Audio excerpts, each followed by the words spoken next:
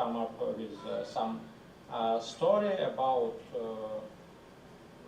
some Dungeon and Dragon-like adventure based on programming for kids, and then ask to describe the first location for this adventure. Okay, there are even more interesting things which we can do with MetaMoto. It's just a basic integrative framework, so it doesn't do a lot of things by yourself, but you can do these things conveniently with its help. For example, if we have some sort of knowledge about some basic domain, you can see that there is Socrates and Plato, and we know that they are human, and we have a general rule that if we want to calculate if some entity is mortal, we can just calculate if it's a human, and we can build an agent on top of ChatGPT agent, which will also have some instructions like convert a logical query in a prolog and make it in a sort of Lisp style, and then do some post-processing in order to convert what LLM outputs as a sort of prologish Lispish syntax into method with replacement of question marks with our own way to represent variables and so on. And then we can just ask, say, who is mortal, and run this code. It's just what LLM with this post-processing produces. So it produces an expression in method which can be evaluated further. And when we just call a logic agent which calls ChatGPT with this user message, it produces this meta expression, and it evaluates this meta expression in context of this atom space. And of course, if mortal X, here we utilize meta expressions with variables, so it pattern matches it against if definition, and then finds out that we need to calculate human X, and then it manages to ground X with Socrates and Plato, and for those expressions which are evaluated to true, it outputs X. So it outputs Plato and Socrates for this user question. It's pretty simple, but it's kind of fun to have this possibility to connect LLM's capabilities to transform natural language questions to some symbolic form with actual symbolic computations. And in SingularityNET, there are different projects like semantic parsing, which could be integrated with this framework, and maybe could become a basic part of it. There are other similar examples in the same but a little bit different fashion. For example, here we have a bunch of facts which are stored in our meta file, in our atom space, and we actually process all these expressions with some meta agent. This meta agent, well, this example actually was motivated by NARS GPT, before NARS GPT was translated to Meta both in the NARS part and NARS GPT part. As far as I remember, this translation was done with the use of MetaMoto library as well. So here is some instruction for ChatGPT, which says that you should represent corresponding questions in a corresponding form in Meta, and it processes each fact in such a way that natural language fact that it is converted to a meta expression. Here we just print what we are adding for debugging purposes, and as you can see, it processes each fact which is available in our sort of knowledge base. It converts it to some meta expression. Sometimes it is correct, sometimes actually it is not correct. So capabilities of LLMs are a little bit limited in this case, but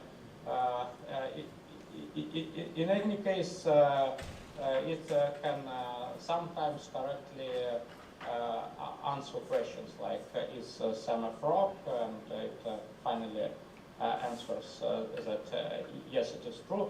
It is a little bit stochastic. In some cases, it produces other results than in other cases. But it's just a demonstration what can be done in terms of combining Meta and LLMs with the use of this approach. There are also some other examples with dialogues. I believe we can skip them. And recently we added also stateful agents. So we can actually before in the previous version of MetaMoto, Meta agents were run from scratch each time, so the spaces were not persistent between calls, and right now we changed this, and you can run a Meta agent with a persistent space. Here is an example with some prior info. Once again, it's a pretty simple example. Maybe it's not too convincing, but in any case, you can have some prior info which might be difficult to put into the prompt. Not in this case, but in general. And this tutorial example emulates the dialogue with the user when there is some prior info and there is some additional background information acquired during the dialogue. So, for example, we have add reduct function here to place the information about the user, and we also have functional calls for registering a username. We ask ChatGPT to call this function to memorize the username, and Meta will change a state of the username. And we also have a function which recalls the username when or recalls friends of the user. So this information is in principle unavailable, directly unavailable to ChatGPT. So we need to make a functional call to retrieve this information, but first we need to change the state about the username in order for this function to work. And the response function is a simple call to ChatGPT with given messages and with two functions for functional calls. And this stateful agent can actually work. So the first utterance is my name is Sam, and this leads for meta agent to invoke this function reg name, and it changes the user state. And in the next call, ChatGPT forms a functional call to recall friend function, which utilizes this information which was memorized in the previous call and uses the function friend to make the next call to ChatGPT, and it also, well, maybe it should not be a system by system, but it doesn't matter, it seems to work this way as well. So it says ChatGPT is a real name of the friend, and yeah, we call this agent emulating a dialog, and it retrieves the friend name. So hopefully you can see that combination of symbolic processing and LLMs opens different possibilities. So here we are not talking about some very concrete approaches to neural symbolic integration, like let's do semantic parsing in this way, or let's do something else. It's just an infrastructure for doing different things, for combining pre-processing of messages and patterns and post-processing of outputs of LLMs, chaining of LLMs, combining prompts of LLMs in meta based on outputs of LLMs or based on reasoning or whatever in one place. So this is an example of meta extension, which just introduces a few grounded atoms, and it provides a lot of different possibilities. In MetaMoto, of course, there are some other pieces which I don't have time to describe, like retrieval agents with embedding-based memory, gates to DBpedia and Wikidata, and other LLMs like the use of OpenRouter or the use of Cloud. So I hope this is convincing enough that Meta can be usable for this sort of stuff. That's all for this part of my talk, and we will proceed to the next part. We don't have Vitaly Fedorachov here. We have Ben heading for the front of the room to, I think, ask a question. I didn't want to ask a question, but I wanted to make a general comment for those who may not be so familiar with our approach to AGI, which may be more folks in the online audience than in the room here in Seattle. But I think implicit in what Alexey is doing here with LLMs and Hyperon is a certain perspective on the pertinence of LLMs to AGI, which is sort of being assumed in the context of this highly technical workshop. But I think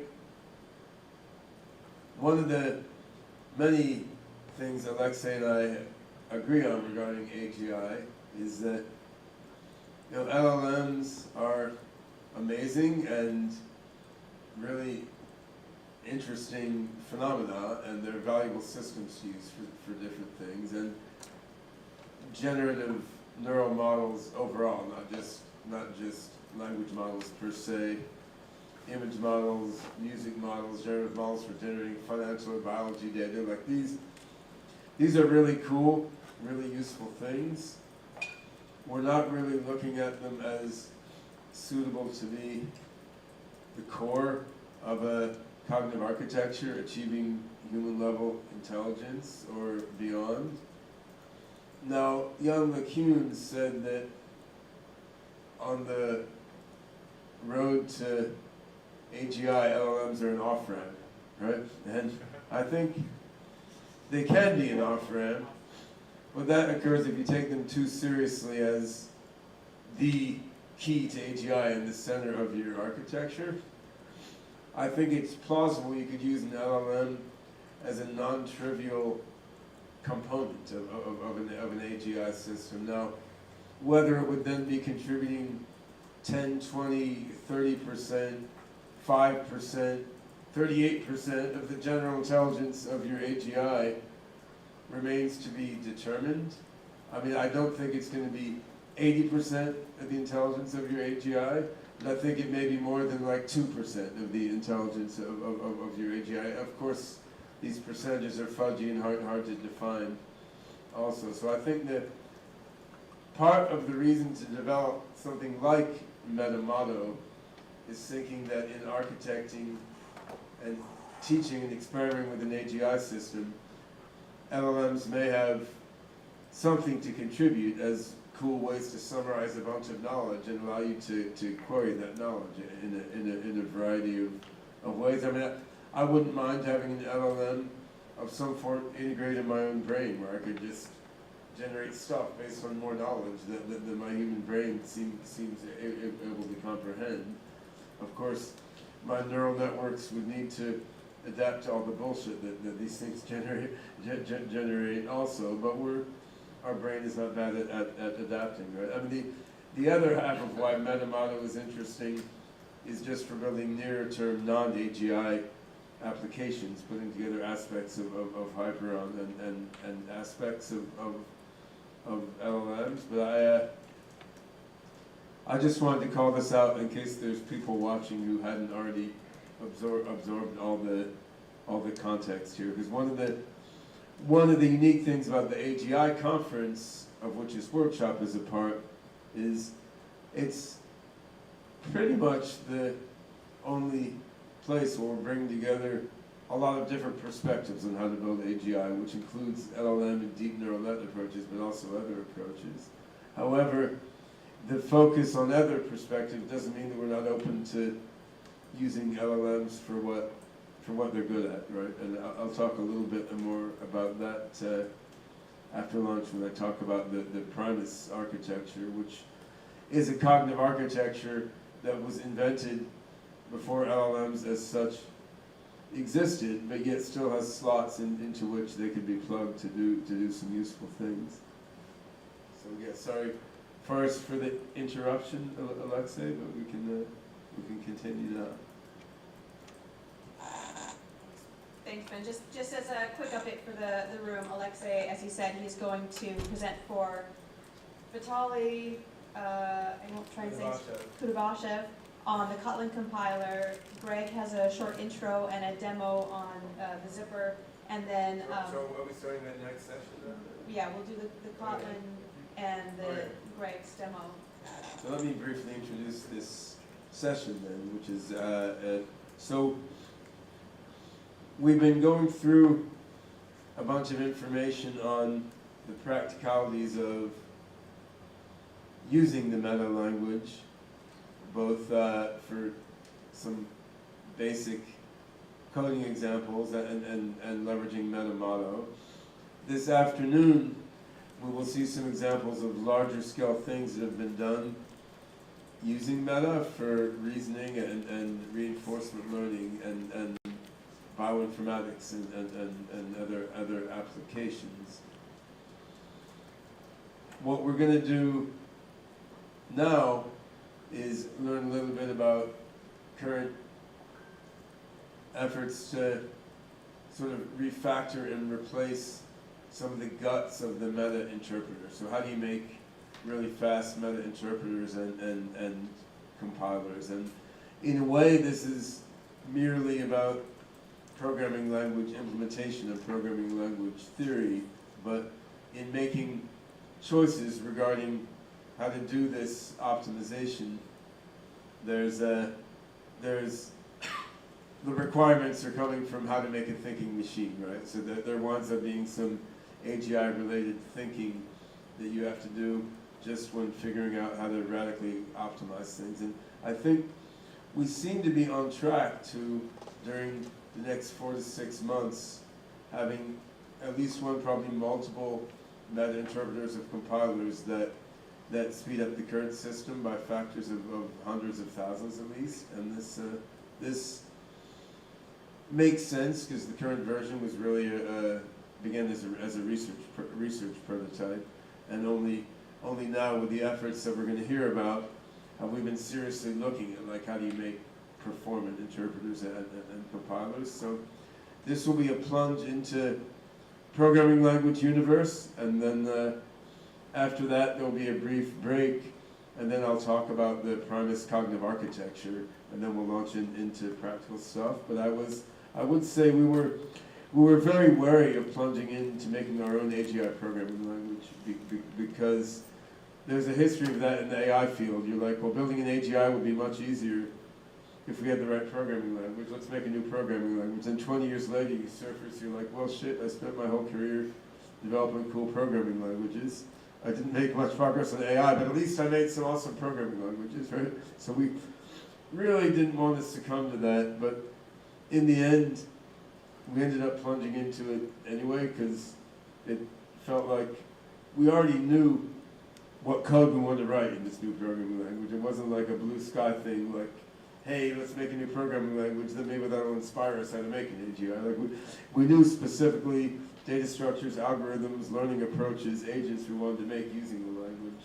And I think a couple years later, it's working out all right. And what we're seeing is some amazing work going on at optimizing the language, and concurrently work on how do you make AGI-related algorithms work in that language. And we've been able to kind of pursue both of those threads in parallel.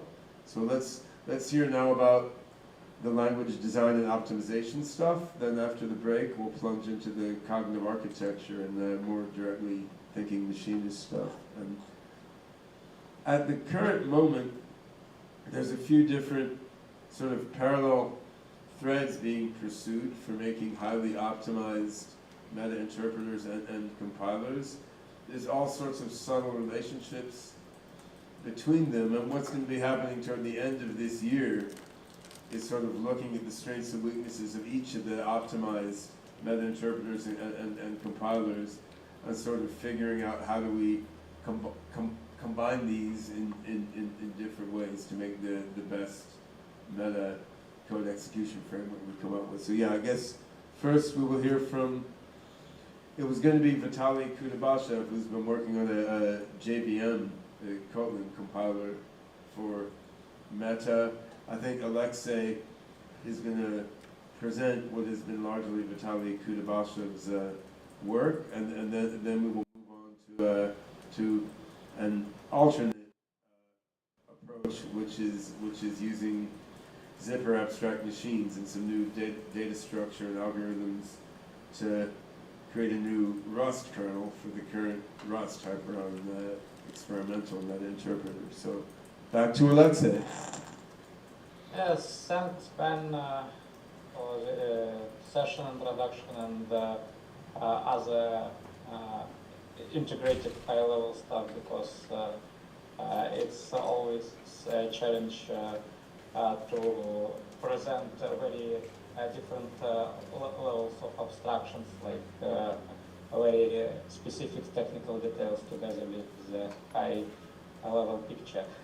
So I will try to be brief here. I will not go into detail implementation details, I will just show how this direction looks right now from meta side itself. So there is ongoing work on meta compiler in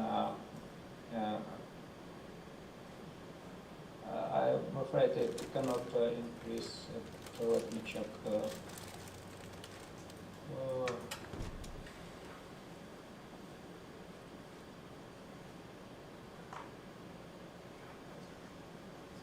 Yeah, I will try to be closer to the microphone.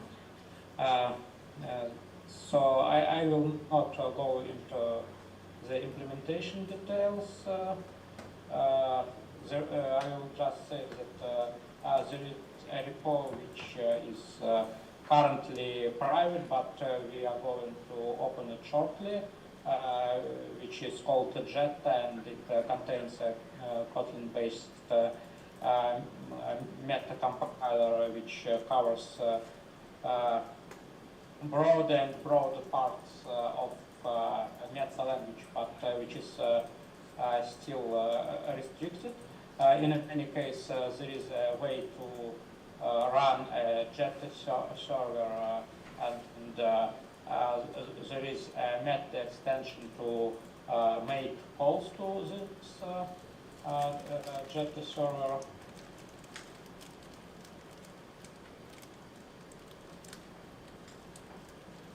And these calls right now look like this. So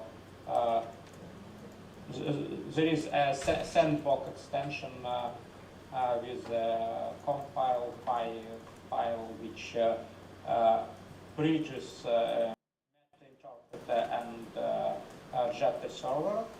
We can use Jet grounded function and new Jetta space function to create a Jetta space and to pass the code for compilation to the space. So if we just run this, we will get 3, which is not surprising. We can use bind operation mentioned by Vitaly if we want to bind new Jetta space to some token, or we can use add reduct, as I also mentioned. We can compile functions using Jet operation. It will be compiled to this Jetta space, and then we can just call these functions from meta interpreter once again using Jet operation. We can compile a little bit more complex functions with conditionals. We can compile recursive functions like factorial. Kotlin-based compiler is strictly typed, but it has some capabilities of type inference, and in the case of factorial, for example, it manages to infer its type. So if we run this code, we will get a bunch of results like 3, these are just unit results, 14, 15, and so on and so forth, up to the factorial, which returns this number. So everything works quite fast, including communication with the server and computation. So computation of factorial, compiled factorial takes like millions of parts of seconds, so it's very, very fast.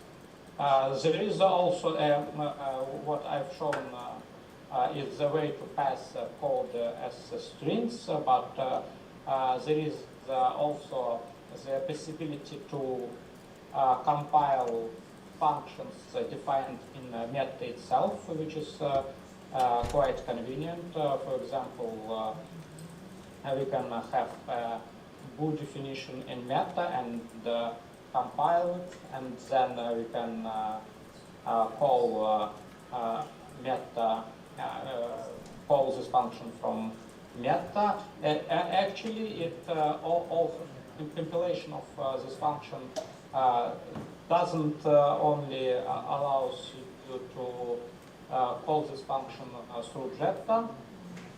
Maybe, well, it will not work like this because maybe we need to make this non-reducible in order to pass it to the compilation, because if we write something like this, the bool will be evaluated in meta first. So it will make no sense. But compilation also creates a grounded function in meta itself, which can be called. So as you can see, it will just multiply the argument by 2, and it works. So compilation also provides a grounded function for calling from meta itself, and this grounded function will send messages to the Jetta server and retrieve the results back.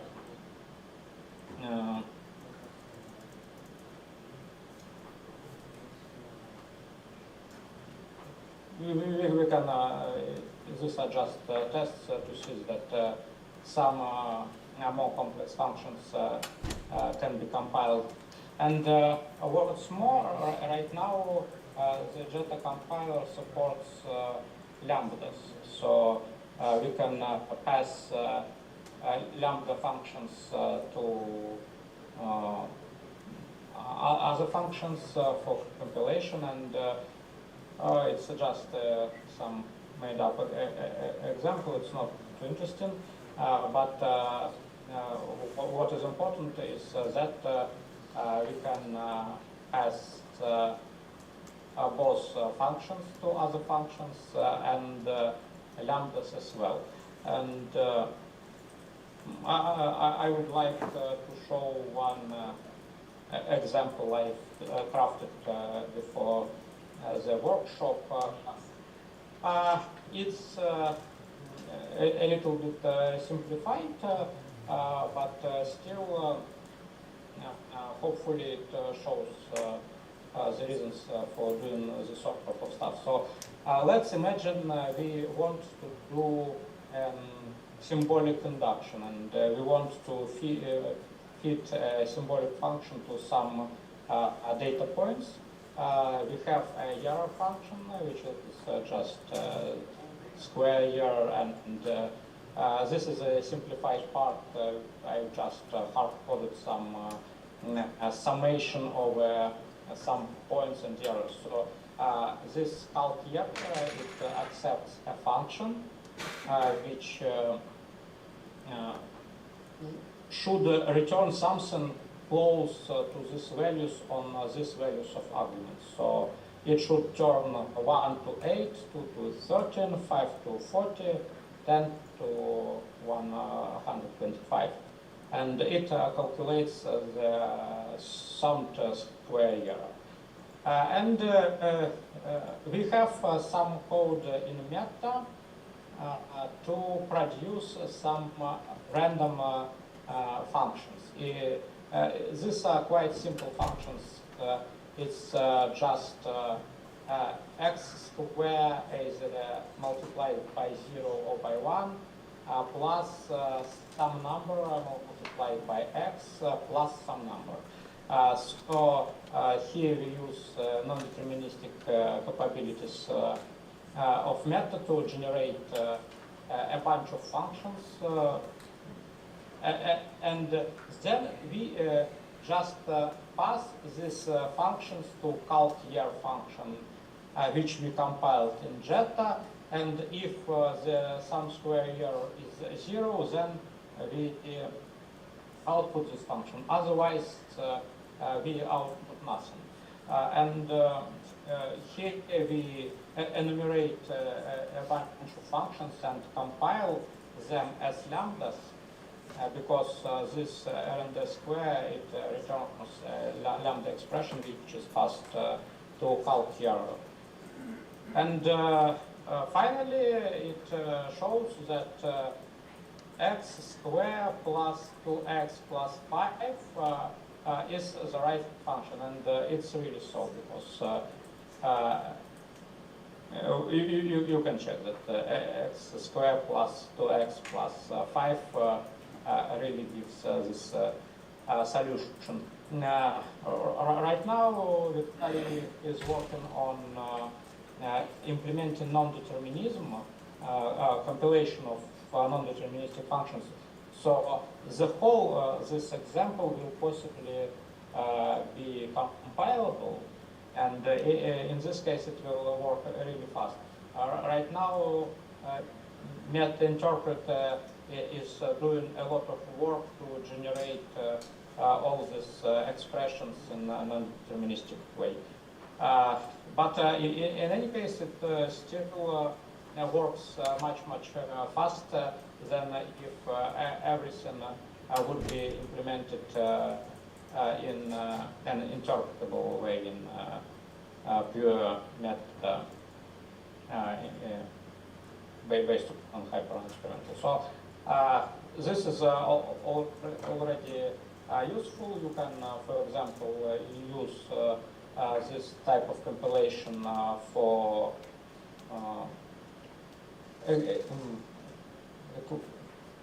formulas for truth values in PLN or whatever.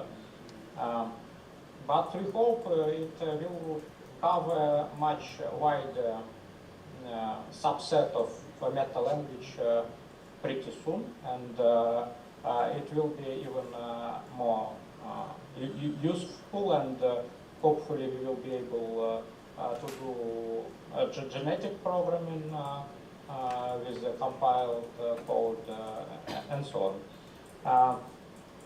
That's all from my side. Maybe there are some questions.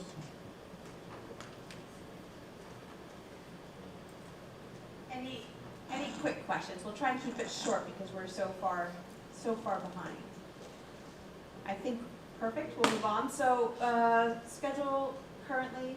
We'll have Greg, and he's got a developer with a demo that he's working with as well, and talking about the zipper machines. We'll all go out. There's lunch, box lunch outside. You guys can grab a lunch, have a little break, sit down and eat for a few. We'll come back. We'll finish this session. Doug Miles and Adam van der Vorst have 2 more scalable meta directions that they'll present, and then we'll go into Ben's session. So that's the plan from here. So Greg, already dished up and ready to go, talking about concurrent zipper machines, and away we go. Thanks, Greg.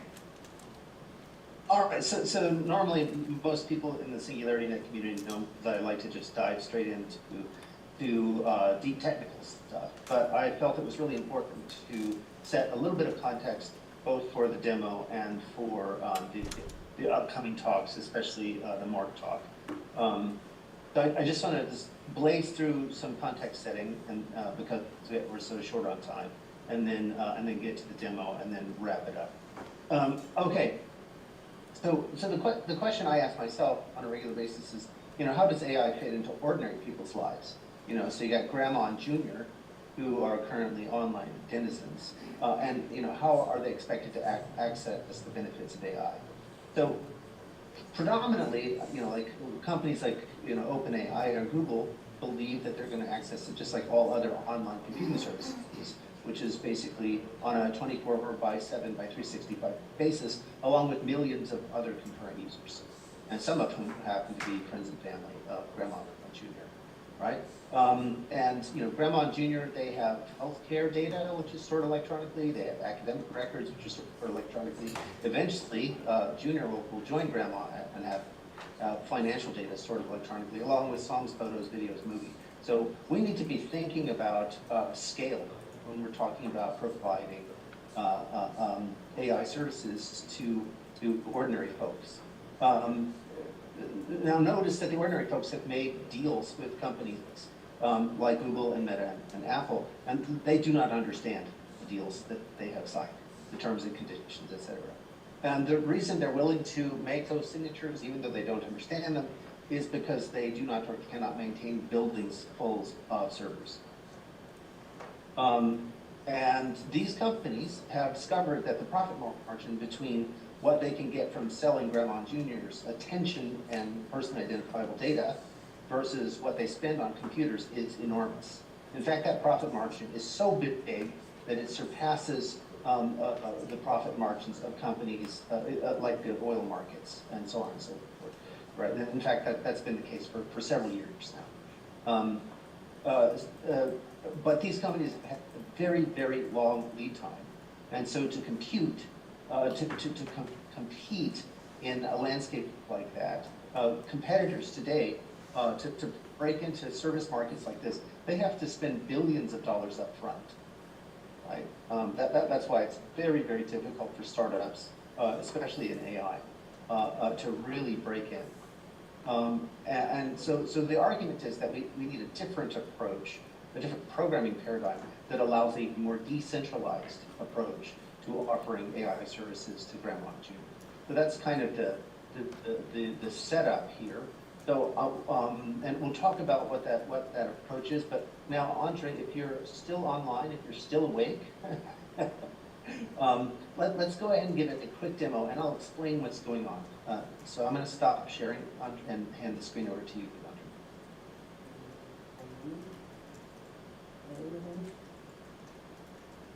Yes. I hope you can see my screen. So this is my local machine. I here have installed Mockfield on my machine. And so what I want to try, I want to mount the storage here in my home directory using folder demo Firefly FS. So I just want to show that I don't have it. I'm mounting and connecting to the node that is deployed remotely. So it's actually starting and creating folder here. Actually, it's mount. You can see it here. It is, and this is a mounted folder, and I can drag and drop something. For example, I can copy my local image is here. So this is trying to get image back from this image. Also, I can copy something bigger. Here's like almost 25 megabyte file. So also I think here, so it's saved here. And in the ground, it's syncing or uploading this all data to the node. Fantastic. So because it's so late, we're going to leave it here. I'm going to explain what people just saw, put it in context, and then move on to some more technical details. Thank you very much, Andre, for giving the demo. Feel free to stick around for the rest of the talk if you wish, but I know it's very late there, so you're also free to hop off. But thanks again. So I'm going to grab the screen back.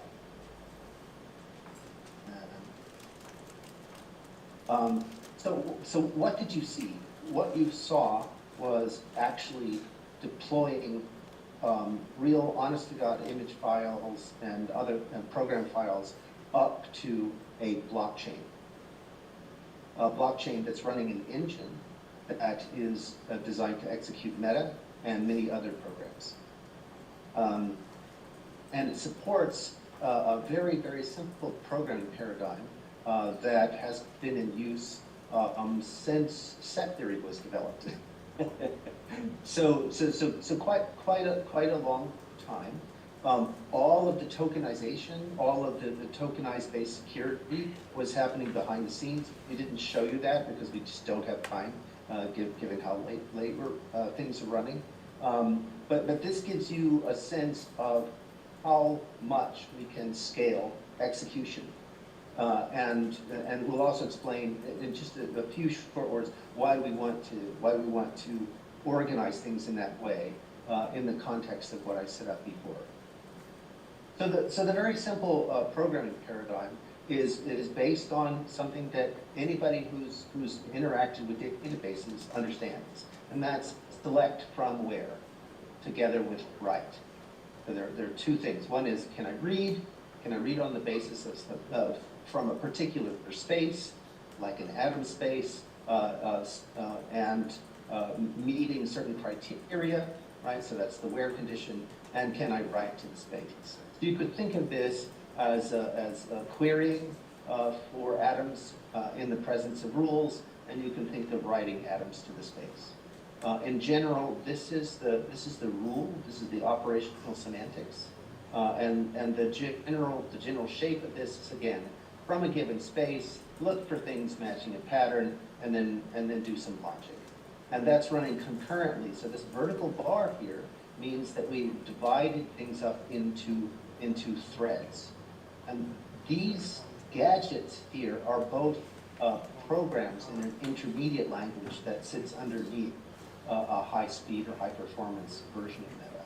And this program is also an atom in its own right. It can be placed in the space. This program here is also an atom in its own right. It can be placed in space. But when they are running as threads, then what happens is if the pattern unifies with the data being written, that creates a substitution. And that substitution is then applied to this program. Now the nice thing is that if you know anything about transactional semantics, this substitution is the witness for the transaction. This program speeds this write. Right? So that's very important if we want to be able to have state, transactional semantics at scale. But this pattern, this whole way of organizing execution extends in lots of other ways. So, for example, when the more people talk, you'll see that we can have nested spaces. So we can have a path through a space, through another space, through another space, right? And that allows us to shift information that we might otherwise contain in a pattern over into a description of the space. Likewise, we can have logical formulae. So when the data fits some logical characterization of the data, then we do the program. So all of these ideas are unified in a single execution paradigm that works at scale. So fast, like if you tried to store, an image file or a song or a movie on top of Ethereum, you'd be twiddling your thumbs for a long time, and on top of that, you'd be spending millions, literally millions of dollars. So we're talking about being able to store the data at scale directly on a blockchain, and what we get for that is the benefit of the Byzantine fault-tolerant paradigm from the blockchains, together with the crash fault-tolerant paradigm from the Web 2 companies like Google and Amazon, etc. Now it turns out that with respect to Metamoto, this also extends to this regard. So this is code that I've taken from something that you can get off of the Firefly repo right now. And we don't have to do anything special. We don't have to add any notion of agent. We don't have to use grounded functions. We simply create new channels where we have URIs that are endpoints, for example, to ChatGPT, another for DALL-E, and another for voice, for text to voice. And this little thing expects Alice to send a prompt, which it passes on to ChatGPT, and then based upon ChatGPT's response, asks DALL-E to create an image and furthermore asks text to voice to create an audio file. So all of this runs right now. You can go check it out, and that's because in this programming paradigm, everything is an agent. You don't have to have a different notion of agent from program or rule. Everything is an agent, and so it all just works out of the box at scale.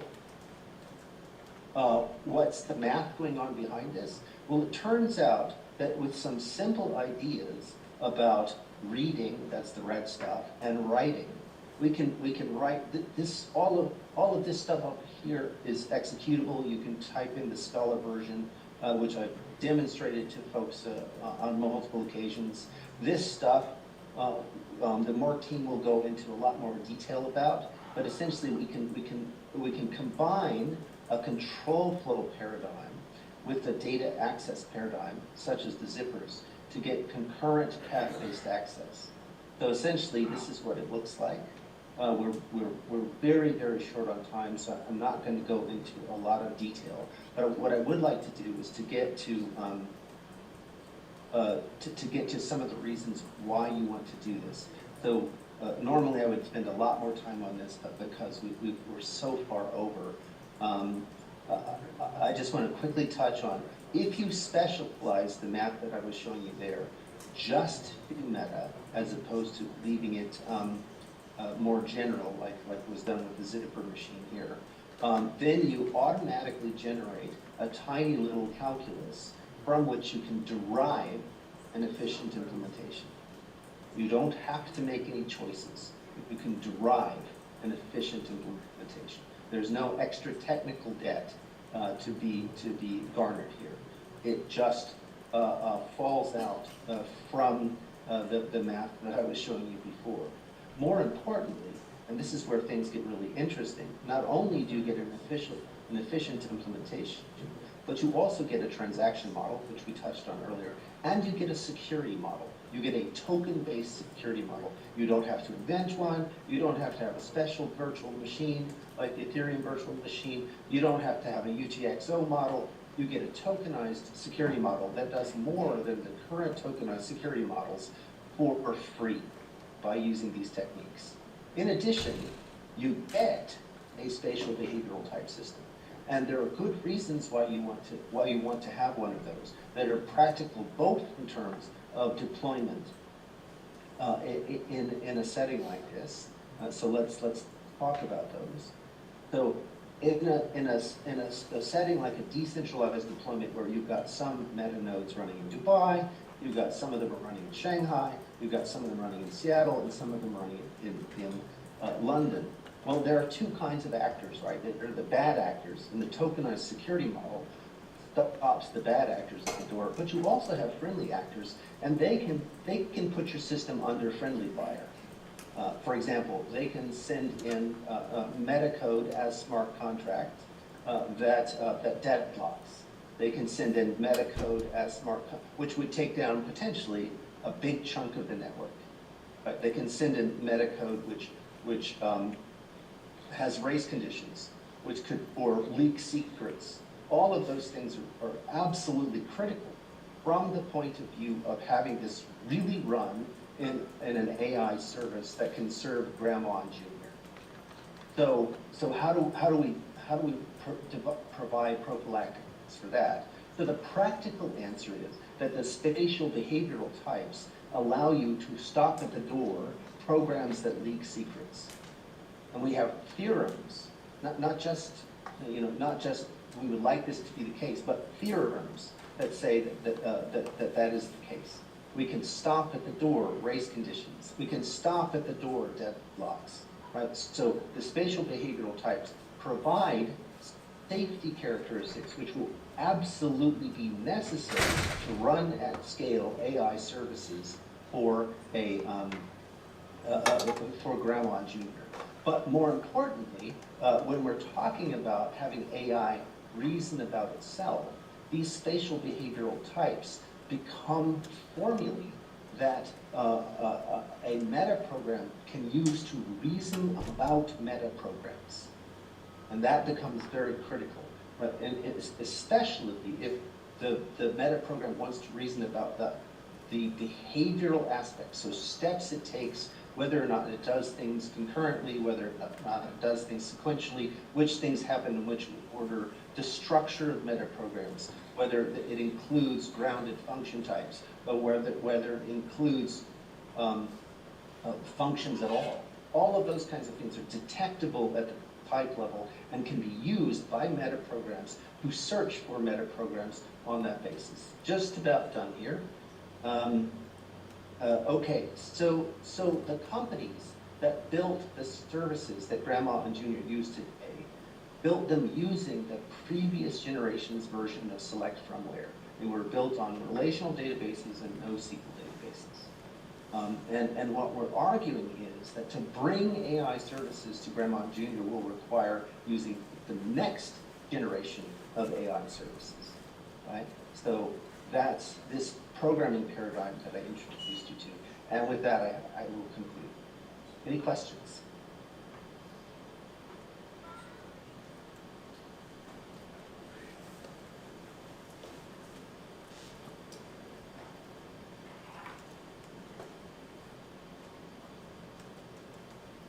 Any quick questions from the room? Could you go back to the programming paradigm slide just for a brief moment? You want a request to go back to the programming paradigm slide for a minute? Absolutely. Happy to do so. There you go. Thank you.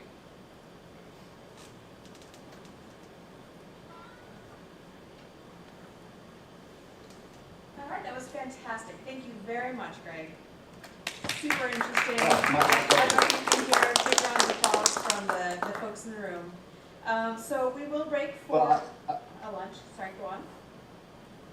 No, I just wanted to thank you for giving me the opportunity to talk, and I hope everyone has a good conference. Yeah, and we hope that you can make it by the end. And thank you very much to Andre for staying up so late, and Alexey and everybody else who joined remotely.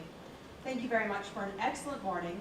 We're going to go ahead and break for 30 minutes. There's box lunches out in the registration area.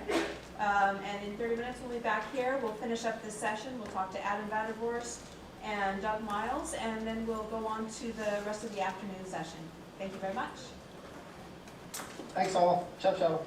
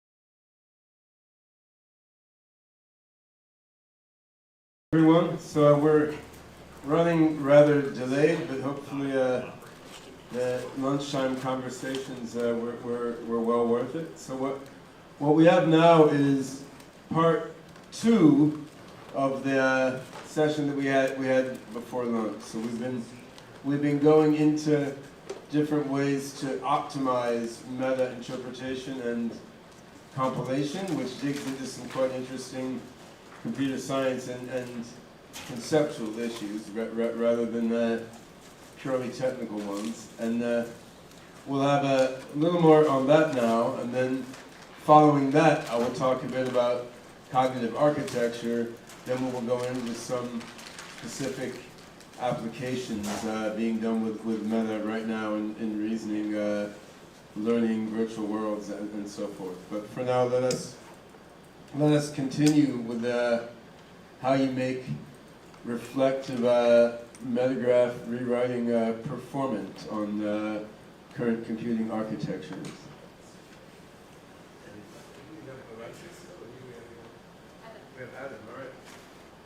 The amazing Adam van der Vorst. Welcome, Adam.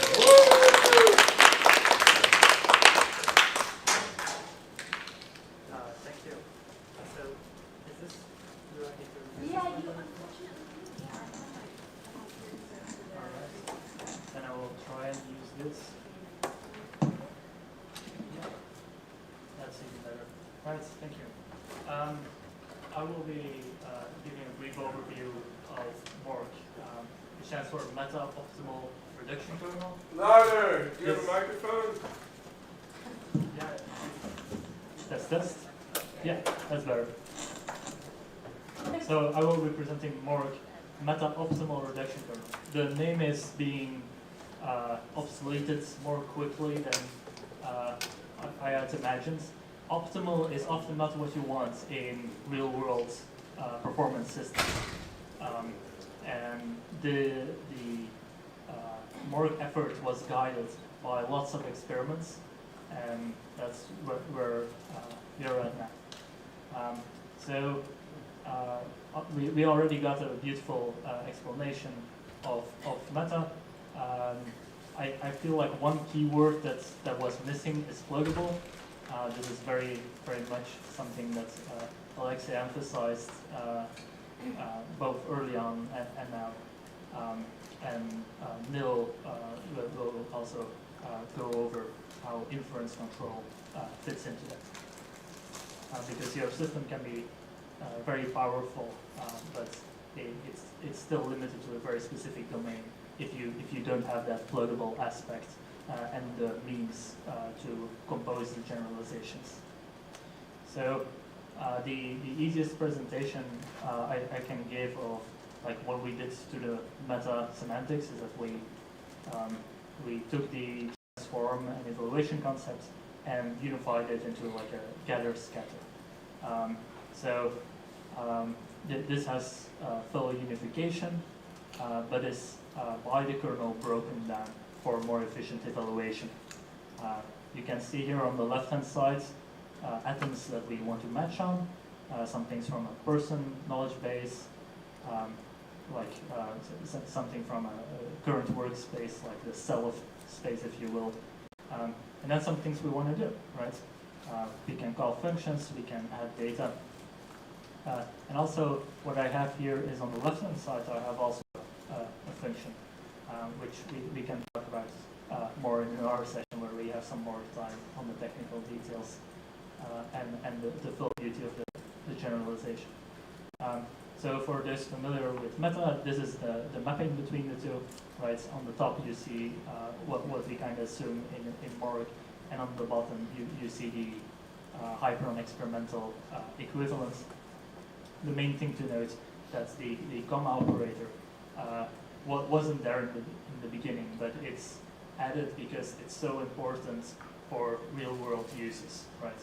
In the real world, you want to be able to gather data from many different spaces and fill them into a template that combines the information together. So the representation is metagraphs. it's useful for a second to say what it is, what metagraphs are, which is structured edges and subgraphs. That's kind of my like one sentence intuition for it. And then we're going to take these metagraphs and break them up. Because structures are really like thirst to traverse, right? You need to go through them to be able to find out what they contain. Part of the beauty of abstraction, but also very costly when doing a database system.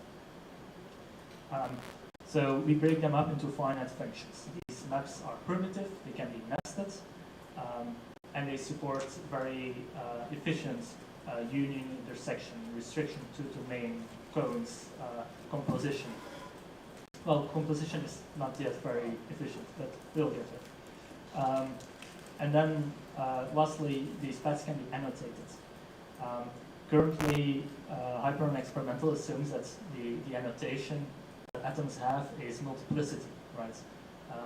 So you have the structure, and what else is there on top of the structure? Well, how many you have of them? That's the only thing about it. But there could be other things, like probability, or how cold or hot a path is that you're traversing. The paths here can be broken up. You can very quickly get a subspace. And very quickly, I mean like really constant time, you can get a subspace. And in logarithmic time, you can match a fuzzy subset of that space. So those are really the exciting possibilities we want to get into the representation. So mapping meta has two parts to it. One is the relation algebra side, and the relational algebra, this is very well explored, right? It's very well explored, we can make it very performant, and that's precisely the same thing we wanna leverage in our implementation. Loop fusion is also a part of that, right? Where if you have that comma operator, or if you are querying from multiple places, or multiple things from one place, and specifically, you don't want to traverse that multiple times. You want to gather everything you will need in one iteration.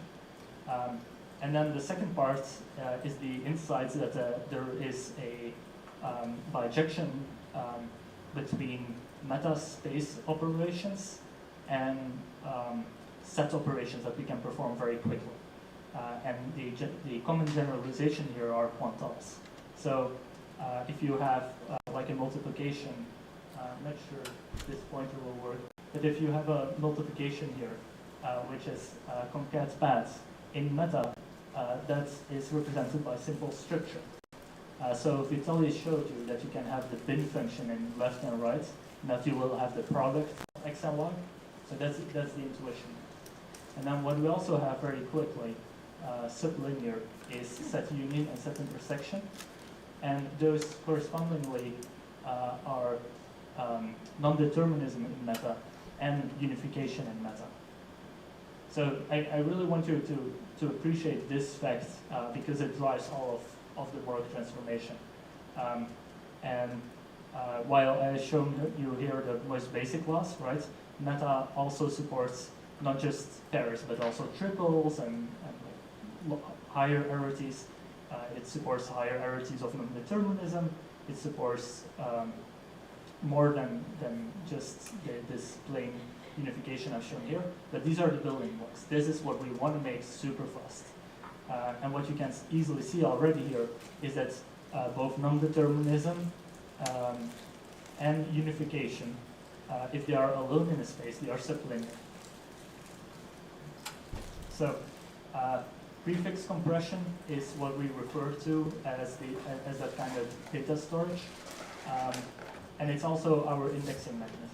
And these two, combining these two was our major insight that went into it. So instead of building multiple indices for the same data, we have these two explicitly represented and combined. And then we can start right with a single representation, which is, for example, the order in which you load them. And then as you need to do more data transformations, you add more indices. And then performance comes from comes from many places, but one of the important parts about making something performant is fitting to the distribution that you have in front of you. So you do not have a one-size-fits-all optimization. That just doesn't exist. And we built this into the design, into the software design, where we can have node types that accommodate the distribution of our data based on the statistics we encounter. By keeping our code quite generic, we can also introduce extra utilities, like I indicated with the hotness on the paths. We can also say, here are some back references to increase the efficiency of future searches. And we are working on more types as we speak. Specifically, the operation that's not sublinear is the product operation. And we are looking to fix that by introducing a new node type that's lazy. So that's one of the ways in which we can extend it. And that's shown here as programmatic nodes. Right. So some benchmarks. This is a really fun one because I actually had to increase the width of the text box to be able to fit in this number. So it's 1 billion for anyone that doesn't want to count zeros. This is on a toy benchmark, Physbus, right? And what's really amazing here is we can do this with Morg in 7 milliseconds for the first 1 million Physbus results. I think that comes down to 7 nanoseconds, or about 28 cycles per answer. So yeah, that's pretty awesome. Much better than 7 seconds for 100 results. Yeah, sorry for using the dramatic effects percentage. Just wanted to get 2 more significant figures in there. Something much more realistic. I took a genealogy data set about the English royal family. So it's not a family tree, it's like more like a family graph, but it's a good use case for meta actually. It's very easy to query and to create extra structure and etc. And what we see here is that like doing all the different queries, for example, getting all the aunts of every person in the royal family, or getting all predecessors of every person in the family, doing all that work on, I don't recall precisely how large the dataset is. I believe something like 4,000 people in the royal family. This takes 45 milliseconds. So this is very comparable to specialized solutions. The previous experiment in Scala did this in about 200 milliseconds. And in the Hyperon experimental currently, this takes about 37 minutes. Finally, loading like 4 gigabytes of bioatom space data, we currently do in like 44 seconds, which is just 15 seconds more than like reading through the file and like parsing in the file. Again, this is something that can take very long if you're not smart with how you make your indices. Cool. So looking forward or looking into the future, we look at scale. We have very good single core performance, which we will of course like keep improving. But just one node is not going to cut it in this day and age. So within the nodes, we built in from the ground up a threading model where we have strong isolation guarantees on what the threads are processing. So you can safely, locklessly, over 128 cores, or if you have like one of those new 288 core processors from Intel, then you can fearlessly run your workloads on that. without paying that price in the data structure itself. And we have also a total order on the atoms, which allow you to have like versioning in the names and actually avoid synchronization costs in many situations. So map reduce becomes all of a sudden like very, very efficient, like almost no overhead over a handwritten map reduce. And then between those, this is where we collaborate with Greg Meredith, that has already gone into the motivation of like the scaling beyond nodes, the complexities involved. And the path qualification that we have, again, is very beneficial for doing that multi-party computing, where the paths provide you unique and structured names where you need them. So this Morg project hosts the Zipper abstract machine, which does the localized computation and implements like the meta calculus with the interaction.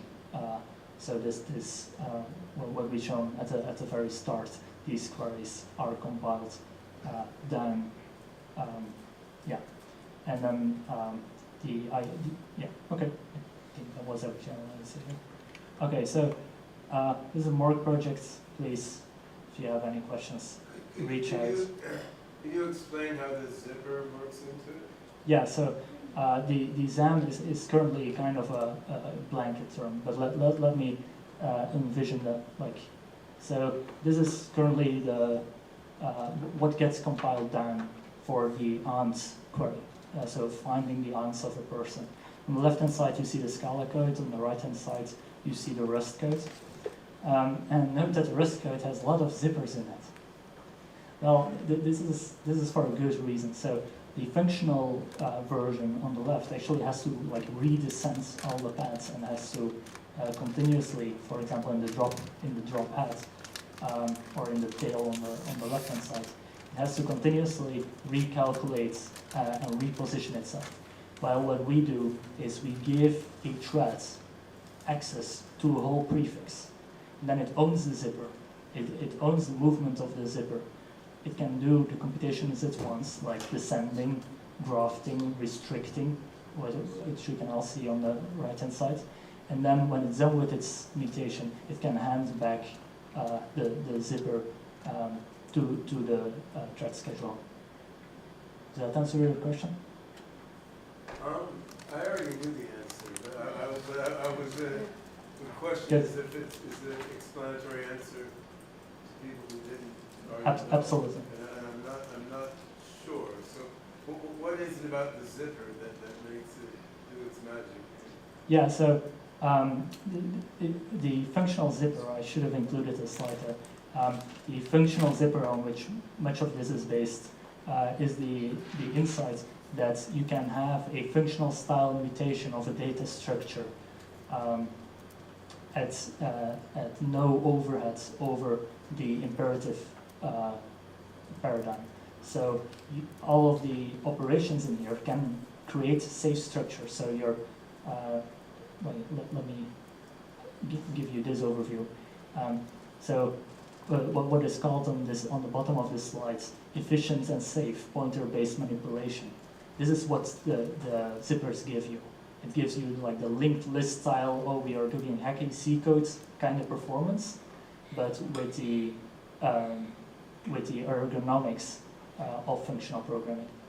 Yeah, so the one simplistic way to look at it is, I mean, if anyone programs C, the elegant, I wouldn't say elegant, the efficient thing is there. You can just reach in the middle of your data structure, screw with some value in memory, and it's just done, right? And the downside is, if you do it wrong, it creates horrible bugs that take forever to fix. So in functional languages, the typical way to do it, you have a big data structure, you want to change it a little bit, you sort of... Do you want to go to the mic so virtual can... all right. Sorry. Your phones are too interesting to be dismissed. It's not too interesting, it's very basic, I'm just trying to communicate. Can you talk? Yeah, one partial way to think about why this is interesting is if you look at how data structures and their evolution are managed in typical imperative programming, like in C, which many of us old people will remember, like you can use pointers to implement things, and you can just change what a pointer points to in the middle of some big data structure, and you know, it's quite performing. You don't have to mess with everything else, right? There are many downsides. One of them is humans are stupid and we usually screw it up, and then you get horrible bugs. I mean, it's also very hard to mathematically model what's going on because you have to model the whole heap memory of the system. Now, typically in functional languages, the way you solve this is you have a whole big data structure, and then if you want to change a little piece of it, you just basically make a new entity, make a new object with the change, and just throw out the other one. And this immutability of the original object, I mean, it gives you nice mathematical semantics, gives you many fewer bugs, and it makes it easy to mathematically model what's going on. It's just more challenging to make it performant if you're trying to do something like make a humongous knowledge graph that's constantly modifying itself and churning over knowledge. So one interesting thing about this data structure in math that Adam, Greg, Luke, Remy, and so forth have been working with is it gives you a way to take a big, complicated data structure, like a hunk of a metagraph, and change part of it, and then change more of it, evolve it, and you can do this without losing the safety and the formal semantics. So in a very fudgy way, you can do something pointer-like in terms of doing ongoing localized manipulation of your data structure, but without the downsides that pointers have. I mean, there's a downside of the complexity is moved from the sort of operating system plumbing level up into the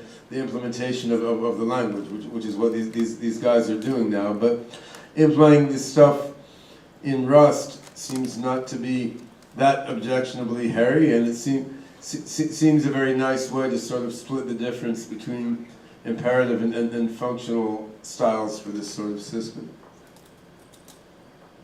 I admit it was somewhat hairy, but we did figure it out. So if you see on the slides the graph here, graph is our zipper save function of saying pointer assign.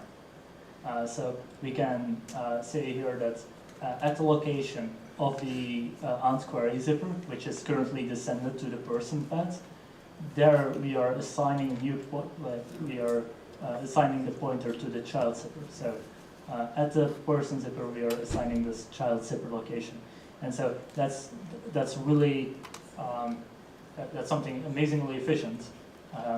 It's constant time, even though you have space of 1 billion elements. Like, well, it has a small constant cost. And the most extreme version, which we used for the Fizzbuzz example, for example, is that you do something like this, which I know it looks pretty crazy, but these are all the, imagine your nodes are arity 10, or base 10, then this encodes all the numbers modulo 3 in the range from 0 to 10,000, I believe. And you can convince yourself that this is true by starting with N9, and then N9 following a 0, following a 0, following a 0, and then landing on, oh yeah, it can be a 3, 6, 9, or a 0. And so this is a compact representation of the humongous tree that you will otherwise get, which contains more than 10,000 nodes. And this is only possible because we have the prefix compression, so that means that the N9 at the top is not duplicated, and here we also have sharing, which means that there can be multiple arrows pointing into a node, like you see with N1 or N2, that there are many nodes pointing into that. And having this kind of sharing, it doesn't void the safety guarantees we were able to give, because it's still a tree. It's compressed, but it's still a tree that can be copy on writes expanded. And shout out to Annelien for actually going through the mathematics for figuring out how to do like generic range to this kind of graph, because ranges are very important for sampling distributions and distributing over threads, right?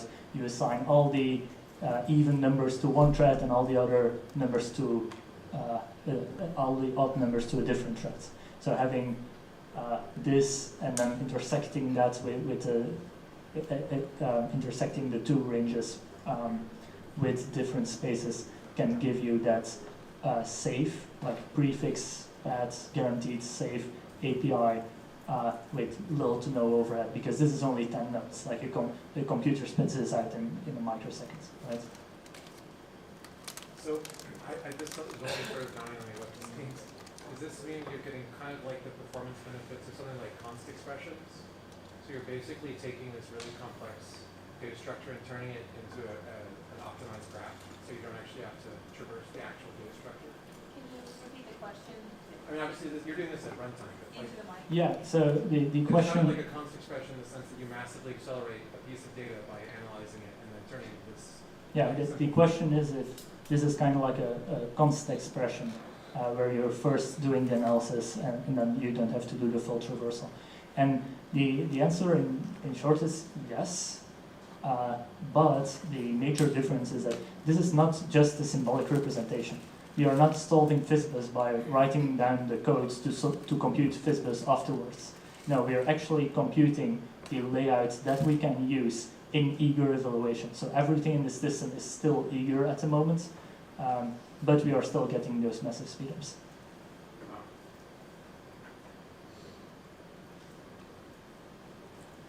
Any other questions?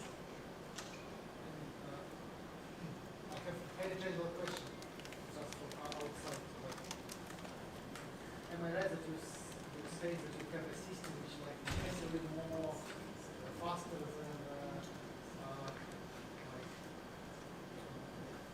Hyperon, which you currently use, yeah?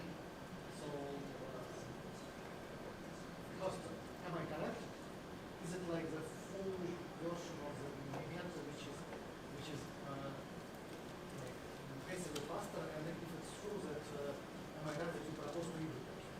Yeah, thank you. So yes and no, in the sense that we aim to support the full meta functionality, but currently we are missing a couple of components of that. We do have full unification, we do have non-determinism, and you can do the meta queries over very large data sets and get amazing performance. What we do not have is the things around it to use it, like a REPL. That will be very, very handy, and a server that hosts this. And the second thing is grounded functions, and grounded functions are super important. We are still figuring out precisely where we slot in grounded functions that they nicely, that they don't trash performance, basically. Because it's very easy to do, right? There's a nice story about doing a network call in a shader, but we don't want to do that yet, right? We want to have tight guarantees even on grounded functions. And this requires an interface that's unlike the one that's currently employed in Hyperon Experimental, where you need to provide a backwards function for your grounded function, or you need to provide some asymptotics for your grounded function. So you are putting a bit more work on the implementer of the grounded function at the advantage of not giving, like that it really acts like if it was part of the system.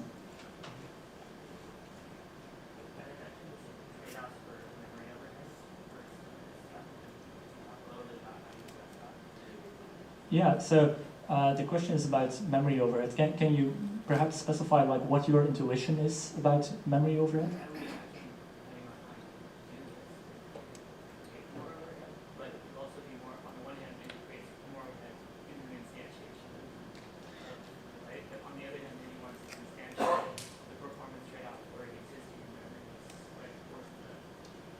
Yeah, so there is only, so the question is if the such representation does come with memory overhead.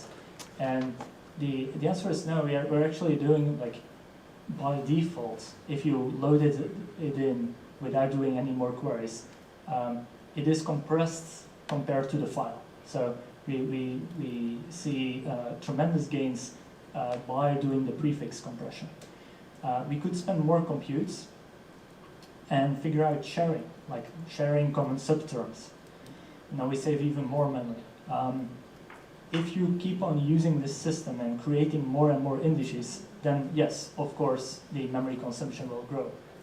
It will grow linearly most of the time with the indices you create. But what we see is that most of the queries are actually solved with having just a few indices. So like the knowledge, no, it was the bioatom space data. I believe we had like 10 gigabytes in memory. The Scala implementation had 30 gigabytes in memory, and Hyperon had 120 gigabytes in memory. So we are able to like create 12 indices of our full data set, and still have a lower memory consumption.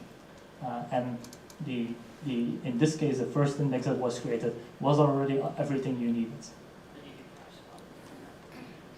Yeah, and currently also the assumption we are working with, which is not far now, is that this is like a purely functional system, and you are caching the results from the functions you call. Thank you very much, Adam. That was amazing and excellent. I appreciate it very much. And to move us along, so Doug Miles says that he can keep his presentation in 10 minutes. We're obviously running behind, so we'll see how that holds. Doug, if you're ready. All right, so I'll just start off. So we have another implementation of the meta interpreter, and each one has its strengths. And what Metalog is, its strength is it starts out with an inference engine and extends what would be normal logical inference into code execution. So in other words, we can take a program that exists in Python, Meta, C++, whatever, and we convert it into a relational equality program for logical inference. So in other words, we are simulating programming execution with logical inference. For example, if you were to say, I want to make a logical inference of 2 plus something equals 4, you could infer that the something was equal to 2. That would be something an inference engine would do. So what we've done here is taken the meta language and we can actually execute it with the inference engine. So I'm going to give an example of that and show where it brings in some extra strengths that are completely compatible with Meta. So first of all, Meta is a functional / logical programming language. So what we're doing with Metalog is we're converting functional programming into logical programming. I won't go into the details too much, but the important thing is that once it's a logical program, it converts even easier to an inference engine program. So something that's interesting about variables in Meta, and this works in different programming languages, when we have this really cool complex variable in Metalog, it operates exactly the way it would in simpler programming languages, just by the way. But I'm going to show you what's different about this. What our variables do is they work together almost like a trigger or an event system, where you can say that this value is twice as much as that value. So then when someone updates one of those two values, the system can update the other variable. And this happens outside of the call stack. So you can imagine that there's easiest way to understand this is you have one machine that's running your program. You have another machine that's trying to keep up with your program. Keeping these variables all in proper synchronization outside of the call stack. So the call stack might have an agenda, wants to print a bunch of stuff to the screen, but your other program has the agenda of like doing some calculation of these variables. If you know a lot about the low-level details, some of the stuff I'm saying sounds a little bit weird, but it does virtually work this way to the programmer. You know, okay, so let me just give you an example of what I'm talking about here. Here's where I said that the likelihood of, okay, here's a meta statement, and we're all kind of used to doing, hopefully we'll be used to seeing these. Metalog doesn't have to have things happen sequentially. Like I mentioned, you have one program that's updating the state, which is different than the program that might be running. So this here represents a program that's running. And we're going to say that in this program, we're going to create this constraint. So this is saying this likelihood 1 is 30% of likelihood 2. Likelihood 2 is 50% of likelihood 3. Now, right now, already we have a relational kind of communication between likelihood 1 and likelihood 3. They are part of an information program that describes the relational differences. We've also said that likelihood 3 is a positive number between 0 and 1. Okay, so anyway, this was said, and this is made into this function called complex relationship in meta. The thing that's special about Metalog, and in a way this is true of meta too, is variables, but I'm not going to promise that, I'm going to let Vidley promise that, is these variables are inputs and outputs to this function. Normally we have a function, these are inputs and outputs, and then there's an output. In Metalog, all of our inputs and outputs are bidirectional. So what this thing's going to do is when it executes this function, it's going to make these variables special, almost as if they're outputs. And so here's what we're going to do. We're going to execute this function, and we've made these L1, L2, L3 special in such a way that we're able to evaluate that L1 is smaller than L3. And this is our we have a test framework in Meta, assert equal to results, etc. Anyway, so this piece of code runs and returns true. That's what this tests. Whereas this piece of code runs and returns false. And the way it figures this out is because of these relationships that were set up in complex relationship. So we're able to do this without running anything. We're able to infer it, these things. Well, we run them, but like I said, we're actually an inference engine, so we're logically inferring these without doing code execution. But we can emulate code execution. Let's get past this one, because this one is this particular piece here, because it's actually shown right here. Okay, what happens when we assign a variable like L1 to a value? This means that L2 and L3 will get a value because of the complex relationship we set up. So here we go, we're going to call complex relationship. We're going to let L2 equal to 0.3.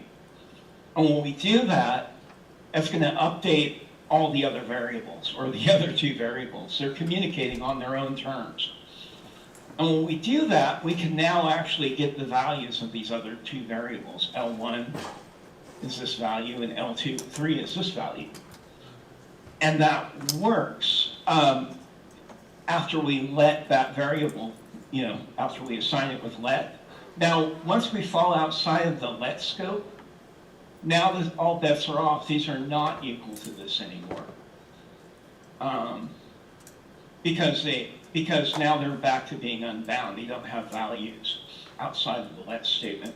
So this is just sort of a test here that passes in Metalog. What I'm showing here is that variables could be input or outputs. We just define them relationally. We have the idea of scope, and we have the idea of outside scope for assignment. And in order for this program to do all this weird stuff just now, it pretty much runs in whatever order the inference engine needs it to run in. I mean, we said sequential here, and it was, but in general, programs can run in any direction that they need to run in.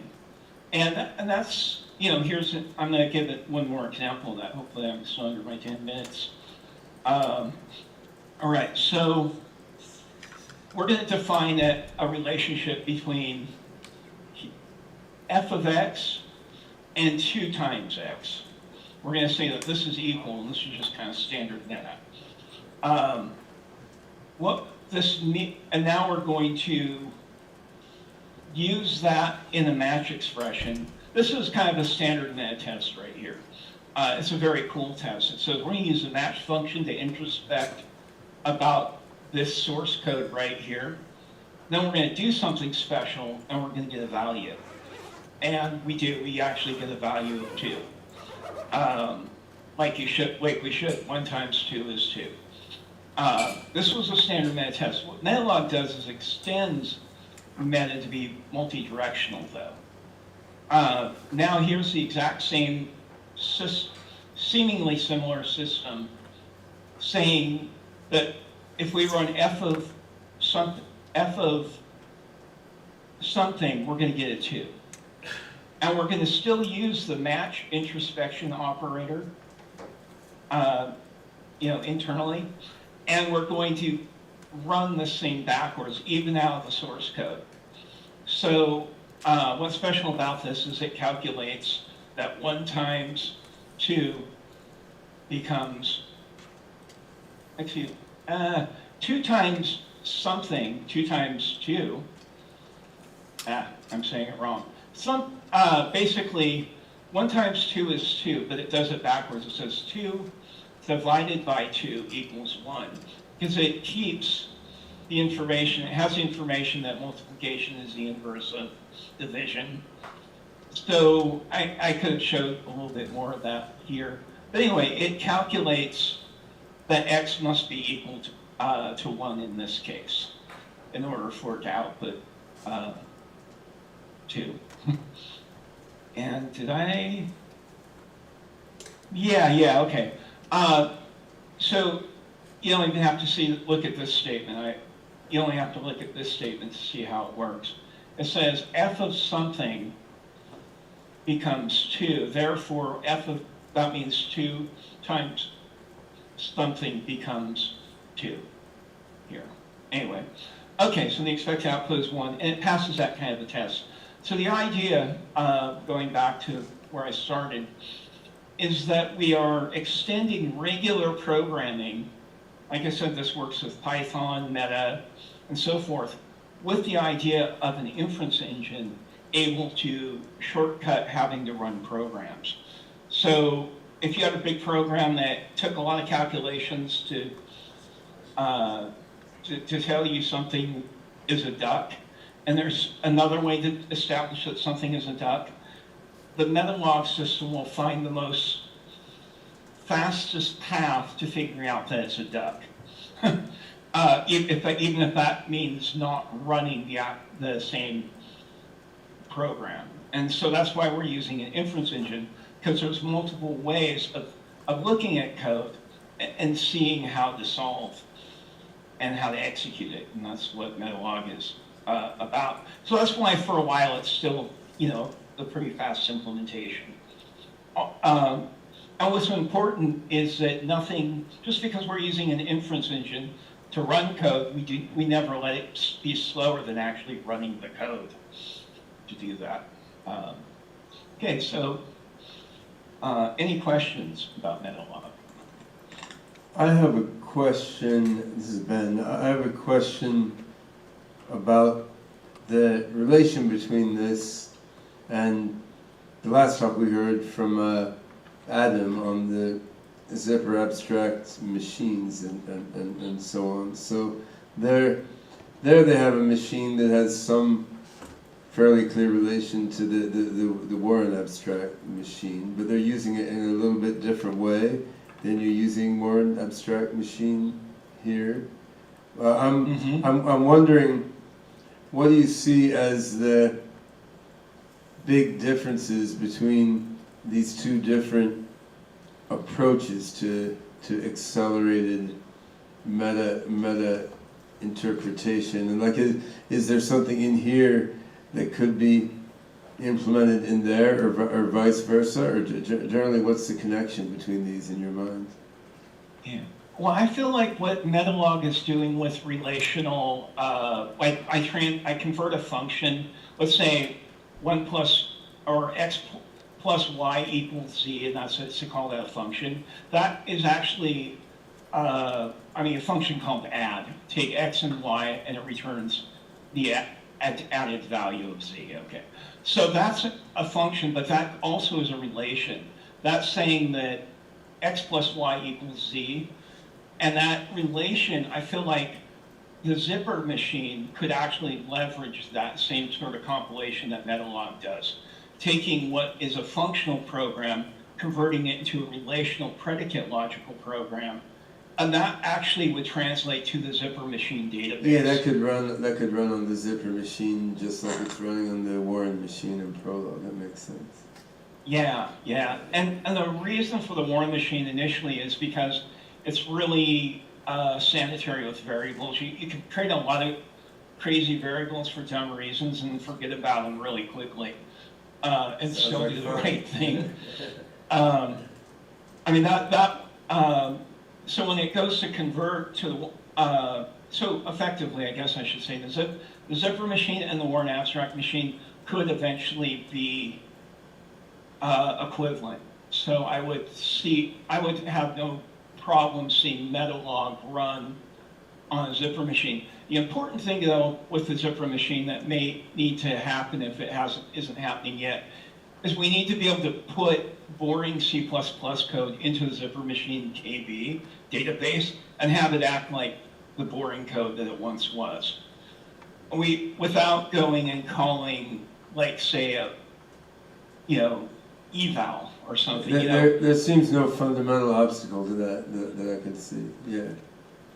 Right. Yeah, I don't see an obstacle because that's what I'm doing in Metalog. I'm just saying that they should probably adopt the ability to not run grounded functions. That was the important thing about what I was trying to show off. Is Metalog doesn't require grounded functions. It can use grounded mixed with ungrounded and still operate. And I think that's something we need out of almost all of the interpreters. Yeah, that makes sense. I'm operating in a mixture of grounded and ungrounded mode all the time.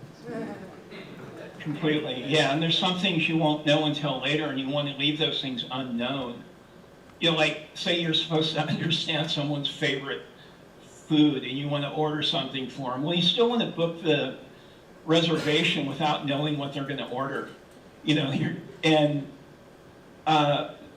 Not a great example, but there is a lot you could do with a program when it's only partially complete.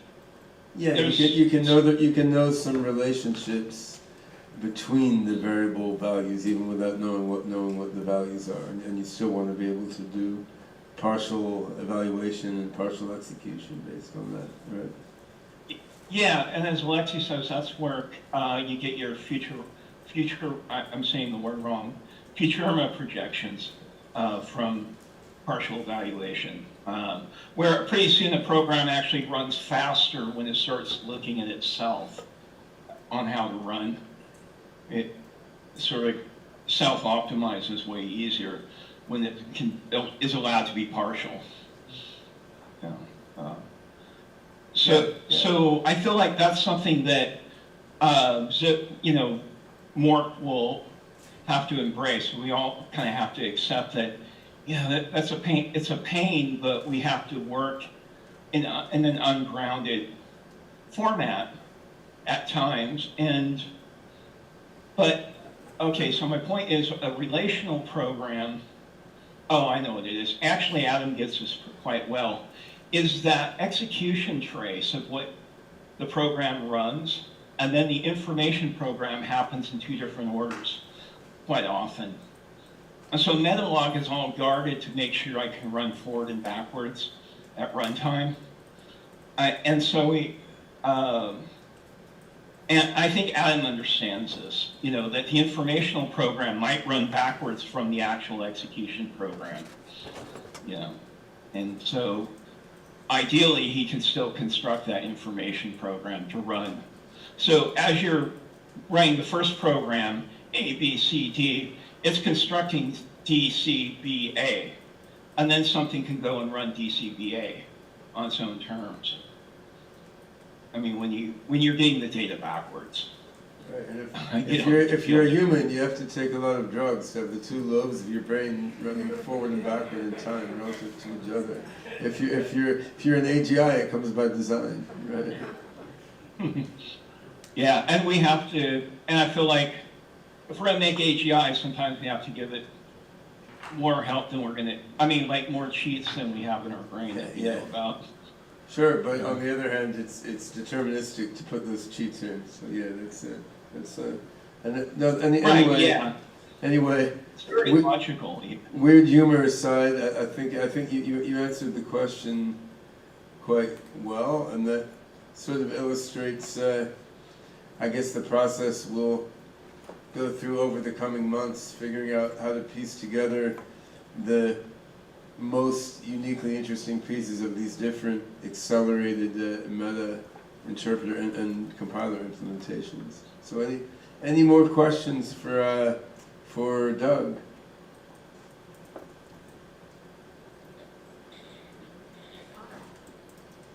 So, Do we have a traveling microphone? Try this. Let's see if we can get the traveling microphone to work.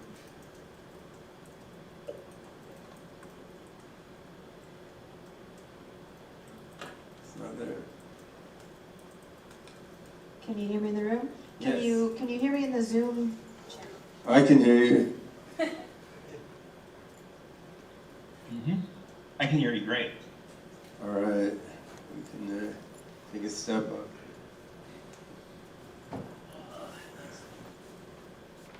Thanks for your. I didn't hear the question other than if they could be heard or not. No, Haven't started the question.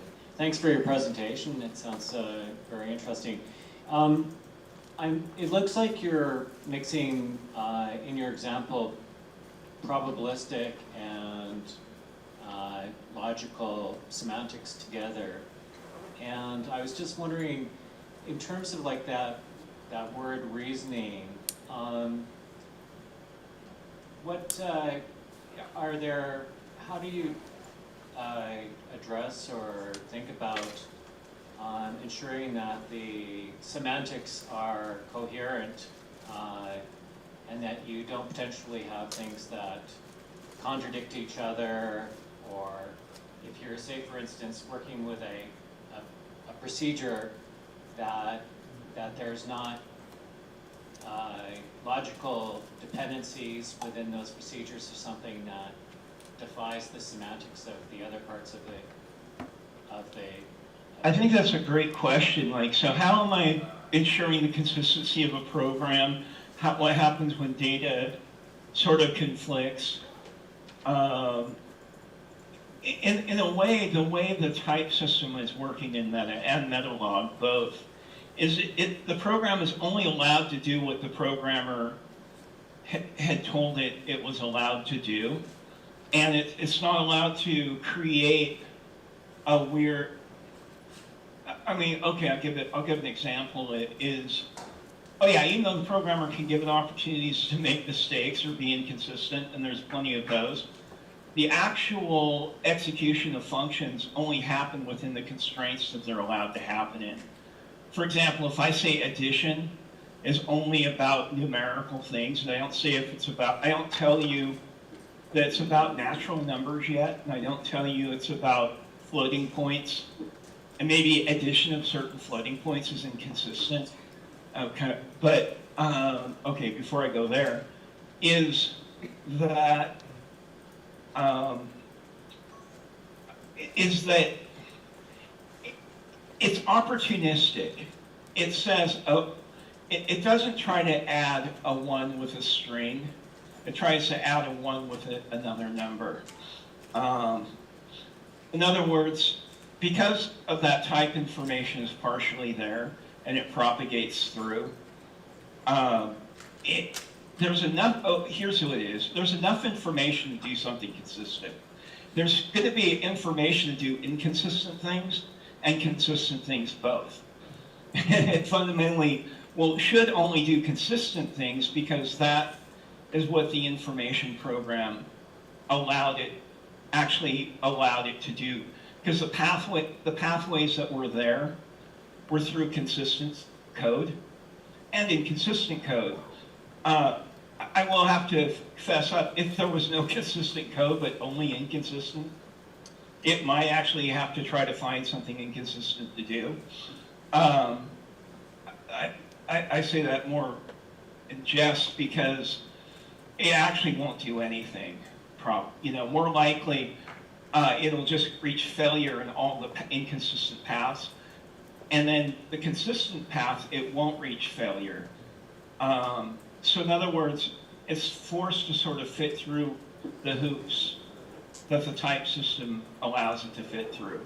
And the programmer doesn't have to understand that. The programmer just has to create an opportunity for it to do the right thing. For example, if we know how to convert natural numbers into integers and vice versa, then we could use addition on natural numbers because there's a safe pathway through the code that would allow that. And since it's an inference engine, it's supposed to go, oh, I found that safe pathway. And because the programmer actually added types, it knows better than to just stick the natural numbers into the plus function. It knows it has to convert them back and forth first. I mean, it has enough information, it can know that. Yeah, this goes back to the questions about types from Alexey and Vitaly's talks this morning. I mean, I think some folks are asking what properties are guaranteed by having types in the language, and do we really need types in the language? And of course, at a fundamental level, you don't need types in the language. On the other hand, using them makes a lot of things simpler, both computationally and for the human user. And I mean, what you're saying exemplifies that, I think. Yeah, Neil and I were working on something the other week called CPU as a proving method where we'll submit some arguments to a function, and if the CPU says, yep, you did good, or the if stuff is true, then we accept that as a proof. And of course, we have to guard it to not stick something there that we're not supposed to. And that's sort of a great place for types, yeah. Oh, well, we can have less safeguards around that piece of code if we actually know the types. Yeah. And so I'm saying, so one of the things is, if you are guarding your code from an exception all the time, then you have to have this exception catcher all the time, which creates a special bunch of context frames or stack frames. If you can do saner things, you don't have to have that whole mechanism. Not that we're doing saner things, but we are able to, yeah, I mean, types are a good idea.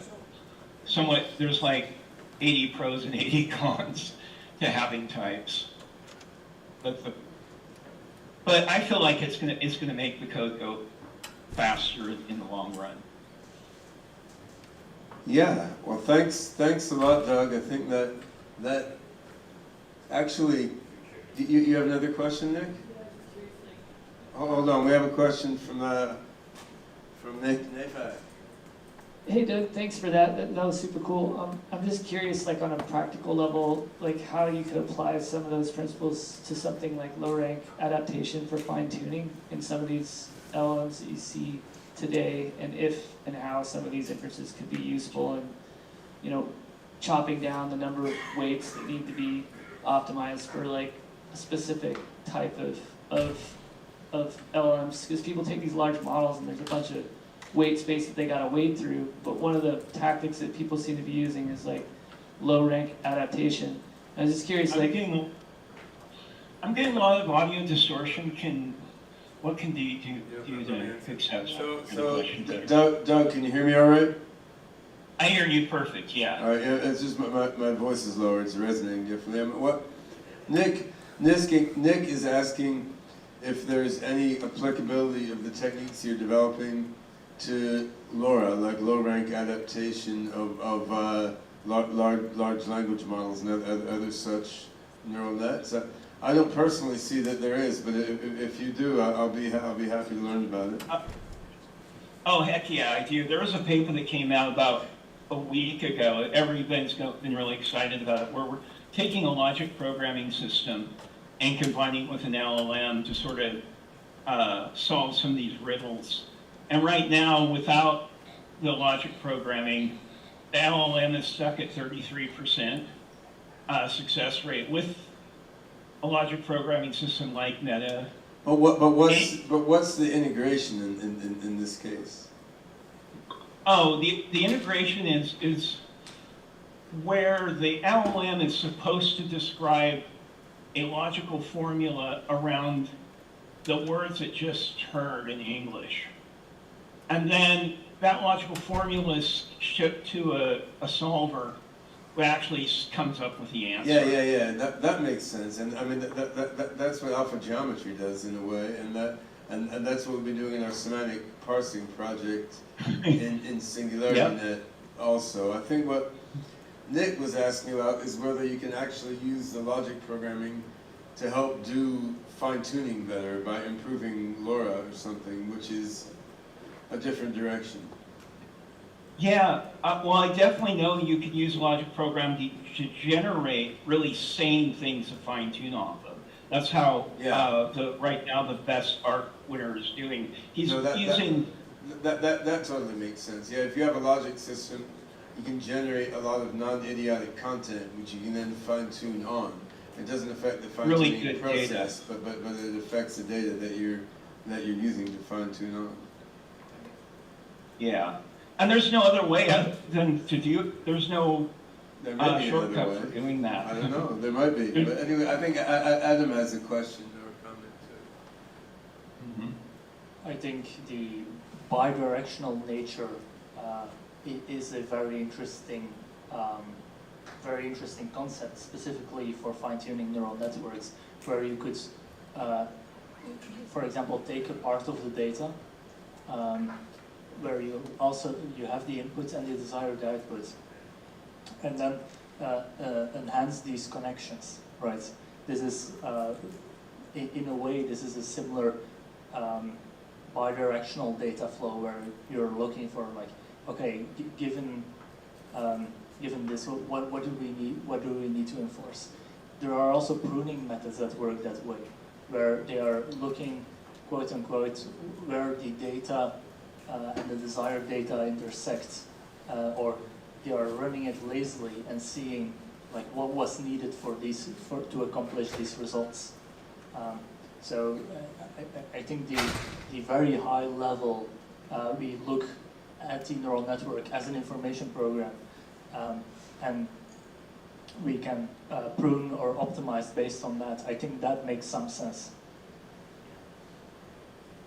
So something I think I heard you say, I wasn't completely sure, but an LLM sort of even acts bidirectionally in itself. It doesn't care if the A became B or B became A. I thought that was kind of what you meant. That I mean, the inferencing that you do in an LLM is kind of bidirectional. Just wanted to add that, and that's the power that Netlog's trying to leverage. But one other small thing I wanted to say is you can actually implement an LLM in a logical programming language. We could implement those proportional statistical greater than less thans without actually having values. If we just kept sort of proportional weights rather than absolute weights. What I'm trying to say is we could take more code that would be more conventional, such as was used to implement an LLM, and actually implement it in this weird language. At some point. On that, so we've been looking at a framework called PyNeurologic, which is from a Czech postdoc or PhD student, and what they've been doing, they've been taking probabilistic logic implications parameterized by floating point values, running these in a logic engine, and sort of using that to drive the training and then inference of transformer neural nets. So you're not putting every weight inside the logic engine, but you're putting the architecture of the transformer inside the logic engine. But you can still use efficient matrix multiplication in CUDA or whatever to do the specifics of the training. So I think yes, you can put everything in a logic engine. Maybe we'll do that in the atom space at some point. You can also do various clever things of putting part of it in the logic engine or in the meta language, and then part of it in some matrix multiplication framework. And there's a lot to play with that. Connor has something else to contribute. Thanks, Ben. I'm not sure, but I think part of the problem with LLMs is that they're not monosemantic inside. They're not a discrete graph. They're a distributed semantic stochastic graph, right? So in a logical representation like you're talking about here, you are dealing with whatever you want to call them, symbols or discrete things, which are presumably, maybe in the programmer's mind, unambiguous, or have a particular type of explicit semantics that are supposed to be declared and represented. But inside the LLM, a particular concept may be, morphed or distributed throughout the weight space in some type of way. And if you look at like this stuff that Anthropic has done, where they're trying to get monosemanticity, trying to find that within the weight space, you can see just how it's not like you're going to find one little weight in there that's somehow representative of some particular logical, object or concept. I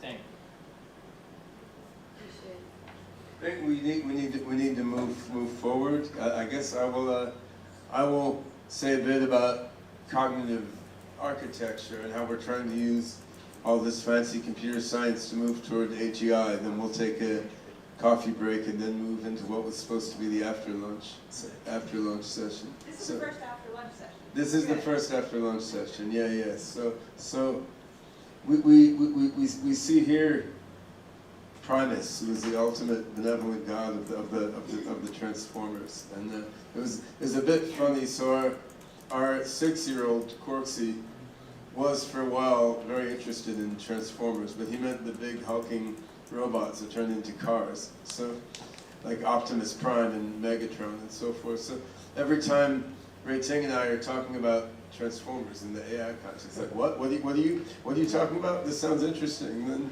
Then you have to disappoint him by telling him you're just talking about some stupid computer science algorithm rather than about giant killer robots or something. But in any case, I had the original transformers in my mind, and long ago when we started the OpenCog project in, I guess, 2008, which was from open sourcing some much older code, we thought there should be a separation between two levels. Like there should be an AGI infrastructure, which is going to be OpenCog, and you could then use that to do a lot of different things.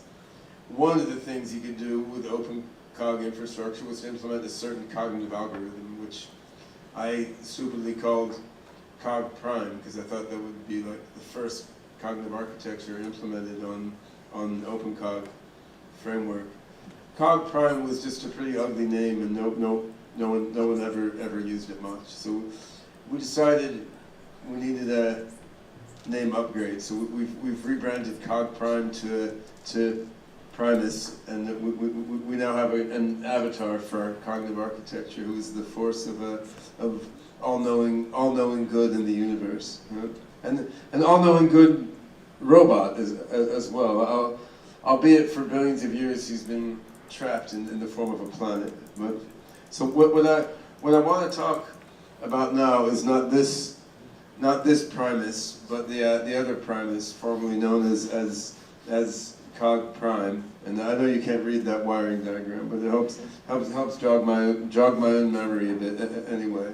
So this is sort of a different level of abstraction from what we've been talking about in most of this morning. And I'm going to go through some pieces of this in subsequent slides.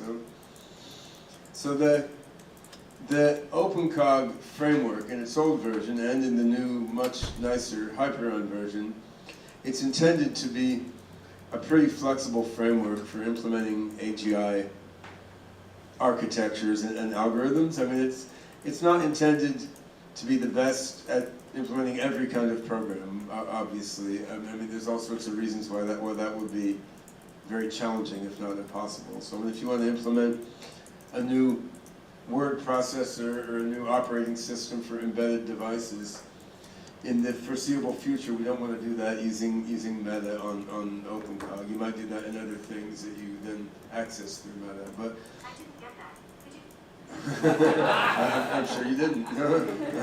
But it is intended to be fairly. I saw this on the web. It is intended to be fairly general purpose in terms of implementing AI algorithms and architectures, and then Primus is intended as a specific cognitive architecture that can run on top of this infrastructure. Now, this sort of separation is never going to be totally complete, right? So, I mean, if you're given an arbitrary cognitive architecture, I can't say Meta and Hyperon are going to be the optimal way to implement it, but the hope is that it should be a reasonably good way to implement a great variety of different cognitive architectures and AGI algorithms. And that's partly because I want to foster experimentation among a wide group of people on all sorts of wacky AGI ideas that I've never imagined.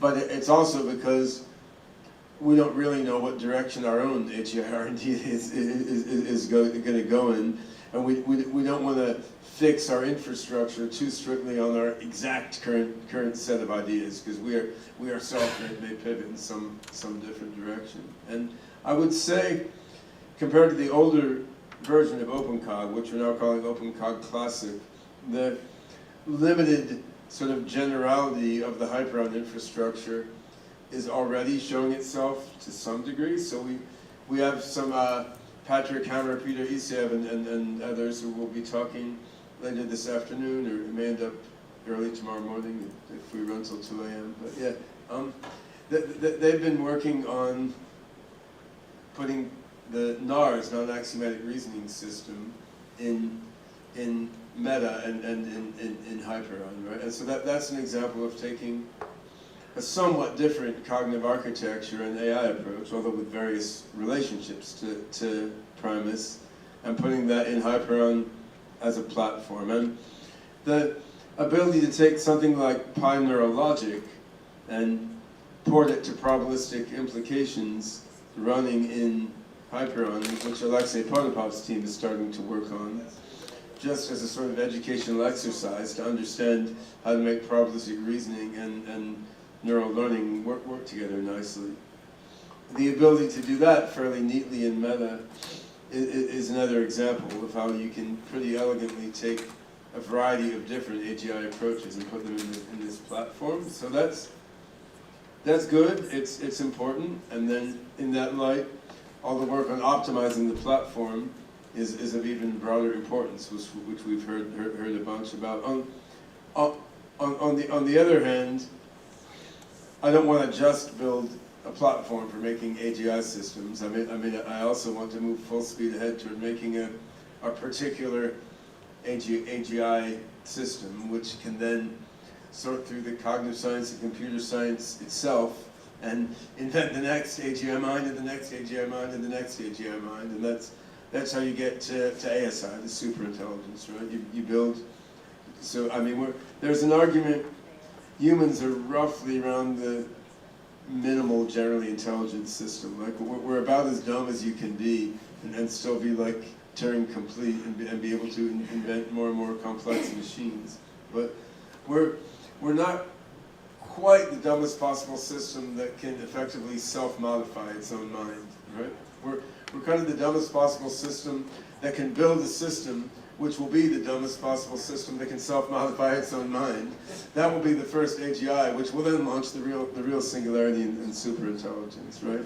Which is sort of what we're engaged in here. So this was from a 2012 paper, which I'll give a link to, which later became part of the 2014 book, Engineering General Intelligence. And it was an attempt to sort of diagram out what might be the dumbest possible system that could flexibly self-modify itself to make itself less and less dumb, which is, you could argue that human culture as a whole is that, right? I mean, yeah, I mean, human culture as a whole is sort of self-modifying itself to make it less and less dumb. But in terms of a sort of coherent, embodied system, that's what we're aiming for here. And I'm gonna look at some different pieces of this diagram in subsequent slides, but just to make clear the overall architecture of it. I mean, here we have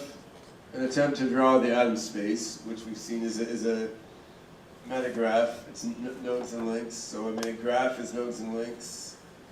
A hypergraph has links that can group more than two nodes. A metagraph has links to links and links to subgraphs.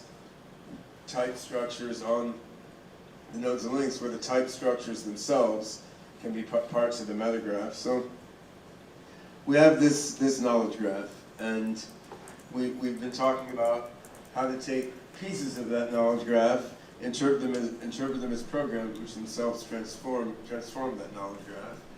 And we've been talking about how to efficiently store the knowledge graph on computers. And it was quite interesting to me when Adam and Greg came up with the notion of zipper machine, because I remember in 2001, Andres Sena and Thiago Maé came up with the idea of representing the atom space, which wasn't yet called the atom space, as a multi-rooted prefix tree, right? And so we had this complex C++ code representing an atom space as a multi-rooted prefix tree, but we didn't have such sophisticated way to think about manipulating it as what we have now with the zipper abstract machine. So we've been a while just working on how do you efficiently represent and manipulate this sort of graph structure, but then what do you do with it, right? So one thing you do with it, which is shown here, is you interface it with the outside world, and that seems to involve a bunch of pattern recognition and then pattern in action hierarchies, right? So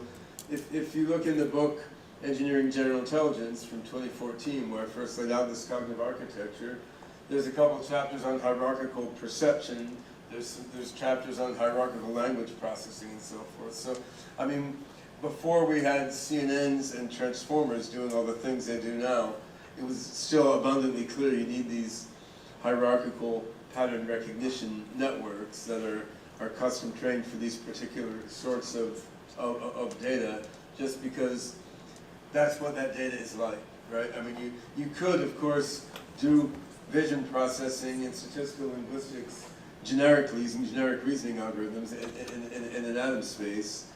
It's just going to be slow and awkward, and due to the particular structure of this data, using specialized hierarchical networks for recognizing patterns in this data makes sense. And similar thing is true with actuation. If you're trying to move an arm or something, I mean, you can have a hierarchy of neural networks that are trained in some reinforcement learning-ish way to do that. So, I mean, it may be that reasoning processes in the atom space in the end will spawn these sorts of hierarchical networks automatically through program specialization and other related tricks, rather than an external programmer having to create them. But it makes sense that they're there because they represent the structure of the data that they are dealing with, right? Now, at the top, above the atom space, what we have here are a bunch of cognitive processes, and I'll talk about those in a moment. But at the high level, the notion is you have hierarchical perception feeding stuff into an atom space. The atom space spits out sort of high-level sketches for how to do stuff, which are then filled out into detailed action plans and sequences of actions by other hierarchical networks. Then the nodes and links swirling around in the atom space are acted on by a number of different cognitive processes, which are carrying out various sorts of learning, reasoning, attention activity, but all of these sort of formally take the form of metagraph rewrites. Like they're looking at some of the nodes and links in there, they're doing some crunching, which itself is specified by other nodes and links in there, and then they're spitting out other nodes and links. And there's a critical notion of cognitive synergy, which basically means that when you have these different AR processes acting on the knowledge metagraph, they should be using the knowledge metagraph most of the time. They should be using the knowledge metagraph for representing the intermediate state of their computation. So you don't want to have some cognitive algorithm like a backward chaining inference or evolutionary learning or something. You don't want to have some cognitive algorithm out there that's looking at the atom space, building some large internal data structure, and then based on that putting something else out in the atom space. I mean, you could, software-wise, but the approach we're trying to foster is the cognitive algorithms use the atom space for representing their intermediate data structures and their intermediate learnings. And the reason for that is you can then have the different cognitive algorithms cooperate with each other and help each other out when they get stuck.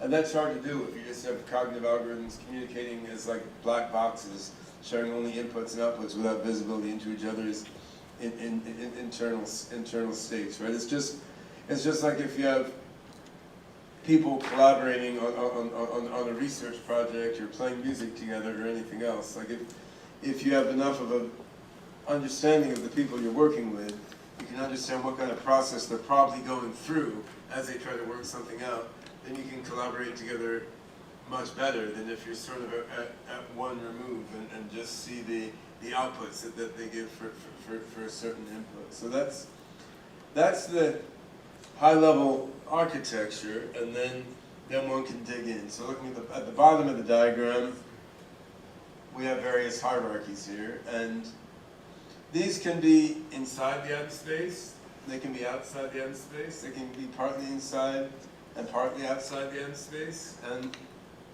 I mean, this was from 2012. As we've seen, now the language comprehension and generation hierarchies are largely fused together. Like we're doing those both inside the transformer neural network, and we're co-training neural nets on hierarchical language understanding and hierarchical visual perception, which is fine and great, right? And if we do something like pi neurologic, let's say, then what we're doing is we're using code in the atom space to help structure this and guide the learning here. If we did what Doug was suggesting in one of his comments, all this is implemented in the atom space, but still, even if it's in the atom space, if it has a specific hierarchical structure and a processing dynamic that goes along with the hierarchical structure, it's still sort of special compared to sort of an arbitrary connection topology inside the atom space, right? If you look how the human brain works, visual and auditory cortex have a strongly hierarchical connectivity structure. Olfactory cortex has a combinatory connectivity structure. It's sort of snaking all over the place.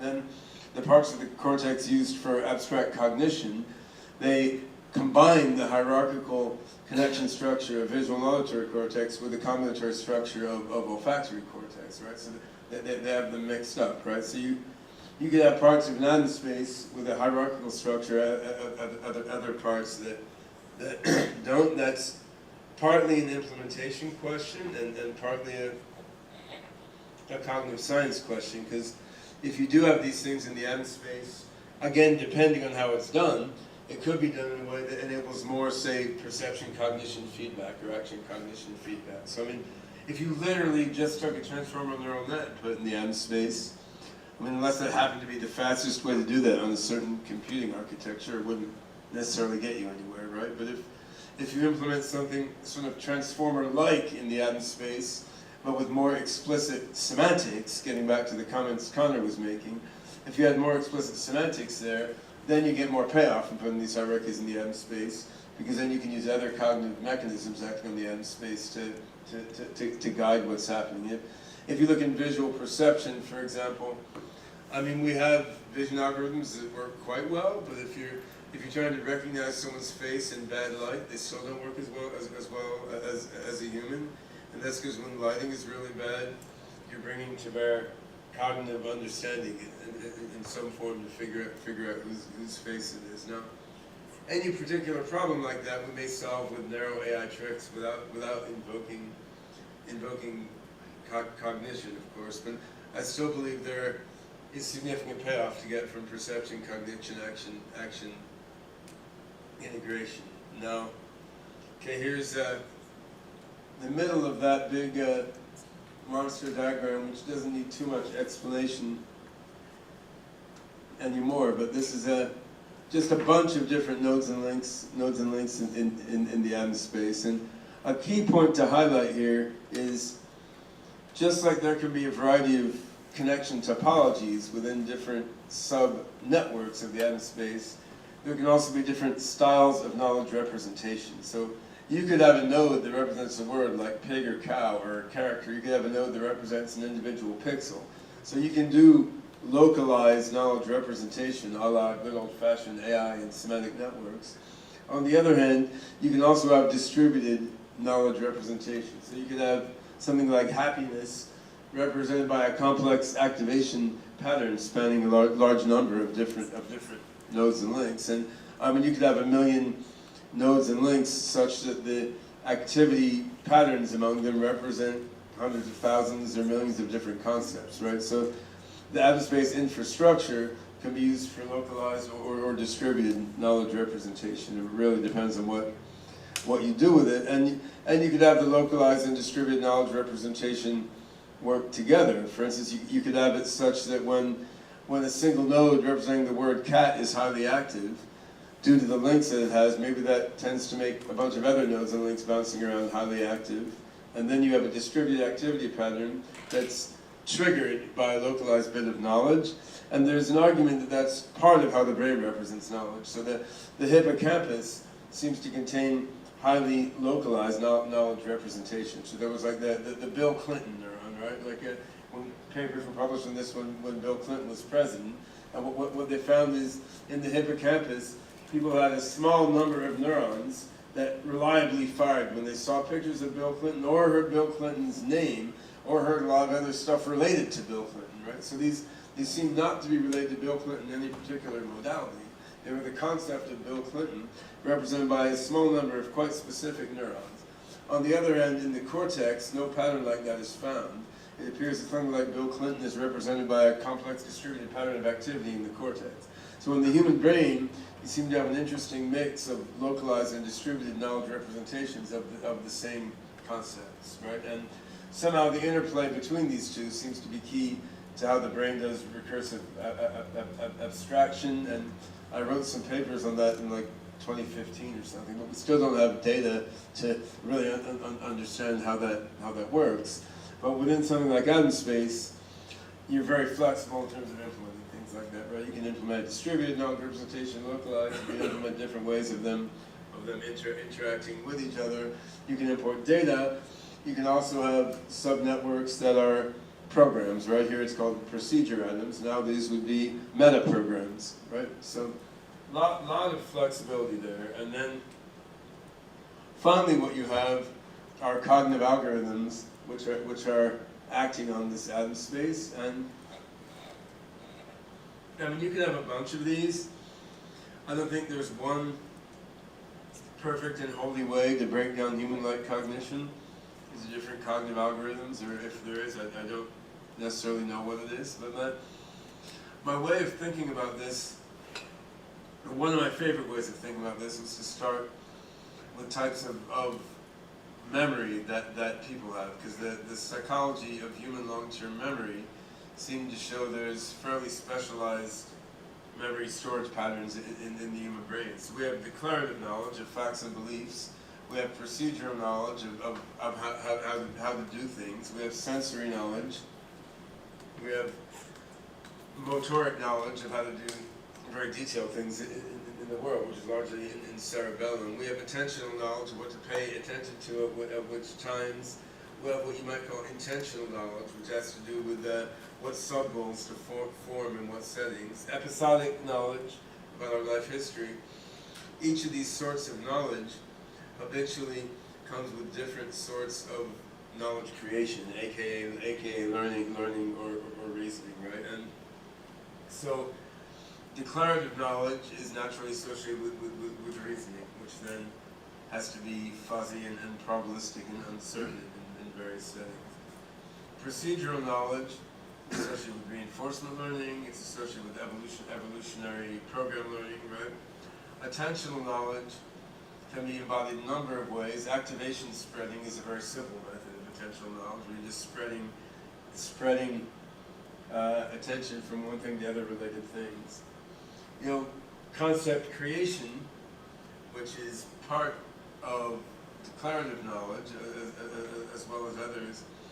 Clustering is one way to create new concepts. There are things like formal concept analysis, which can be generalized in different ways, which give other algorithms for creating new concepts. So episodic memory really has to do with organizing historical knowledge in a way that makes certain types of lookup efficient, like finding related things by space-time or associated content, right? And so each of these things can be done in the atom space. These are different algorithms that you can put in the atom space. Now, some of them can benefit from some auxiliary representations also. So for episodic memory, for example, we've been exploring whether embedding atoms as hypervectors can be valuable. Because if you embed atoms as large, sparse, discrete vectors, right, then the algebra of these hypervectors can be very efficient for the types of queries involved with episodic memory, or so many of us think, and there's some preliminary work on that. So some cognitive algorithms could supplement the atom space with auxiliary representations, but again, to the extent that intermediate work can be done in the atom space, you can promote synergy and sharing among different cognitive operations, right? So each of these cognitive algorithms is really its own story, and one could give a long talk on it, and I'm not going to try to do that, but we'll hear some of that in the rest of today's presentation. So I think we'll have some discussion from Nil, I think, on reasoning and probabilistic reasoning in atom space, and I think we'll hear a brief discussion from a team in Ethiopia about, I don't know, we will, maybe we will, yeah, about procedure learning being automatic program learning in atom space. So, but each of those is really its own science, and the subtlety of the science has been to figure out how to implement the learning and reasoning algorithms associated with different types of memory in a way that can effectively leverage an atom space-based meta-representation in a way that allows the other cognitive algorithms to cooperate with it. And then in the brain, this just happened through lengthy trial and error, right? Like the way we learn procedures, the way we do reasoning, the way we do perception, these all co-evolved and co-adapted over a very long period of time. So they evolved to work together because that was a more efficient way for the brain to leverage its resources, right? Now in this case, since we're engineering rather than evolving this thing, although in a larger sense it's evolving, in the micro level we're engineering it, we have to think about making sure the different cognitive algorithms involved are all co-adapting with each other, right? And so this is the high level, it's sort of a description of what kind of cognitive architecture Primus is, and the details are elaborate. The one thing I haven't emphasized yet is motivation, and this was somewhere on this diagram. Here we go, in the middle. Select action based on main current goal, blah, blah, blah. Motivated action selection. So this is right in the middle and is also a very important part, because you could take Hyperon infrastructure, you could connect it with hierarchical perception and action, and you could connect it with a lot of different cognitive algorithms, and you could use all that to do a lot of things, right? You could use it to recognize patterns in data. You could use it to prove theorems, right? If you want to use it to make a human-like general intelligence, I think you want to use it to be controlling an agent that's controlling some sort of body in some sort of world, pursuing some set of goals. And I'm not saying every mind has to be like that necessarily, but human-level minds are largely like that, right? I mean, not entirely, not everything I do is goal-driven. A lot of what I do is just random, utterly pointless in the good or bad sense, right? But on the other hand, some fraction of what all of us humans do is goal-directed, and this is important to sculpting our mind networks, right? And so, if you take an architecture like this and you give it a collection of high-level goals, doesn't have to be one top-level goal, and you have it spend a certain amount of its resources trying to figure out which procedures will help it best achieve its goals in the observed context. I mean, it can spend some other time just running ambient cognitive processes and letting activation spread and recognizing patterns in itself, whatever, but significant fraction of its time spent pursuing a handful of top-level goals. I mean, then what you will get is a mind network that is sculpted in a certain way, because it will be driven to create atoms which embody abstractions that help it to achieve its goals in its life, right? So a big issue with transformer neural nets is they don't abstract that well. They do abstract, which is vexing and interesting. They abstract to some level. They don't abstract as thoroughly or as effectively in many contexts as humans. Now, the way we build our abstractions is not that arbitrary, right? We tend to build abstractions that are useful to us in getting done the shit that we want to get done. I'm not saying that's the only way to effectively build an abstraction hierarchy inside a mind. It's just the way I understand best by analogy to humans and animals, right? So I think if you take an architecture like this, you do all the many details right, you wrap it in a system which is controlling a body in an environment trying to achieve some goals, I think then you get a meaningful hierarchy of abstractions, which then all the different cognitive algorithms can utilize to do their things. And I mean, it is certainly a complicated thing. On the other hand, if you ever study neuroscience, I mean, there's something like 350 major brain networks, each of which spans many, many different brain regions.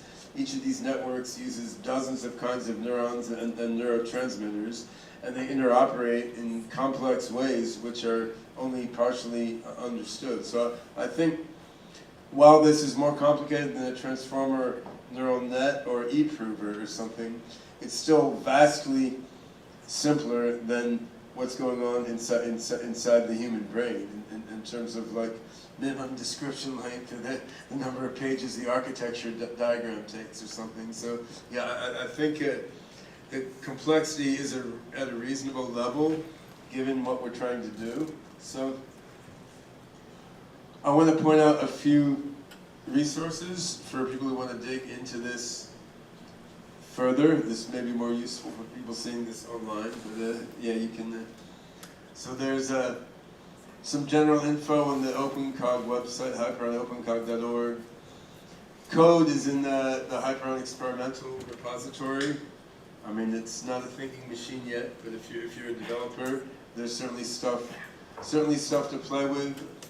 SingularityNET is a company that I lead, which is building decentralized blockchain-based infrastructure so that you can run a decentralized Hyperon network, running Primus or anything else, on a whole bunch of machines owned by different people without any central owner or controller. So we've got a whole decentralized infrastructure layer for distributed AGI systems. And True AGI is another company, which is more of a traditional company focused on enterprise applications of OpenCog Hyperon.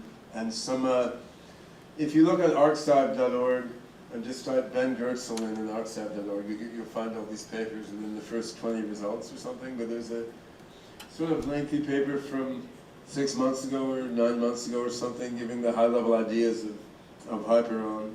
This is a 2012 overview, which has that big diagram from this presentation, and it's conceptually not too obsolete, but of course many details are obsolete. And if you want to go deeper, there's an article on general theory of general intelligence, which tries to trace all this back to what is intelligence, what is a mind, and all that. And I think in the Hyperon workshop, maybe 2 years ago, I gave an hour-and-a-half talk trying to lead from the basic philosophy of what mind and experience are up to the Hyperon and Primus designs. I didn't try to replicate that here.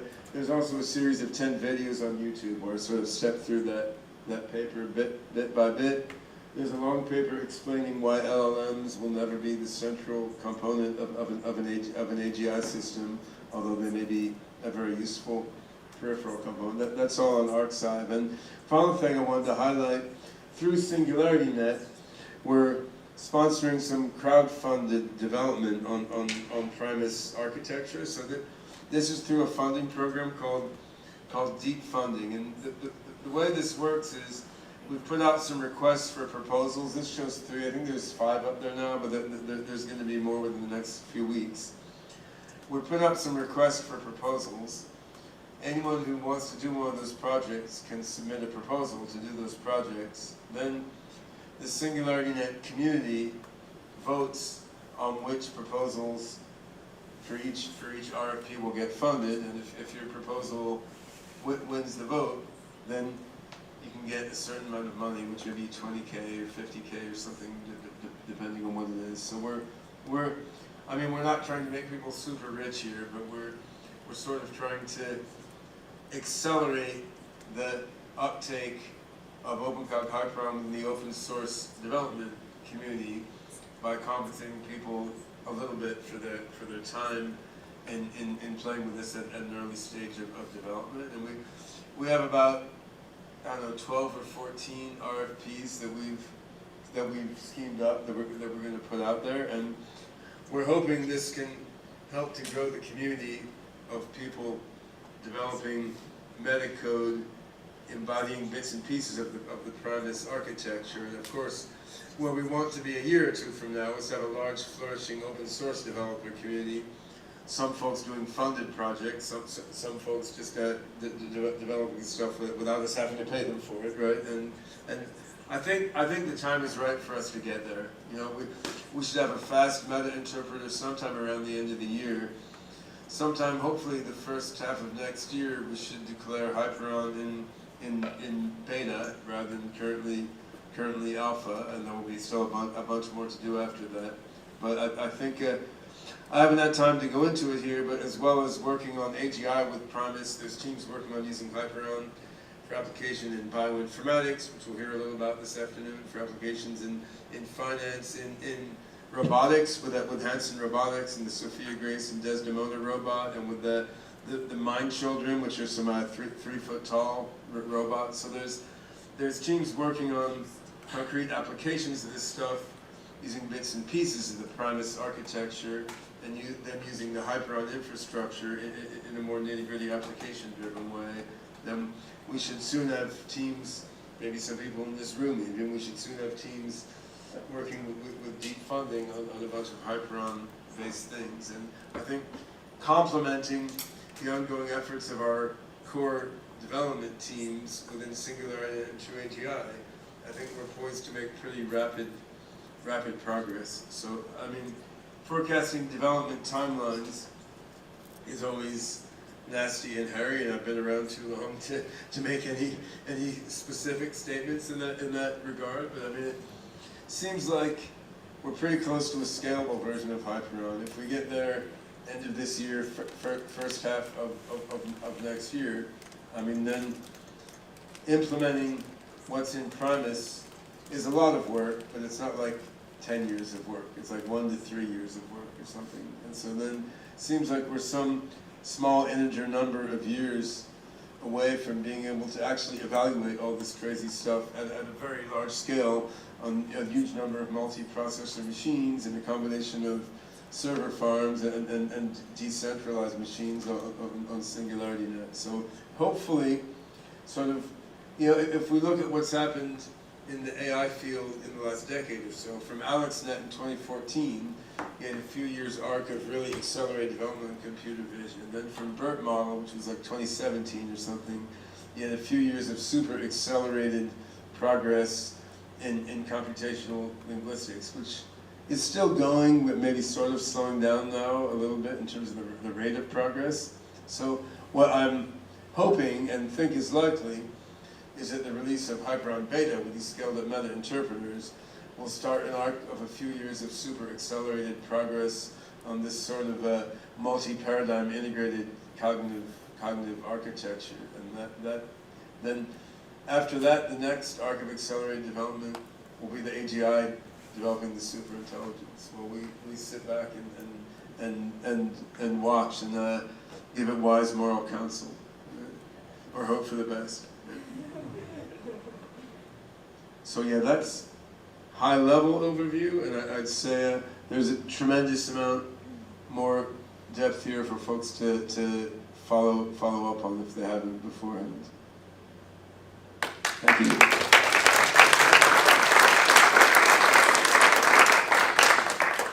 Any questions?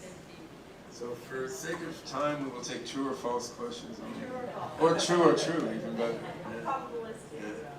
No, not probabilistic. That's good. True and false? What's that? Can we have true and false? True and false is all right. We can have paraconsistent questions as well. Or neither true nor false, to be complete. There's a lot of those actually. Adam.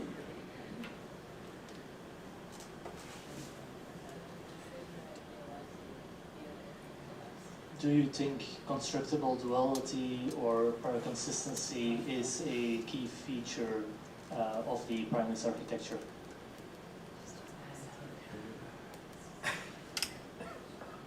Yeah, so following on Janet's comment, which is quantum resonating with Adam somehow, I think so paraconsistent logic, for those who aren't into this sort of thing yet, is it's a particular form of mathematical logic where you have some statements that can be both true and false, or neither true nor false, or in some sort of more complex truth value conditions. So in naive standard mathematical logic has issues with inconsistency. So like if you think your girlfriend loves you but they don't love you, then you could logically derive that the moon is made of green cheese or something, which is called a contagion of paradox, right? This clearly isn't how the human mind works. Almost all of us believe some contradictory things. Very few of us believe all contradictory things, right? So paraconsistent logic tries to capture that aspect of common sense human reasoning, where we can even reason with contradictions and use them to derive other contradictions, right? Like if my girlfriend loves and doesn't love me, then she may give stuff to me and take stuff away from me or something. Like so we can logically reason using these contradictions without resolving them, right? And I think this is something that Primus has to do. The interesting question implementation-wise is, does this exist at the implementation level or at the emergent level, right? So the way to do it at the implementation level, we'd actually code in paraconsistent logic rules. And I've worked out on paper a form of PLN, probabilistic logic networks, which has paraconsistent uncertain truth values. So you can do that. There could be other ways to do it also, right? So there's something called relevance logic, which is a sort of paraconsistent logic. So you could imagine just having traditional logic engine and then using some sort of relevant logic to sculpt what are the premise sets available here and there or something. So I think my gut feel is, hey, let's implement a paraconsistent version of PLN and just explicitly use that for reasoning, because that seems like a fun way to do things. On the other hand, it might be that that's a behavior that somehow emerges from the combination of logic with attention and association, and that might be another way to do things. It's just, that's less clear to me, so I would tend to just go toward the clearest way at a first pass. There's a question from... Kenrick. Yeah, that's right, Kenrick from Fotrac.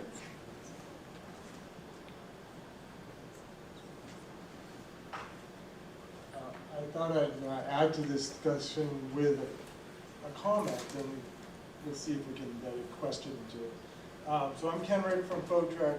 Our team is one of the ones that's been funded under Deep Fund, and we just finished a project on coupled probabilities under one of the RFPs for knowledge graphs, uncertain knowledge graphs.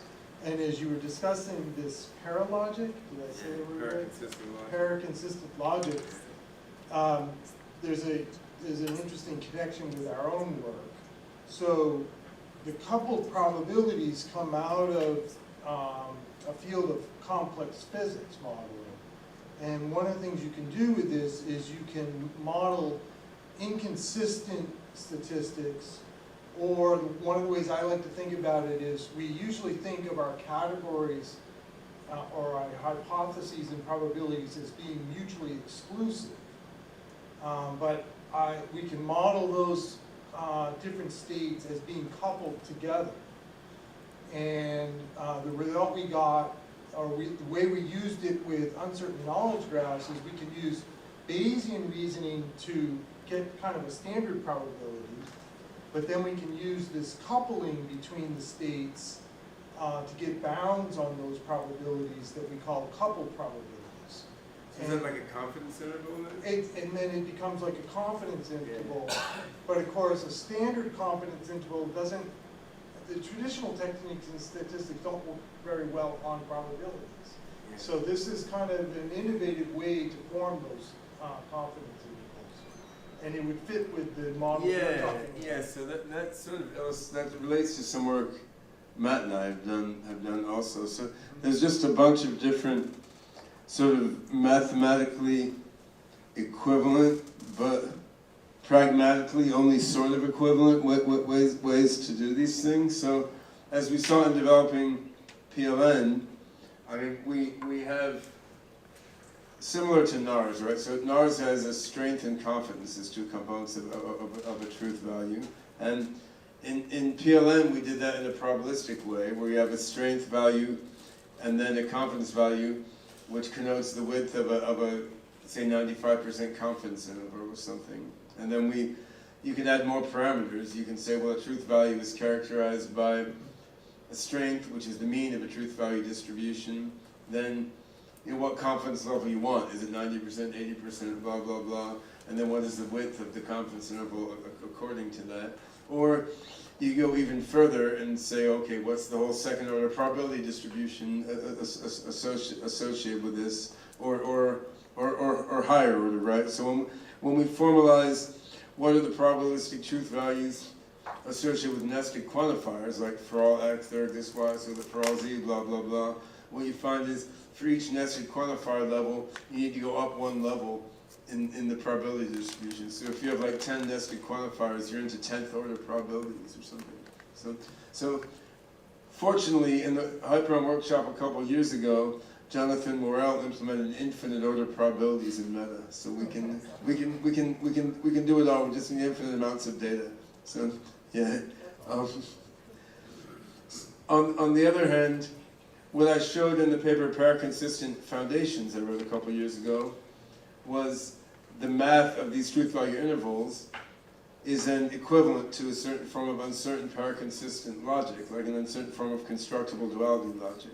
So I wouldn't be surprised if something related to the statistics you're describing is sort of another way of slicing some of the things Yeah, that, it that, absolutely that, is. that Matt and I did, right? Matt and I had some discussions about it. Yeah, so there's- It's also connected to the second order. Yeah, so there's a lot of different ways to look at these same sort of few parameter approximations to higher order probability distributions, and which way is best in terms of implementation. So it depends on how much and what kinds of data you have and what sorts of things you want to estimate based on it, which comes back to wanting to have a framework where we can experiment with a lot of different stuff. Like in OpenCog Classic, originally we had specific kind of probabilistic truth value wired into the system. Then we moved to a more general truth value object wired into the system. But here in Hyperon, it's much more flexible, right? Like there's no privileged way to associate a specific type or package of numbers to a certain node or link, right? So same with attention values. In OpenCog Classic, we had a short-term importance value and long-term importance value attached to each node and link, which basically were interpreted as the probability that node or link would be useful over a short or long time horizon. And that's all good. On the other hand, there's all sorts of other ways you might want to estimate importance as well, right? So the implementation layer is somewhat agnostic, but then there's a lot of experimentation to do. And I've wandered out of the camera. Hello, camera. All right. All right. All right. We've got one more question, or at least one more question. Very briefly, paraconsistent logic is often connected with our, beliefs, these kind of things. But we need to remember that it comes also from quantum logic, where this aspect is very different. It exists there, but it's different. Yeah, quantum logic is a whole other story for sure. And yeah, I had a paper a couple of years ago trying to show that certain paraconsistent logics, as you tweak their parameters in the limit, have quantum logic, and quantum logic is paraconsistent in its own sort of way. And we worked out on paper what a quantum PLN will look like too. Like how do you do quantum logical reasoning instead of probabilistic logical reasoning? But until you have a quantum computer with enough qubits, I mean, then doing this becomes of dubious practical value. But I think maybe that will be the next. That will be OpenCog Tachyon, which will come up after OpenCog Hyperon, right? And I got a question from Connor.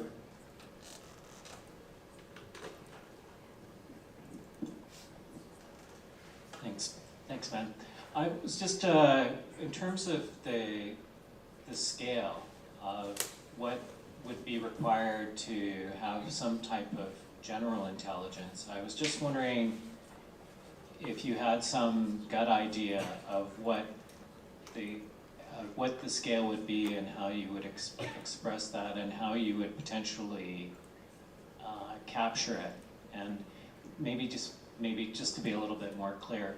So, the physical world, like with physics types of things, you have the actual physical world pushing back against you, but in a lot of the world that we have of belief systems, which are based on social constructs, and obviously we live in a world where people believe profoundly different things, and we have, say for instance, even in a consistent world like Wikipedia, we have fiction and non-fiction and everything.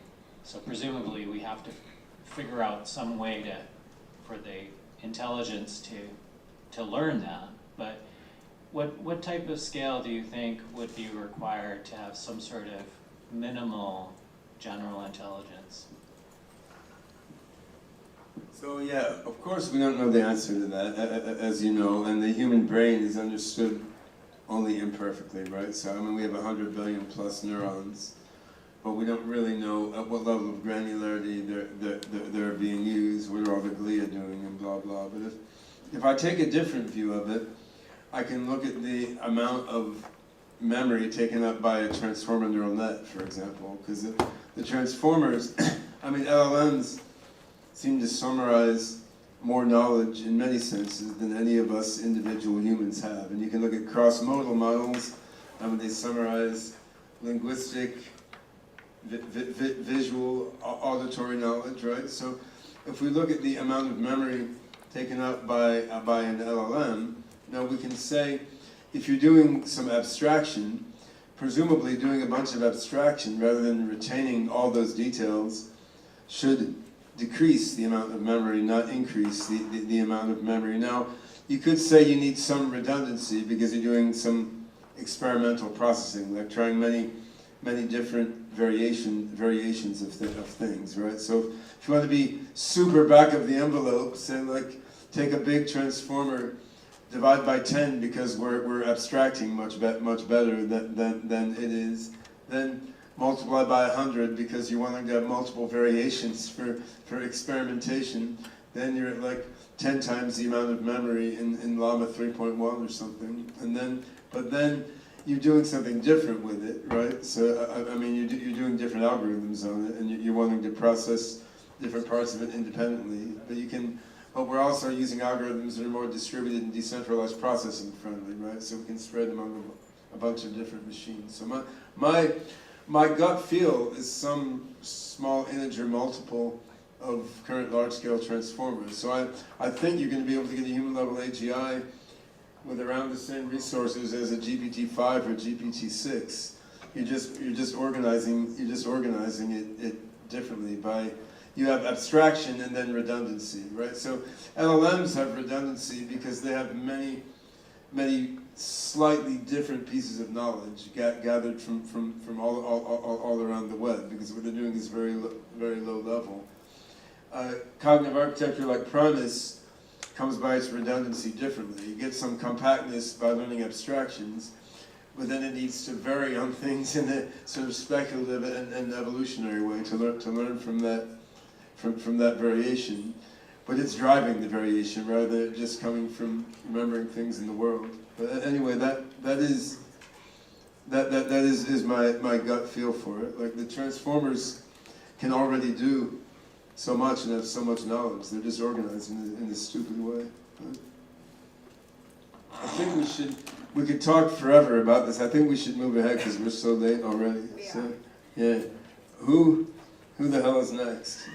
So next we were going to talk with Nil on the PLN and pattern matcher. Hedra's on the schedule as well, but I think it's just Nil presenting online.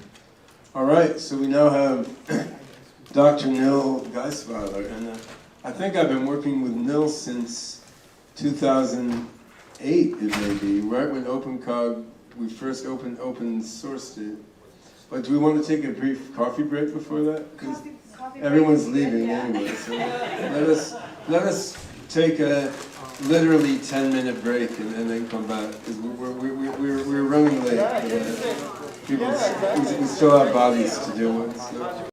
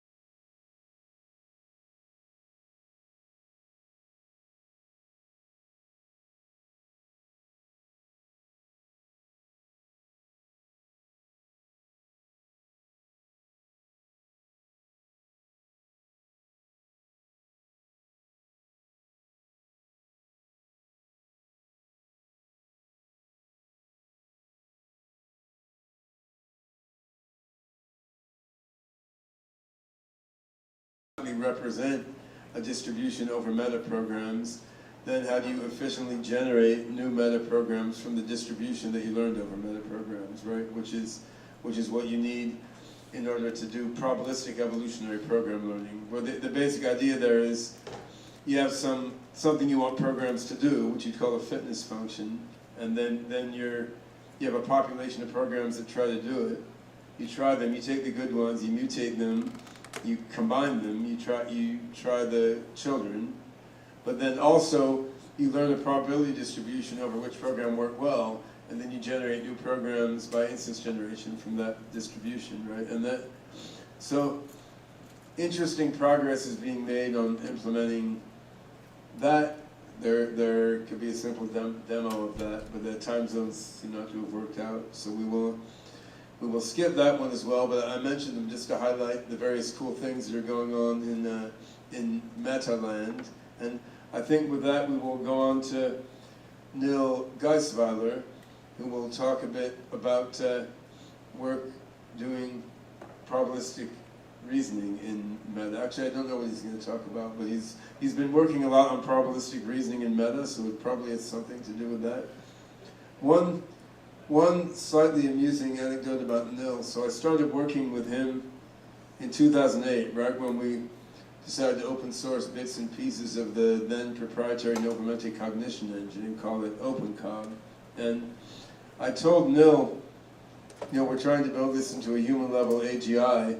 We're hoping to make real progress toward human level AI within 5 to 7 years. And he's like, no, this is going to take 20 years. And I'm like, oh shit, does that mean the guy doesn't want to work on the project? But he's like, no, 20 years is fine. I'm young, I've got plenty of time. So Neil is the only guy I know who hasn't updated his timeline yet, right? 20 years from 2008 will be 2028. So we're still on target, roughly, by Neil's timeline. He turned out to be more realistic than the rest of us. And he's chugging away in a very patient, methodical and effective way, and sort of combining hardcore software implementation with math and theoretical knowledge. And we will now hear some of what Neil has been up to lately with a probabilistic logical inference in meta in the OpenCog Hyperon framework. Hello everyone. Can you hear me well? We can hear you. Yes, we can.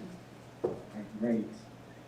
Okay, so let me share my screen.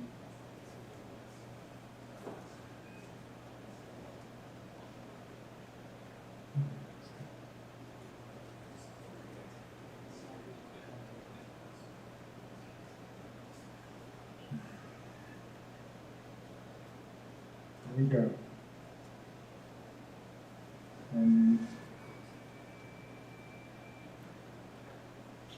You see my screen?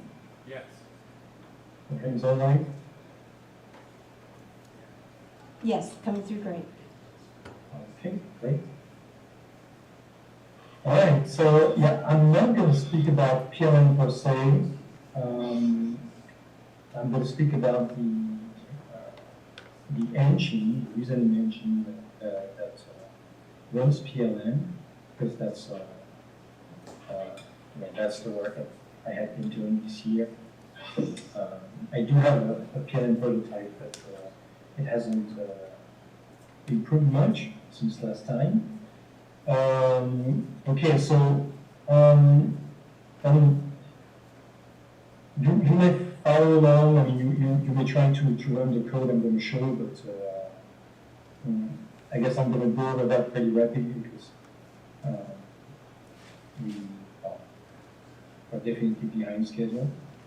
But anyways, if you want to follow along, here are the various URLs of the repositories. Okay, I'm going to start with this one. So, okay, so to run PLM, I need to have a chainer. And the thing that I'm the most interested in is the backward chainer. So why? Because the backward chainer first, it has this very nice property that it starts from the goal and it goes backward from the goal. And also from my years in OpenCog Classic, I found that it was really the hardest thing to make well. And so, yeah, so that's been the main focus.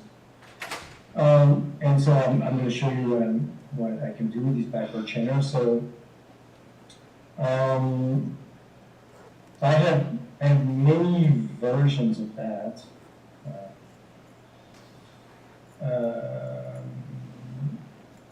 And what I have converged to is the following thing, which I'm going to show you. It's basically this code. That's the whole thing. Maybe I have to zoom in. I will just push that back up. I'm not seeing like that. Maybe that's okay. You let me know if you need to have. You can do that. So that you are in here. Get the path of the file that I'm looking at here. Okay. So that's the whole thing. So what I had discovered, so initially last year I had just a notion of building proof applications. So I would build proofs or programs, just like we have functions, calling other functions. What I realized is that it's not enough.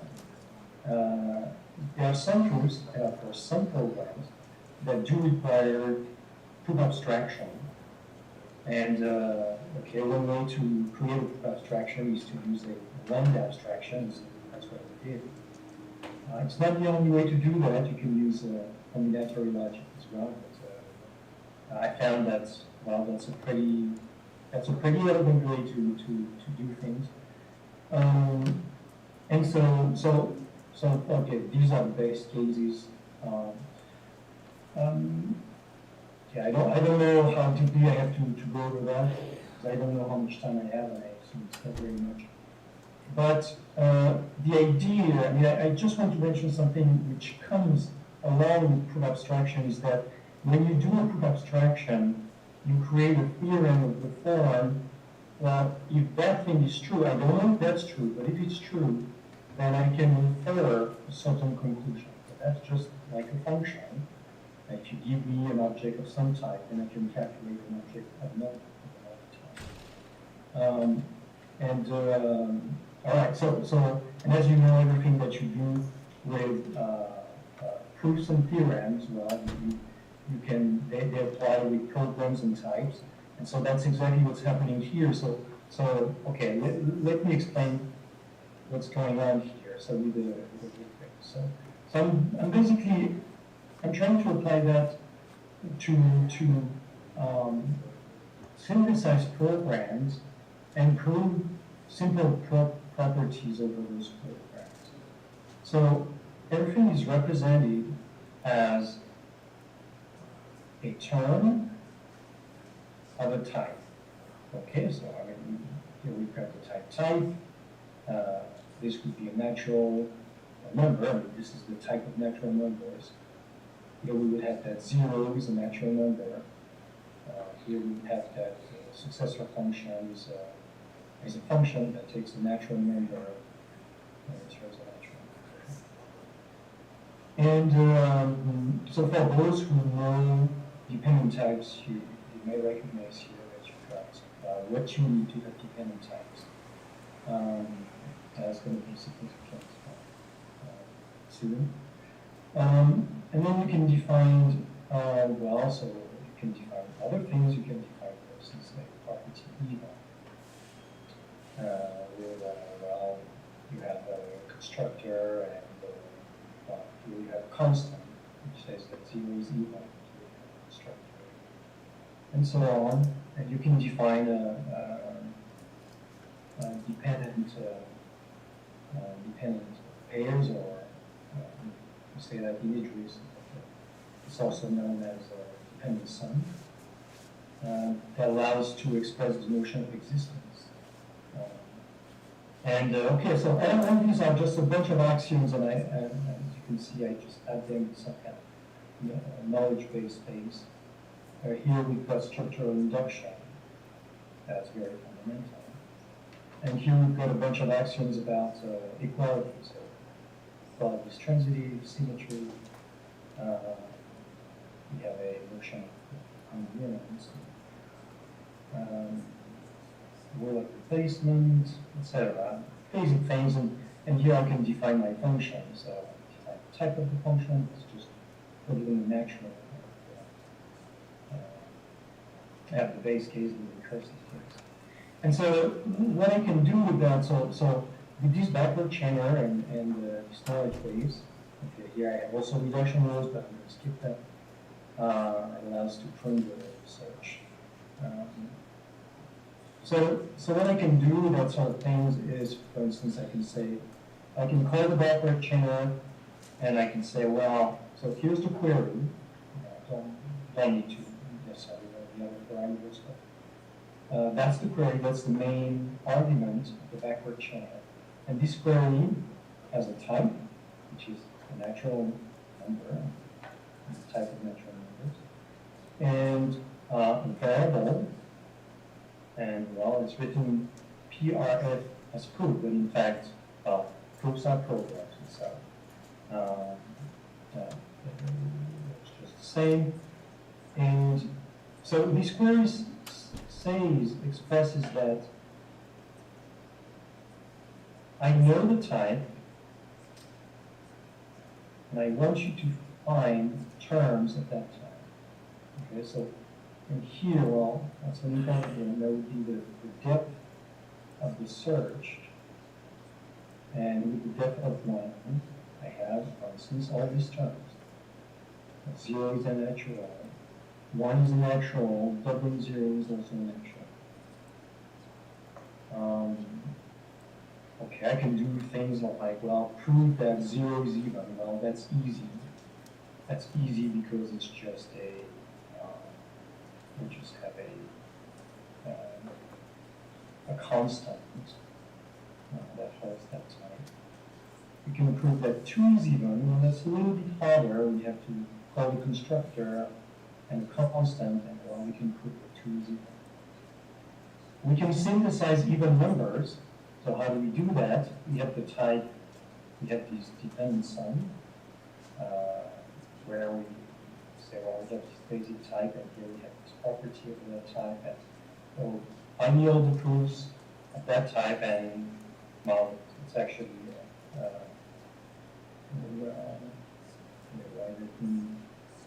okay, well, it doesn't matter anyways. You get something like that, and which represents an even number. So if you wonder why very verbose, it's because everything is fully annotated. There's kind of a technical reason for that, but I'm not going to explain for now. Okay, so we can generate functions. So I can say, well, give me a function that goes from natural to natural, and it's how to do that. Using lambda abstraction, not just for proof abstraction, but also for synthesizing function. All right. Okay, I can have different queries of the same type, etc. Yeah, I guess I'm going to move straight to so and then we can ask the question, well, I mean, initially, of course, what I wanted is to have the backward chainer prove that if I double any natural number, then it's going to be even. Well, it turns out that is not fast enough to generate this thing at once. So I had to take it piece by piece. So that's what I did. So that's the entire proof tree of that property of function double. building any natural numbers even. So well, that's kind of a big thing, and it could actually be simpler if there was a more, let's say,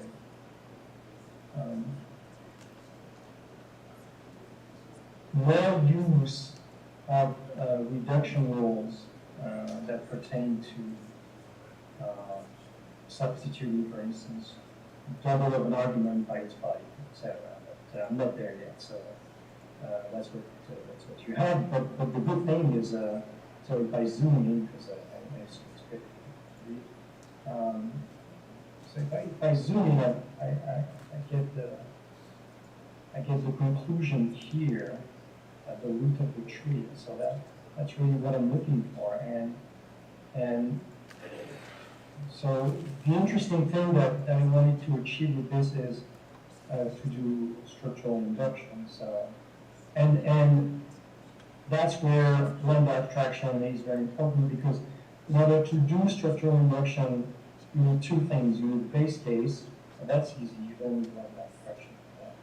But you also need to express that if the property is true for some k, then it's going to be true for, well, whatever structure gives you to build, which here would be k plus 1.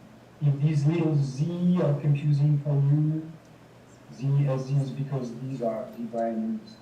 I had to do that in order to not get the backward chain are confused with meta variables and variables inside the and so that's the whole thing, and well, so this thing is just type checking. It's not a synthesize it, but a future version of meta will be able to do that now. All right, so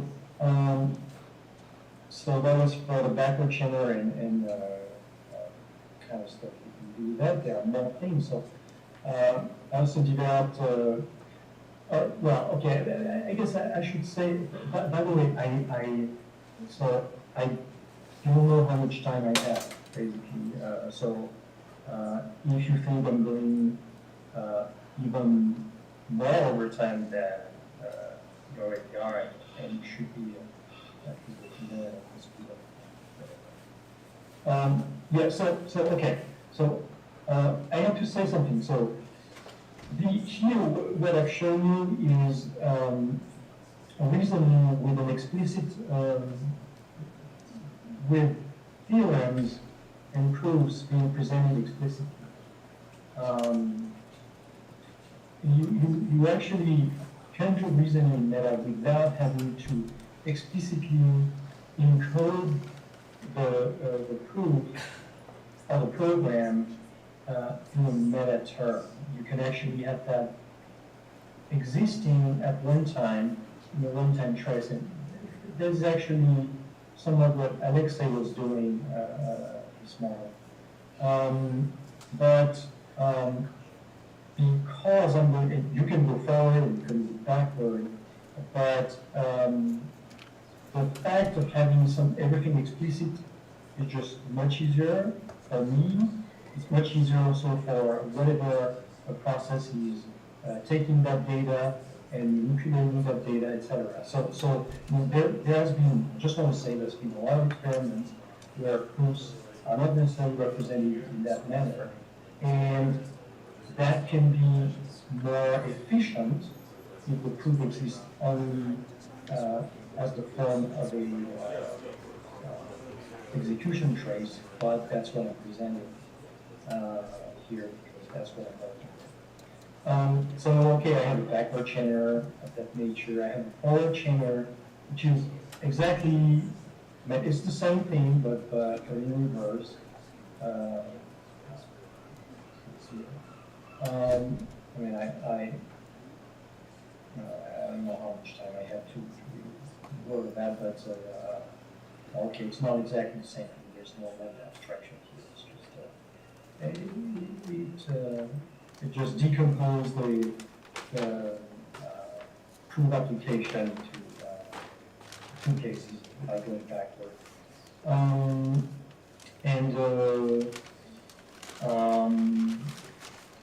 I have an iterated chainer. So what's an iterated chainer? An iterative chainer takes a chainer and forward or backward, and just applies the chainer. Exactly what I can show you. I mean, I have a bunch of examples that I've learned of that you could learn of.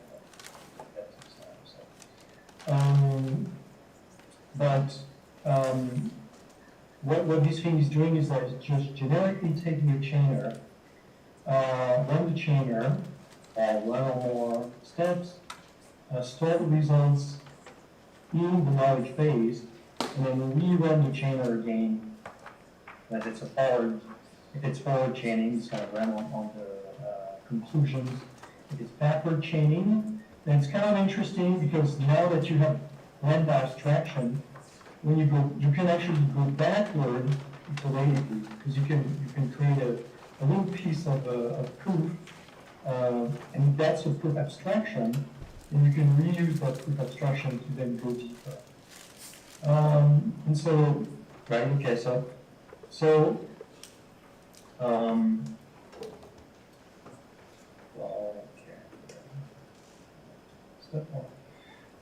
I mean, I like the idea of having iterative chainer and forward and backward chainer as two distinct things, which I didn't have in OpenCog Classic. Now I have that. So the other interesting thing I can show you is my experiments on inference control.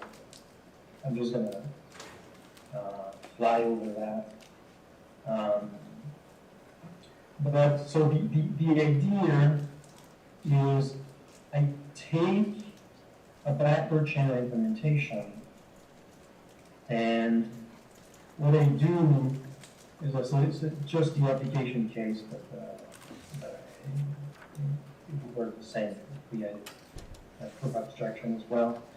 And the idea is every time there's a decision, so, well, okay, I didn't have time to explain, but the implementation of the backward chainer, the reason you can have a backward chainer in meta that is doing so much with so little code is because of the combination of unification and non-determinism. And backward chainer code is taking advantage of non-determinism to very compactly expresses an algorithm that is going to explore the various paths that you can do backward or forward. And so what's happening is that when the backward channel runs, this non-determinism is basically dictates, well, as I say, the various path that the backward channel can take. And so the idea of inference control is just to have a kind of a monitoring system that is going to decide on the fly whether you should take that path or not. And so the way I have implemented that in Meta, and I'm not saying it's the best way to do it, but that's the best thing I could do at the time, because I had to do this on top of Meta as opposed to get inside Meta, or at least I chose to do that. Is that I just insert decision points in front of every non-deterministic decisions, every non-deterministic path that the function can take, that the backward channel can take. There's a conditional that says, well, should you continue on that path or not? And so that's how inference control takes place. And the idea, the thing I wanted to try is, well, when inside this conditional, the condition itself is the backward chainer. And so the idea then is you have a theory, so you, well, for now anyway, is that you have two theories. You have one theory, you're trying to prove theorems inside that theory, according to that theory. So that would be the problem theory. And you have another theory, the control theory. And that theory is you're trying to prove theorems expressing the idea of should I continue or not on the given path. And so, so that's what I did at a very superficial level. I'm seeing some of the same movies. We need to learn about as soon as we can. Yeah, okay. Well, okay, well, that's great because I'm basically done. The last thing I wanted to show you is, but I'm not going to show you that, but just to show you this. So the same backward chainer I can use in SingularityNET to synthesize AI services. And so basically, I provide a specification of the composition, and then I just let the backward chainer synthesize the whole thing. So again, it doesn't work very well because the meta is not very fast, but so I have to break that down into smaller pieces. But it works, and so that's well, yeah, that's a great reuse of the backward chainer. Another great reuse of the backward chainer is the pattern mining. That expresses basically the way it searches as a mining theory, and then the backward chainer, just by virtue of trying to prove theorems, this mining theory discovers patterns. Yeah, that's it for now. Thank you.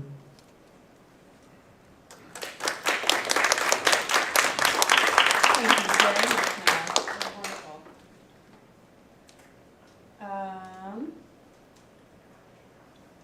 Yeah, I think, is this on?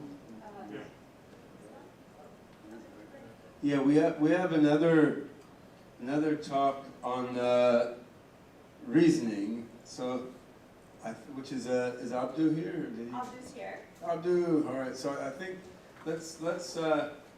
let's try doing a few talks in sequence and then do questions in a batch, because these are all on a similar theme. So what Abdul Rahman has been working on from Addis Ababa, where we have a cluster of AI developers since 2013. What Abdul Rahman has been working on is applications of probabilistic reasoning and other technologies to the bioinformatics and medical informatics domain. And this is one of the application areas we've been playing with in OpenCog for a long time. I mean, since the era of OpenCog Classic. Mike Duncan, who's lurking in the back of the room here, has been experimenting with OpenCog-related algorithms on genomics data for quite a long time. And what Abdu has been doing together with Mike, Headdress Seed, and a number of others is sort of taking this to the next level. So we have a large collection of genomic and generally longevity biology-related knowledge curated in an atom space, which we call the bio-atom space. A lot of it's pulled together from different open-source bio-ontologies. And as well as doing machine learning on genomic and other biology data, we've been looking at what can you do with machine reasoning, probabilistic reasoning, on knowledge in the bio-atom space. And when you have a specific domain like this, it's easier to sort of visualize and generally explain what's going on. So this is largely done in the context of a company called Rejuve Biotech, which is supplied us with some nice banners in the back of the room, and is a spin-off of SingularityNET, looking at using Hyperon, neural nets, and other advanced AI technology to discover new longevity therapeutics based on sort of unraveling the causes of aging. So, are we ready to go, Abdu? Otherwise I can talk forever. Can you hear me? You gotta be loud. Oh, okay. Channel your inner strong.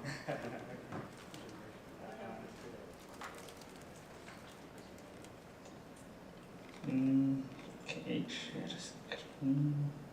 I'll just do that. Okay. Yeah, so hi, good afternoon everyone. Thanks Ben for the introduction. So this talk is about what we are doing with the Hyperon framework for biomedicine. So just the first few slides will be motivation and background. So just to give you a motivation, so there is this paper, actually the original paper was in 2015, that showed that drug programs that use human genetics as evidence are 2.6 more likely to succeed than those that don't. So here success is defined as FDA approval, right? So from phase 1 to approval, you are more likely to succeed if you incorporate human genetic evidence. And I mean, drug development is risky, so if you can increase the chance of drug development by 10%, that would be hugely beneficial to pharma companies.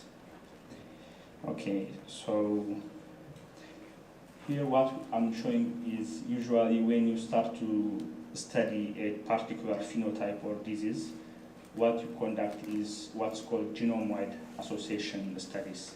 So essentially you genotype or sequence the entire chromosome and you find pointers, mutations where there is a significant association with the trait. So for example, if you are trying to study what mutations in the human DNA drive height, so height will be your phenotype, so it's a quantitative trait. Essentially you are doing some sort of regression where each point here is a mutation on the DNA and you are trying to find how is the association. So you have a threshold and anything above that threshold is worthy investigating. The thing is 90% of GWAS associations occur outside of the coding regions, which is in the non-coding regions, which is like the dark matter of the DNA because it's pervasive. So it's not directly obvious which gene is affected by the mutation because it's not occurring in a coding region. So interpreting GWAS results is challenging because you have to go through many different data like epigenomic data, cell type data, and so on to identify the causal gene. So a recent paper showed that large language models are actually good in identifying the causal genes given a GWAS known disease and mutation. So you have a mutation on a certain point in the chromosome and then a disease. And they seem to outperform the current existing state-of-art methods, even on unseen and private benchmark data.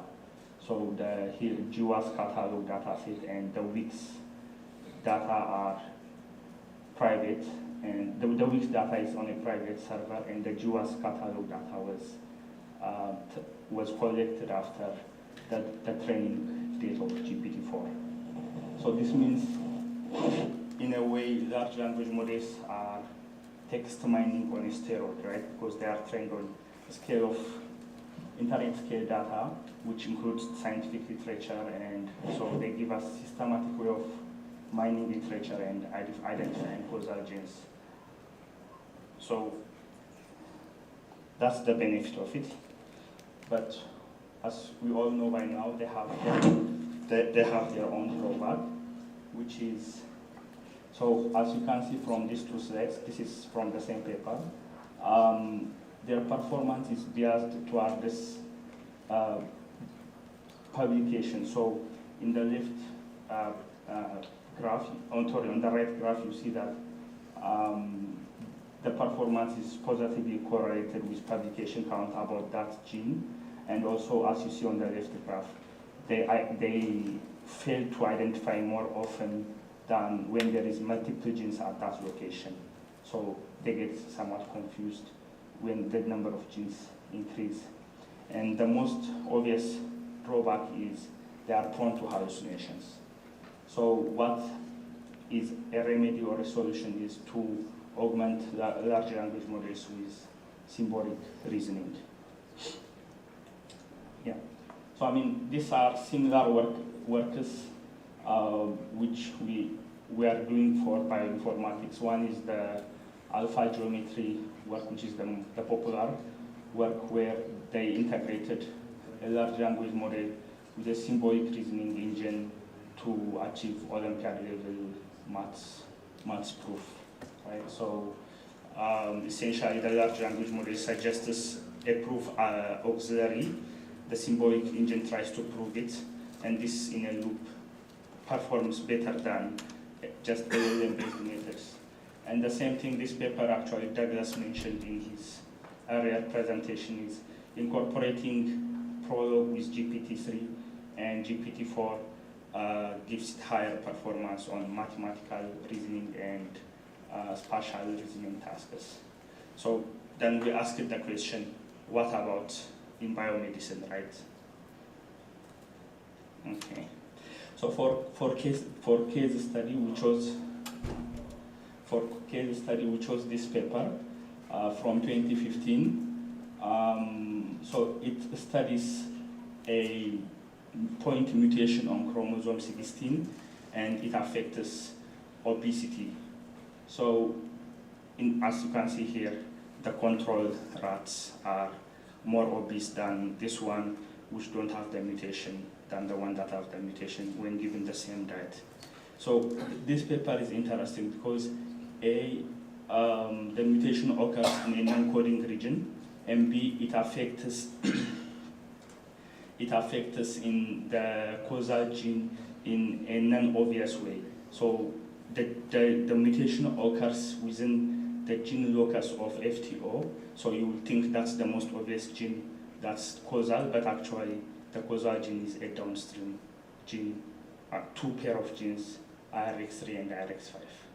So we use this paper as a model to kind of verify our proof of concept work. So can we essentially get the same hypothesis that was that the authors, the same conclusion the authors reached in this paper by combining large language models with a symbolic reasoning engine is the aim.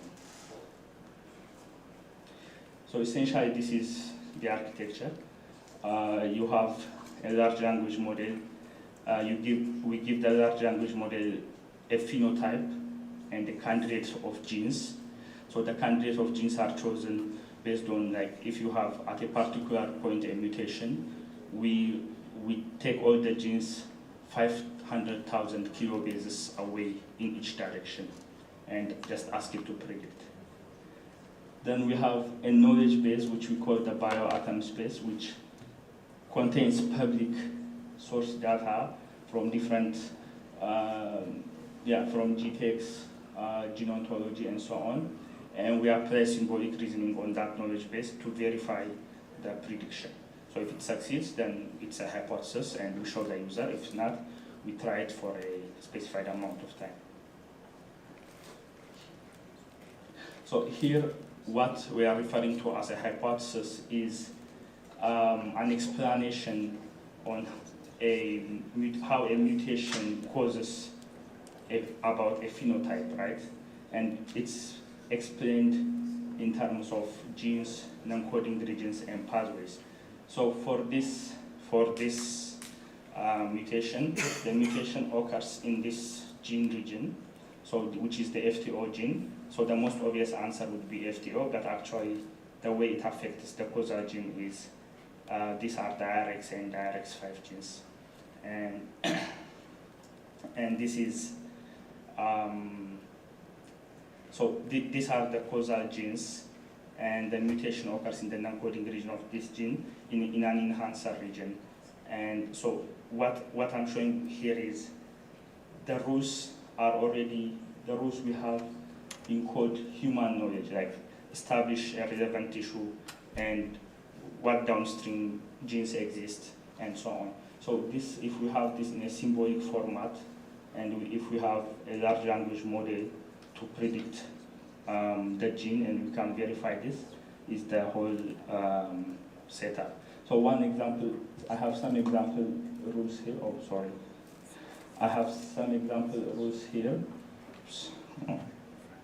So for example, here it's saying a SNP is in a regulatory region if it is within 500,000 kilobases of a enhancer or a super enhancer. So such are the rules. So we are saying SNP alters the transcription binding site if if there is a known association between that SNP and that transcription binding site, and the effect is a loss. So these are the rules we have in our knowledge, in our expert system. So now I will show you the demo.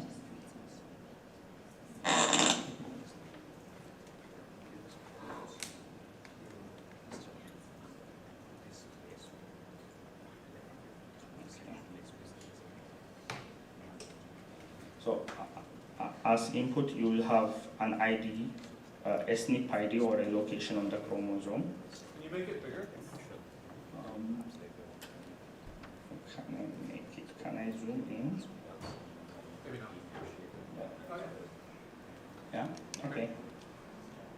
So this is the RSID, the SNP ID, and then here the phenotype is obesity. Okay. So now, the language model initially predicts FTO gene, like I said, because that's the obvious gene where the mutation occurs in. But once we try to verify that using the backward chainer, it fails. Then we ask the language model that it failed with this rule, so it has to update its prediction. Okay. It's gonna take a few minutes. Yeah.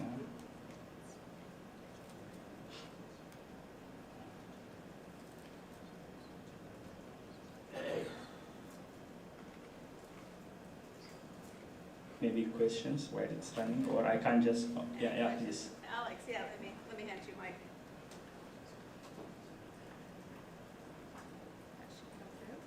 Is there any use of models of metabolic pathways or simulations like the effects of these things on like other enzymes or how they all work together? Or is that purely just sort of part of the literature that you're mining for these relationships? So, I mean, the data, the knowledge base we have, it contains just the relationship between biomedical entities. If a protein, which is an enzyme, could be a protein, affects one other protein, then we will have that interaction data in our right. For example, there is the string database that contains interaction between proteins. So if two enzymes somewhat interact in some way, then yeah, we have that kind of data in our knowledge base. Yeah. Wow. The literature mining is actually in a way being done by the language model because of its, yeah, please.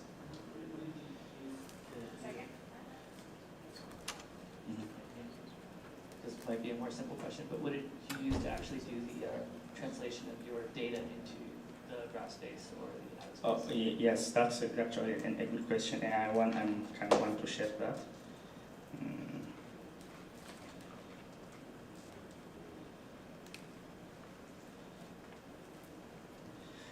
Yeah, so we have this script, which we call BioCipher. It's based on a a framework called BioCipher that gives you a design on how to import biomedical knowledge into knowledge graph. So yeah, I would actually suggest you check it out. BioCipher.org. Yes. Yeah. So they have already available adapters, they call them, to take as input knowledge graph data that can come in CSV or text format and convert them into a knowledge graph. Yeah. So that's what we use. There are a bunch of guidelines, essentially Python scripts into knowledge graph. Yeah. This is where this scripts exist. Yeah.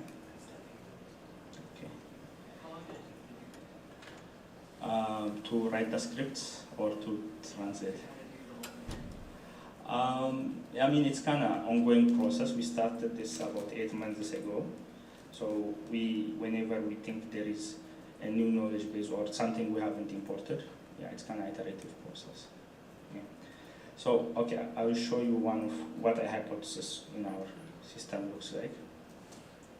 So what you see here are biological processes and genes that are overrepresented in those biological processes, and this is the p-value. Essentially, this is a Fisher's test, right? You have a list of background genes, and your genes you are interested in, and what's the probability that these genes are overrepresented over the background gene, essentially. So if I, for example, click here,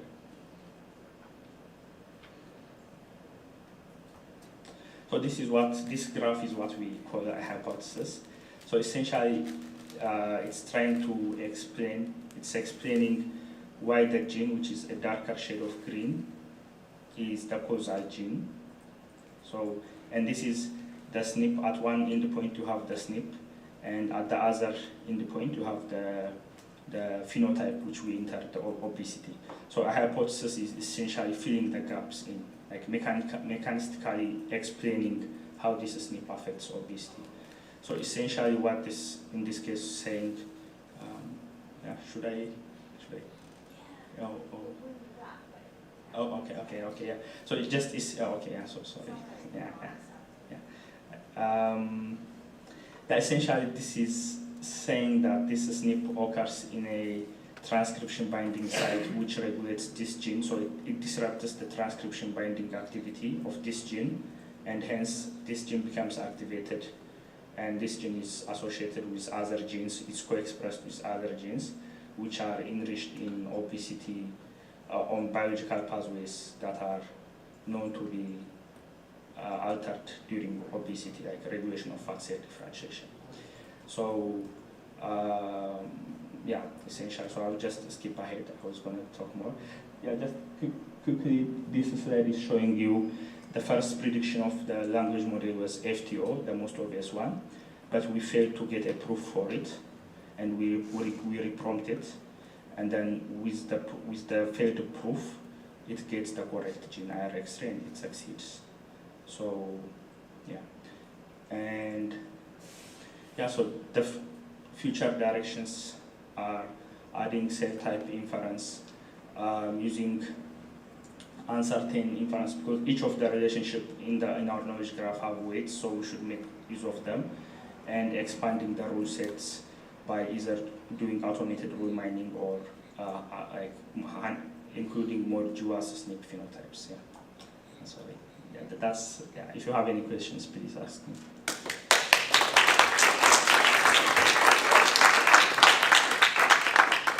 That's amazing. I am going to skip questions for now. We'll get to the 3 other experiential learning presentations that we have for the afternoon. We'll try and wrap up questions with anybody who can stick it out beyond that if they don't kick us out. Thank you. Thank you, Abby. That was beautiful. That was wonderful. So we'll have Peter, the wonderful Peter Isev, up next, looking at experiential learning 1, meta NARS.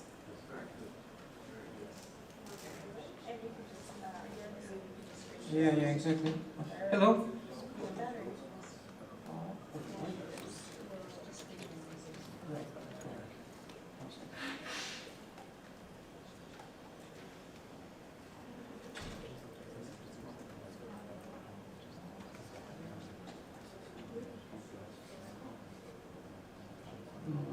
okay.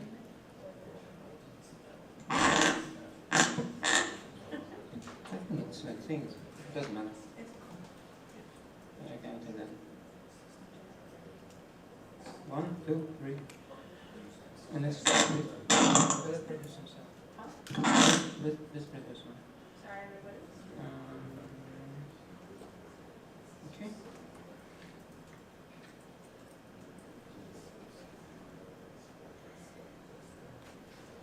Well, hello everyone. Since I'm going to present the session 1 of the experiential learning, which is focused on the meta-NARS. And the meta-NARS is the practical reasoner. It's implemented in the meta language. It has its own features. So when we just try to, like some of the motivations, we just try to implement the meta-NARS, what we really want to implement is that we want the reasoner to have open-ended learning and data-efficient adaptation. So the learning has to be always open-ended because there is no clear cut when I stop learning and when I start to use whatever I have learned before. And adaptation, because in our view, the adaptation is the intelligence, or in other words, intelligence is the adaptation to the environment, and which always evolves. So the learning has to be the cumulative learning, basically little by little learn from I'm learning over the time, and it has to be happening in the real time.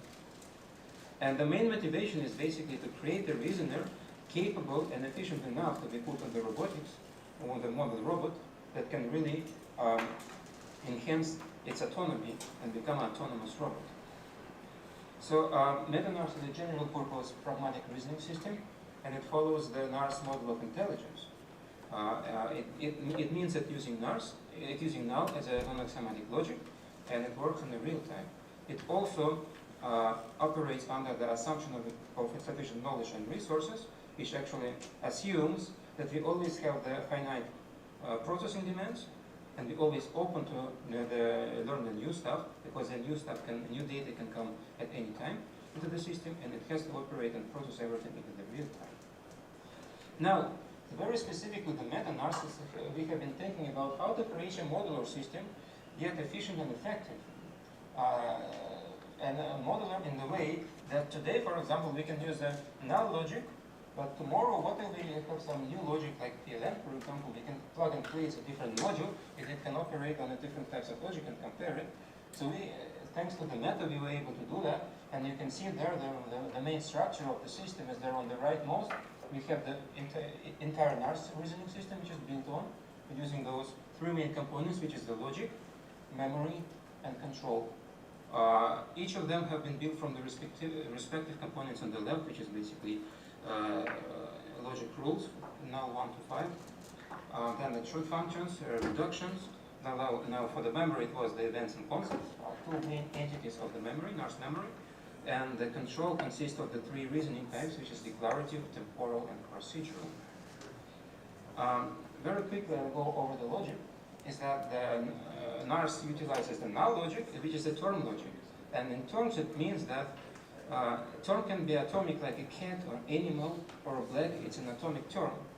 And then using the statements, such as simple examples here is inheritance statements, which is the cat is an animal, or the Garfield is an animal as well, where we have the instance, Garfield is an instance.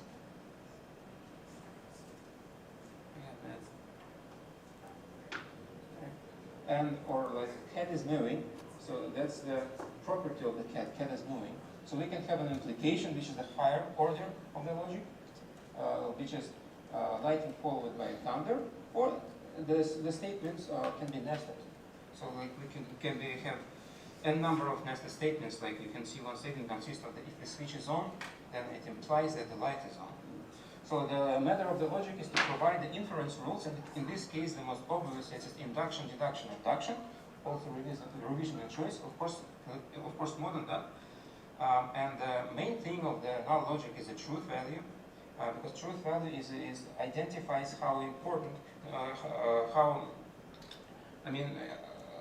it identifies the evidential support of the certain statement or the certain concept to the system's experience.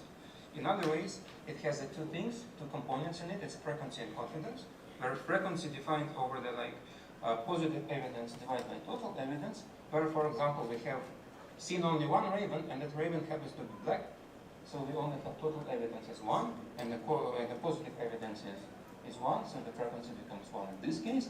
And the confidence now measures the degree of belief, how I can believe to whatever frequency tells me, so that if I have just one sample case, so I'll have 1 over 2 now in this way, so total evidence is 1 and 1 plus 1, which is over here. That one is basically a constant. It can be defined, but in our case we define as 1. So in this case it now 1/2 tells me that 0.5 is very uncertain. So anything like bigger than 0.5 is probably the positive evidence, and I can really believe to whatever system derives, and everything before less than that is I should basically contradict. Right. Now I want to take a look how it's actually written in Meta, and on the left is the actual code, and on the right are all the levels of null logic to being implemented. So it's really exactly implemented all of them as other versions of NARS, like including Patrick's ONA version or OpenNARS, like in Java version. However, it's way more elegant implementations of everything, including the logic.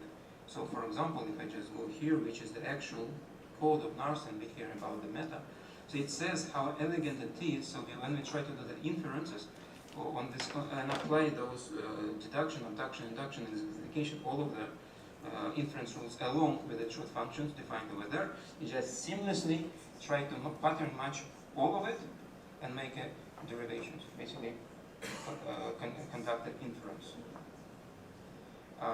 I mean, it's very neat and very easy to see and understand. If it would be like other low-level language, it would be very cluttered. It would be lots of code classes and for loops there.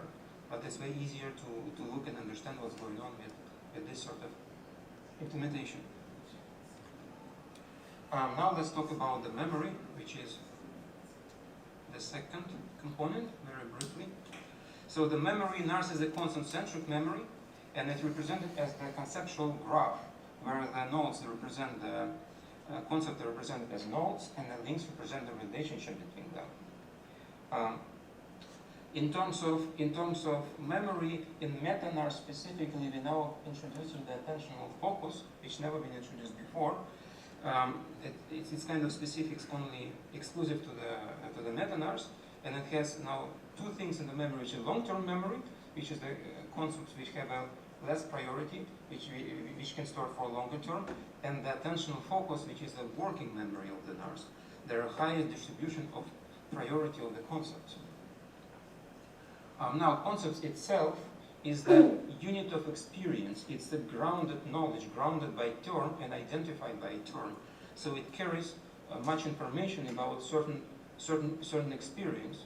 So it has the declarative information inside of it, it has episodic information, and it has procedural information, all necessary to do the inference for all of the three types of inferences we just showed a few slides ago. Another things which, in terms of structures we used in the meta-NARS, we used like priority queues, but meta doesn't have priority queues, so we kind of have to be creative to implement them using the spaces, and we need them as an entry point of the system for the beliefs, whichever sensory events or any event which comes to the system, and the goals which the system has to realize in terms of satisfaction. Two words, attentional focus as well as the queues have the predefined number. So they're defined in size, and this is a system hyperparameter. Now this is the whole architecture of meta-NARS. If you can see the conceptual memory here with attentional focus right in the middle is central part of it, where the knowledge is represented. Now we can have the priority queues at the entry point to the system. The priority queues are spaces for the beliefs and goals. They have the input events, a sequence of events which comes into the system, as well as derived events, such that they will compute for the resources. That attention mechanism is actually employed and implemented in order to keep the computation for the resources. And then most importantly here, what we can see, we have the three control for inferences, in particular declarative, temporal, and procedural. Now let's have a little bit about each of them. So declarative inference is an inference that requires which is a semantic inference, and that requires a common term to reason about the data or the knowledge. So the very simple example here, it features like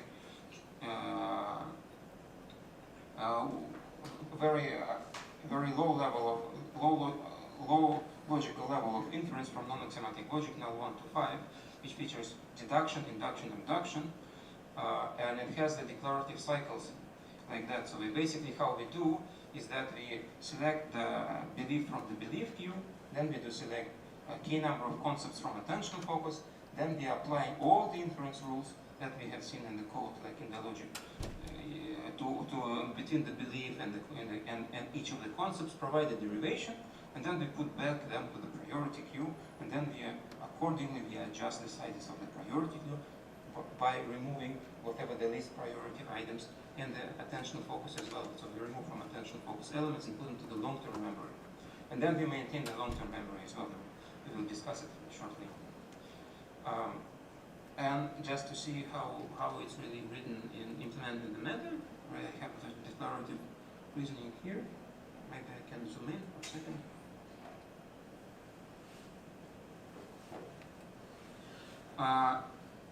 So basically that statement, how we can see,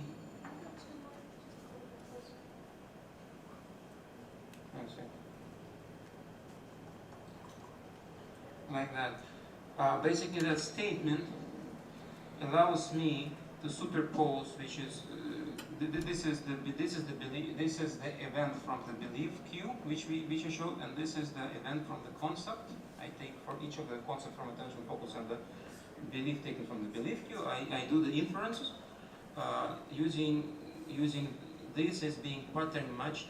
This two characters being pattern matched against this, all of it, each of the rules here, and I produce a number of derivations for each of the cycle.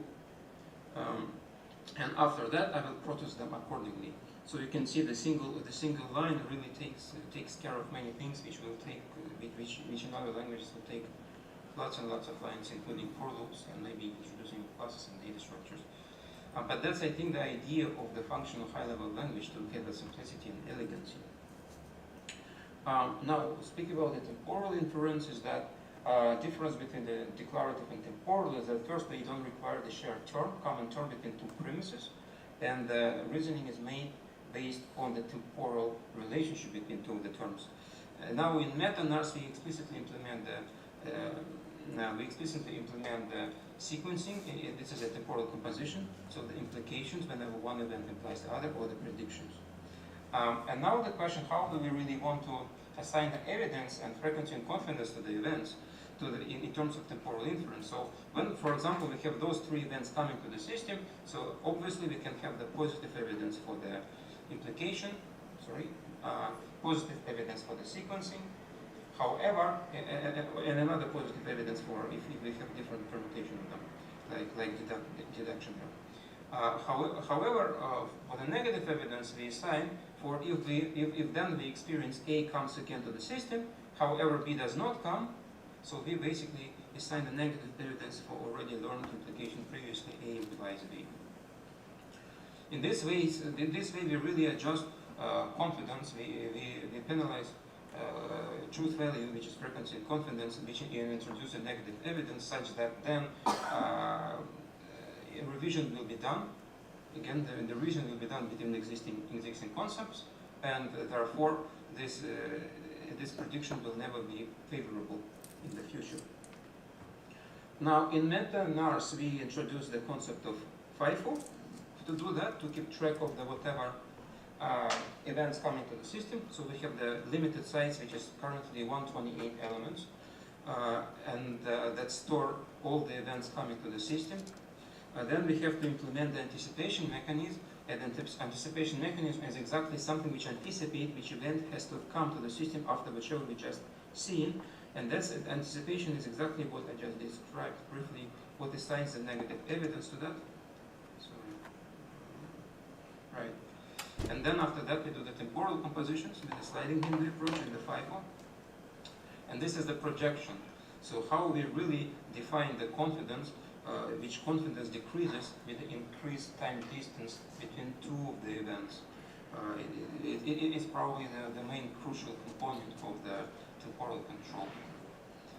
We can go to the procedural, I think. Now, procedural is concerned with the operation and reaching the goals. So procedural learning is the learning in meta-analysis. Procedural learning is the learning in procedural hypothesis or procedural implications. The form of procedural implications is right here. It has to have a precondition, it has to have an operation, and it has to have a confidence. Now, operations are defined. They are mostly sensory motor atomic operations, like go forward or open the door or reach some checkpoint. However, the sequence of those operations can be learned.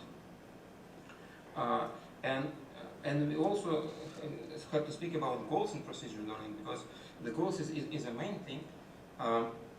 Goal is something that the system wants or desires to achieve, and achieve a goal in this context means that we have to really execute an operation in order to achieve the goal.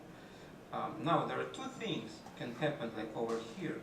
For example, this is the, we currently, for example, we learned that procedural implication with A, O, and G, right? And also we have the event A coming, so we probably have the A coming and then the goal G coming, right?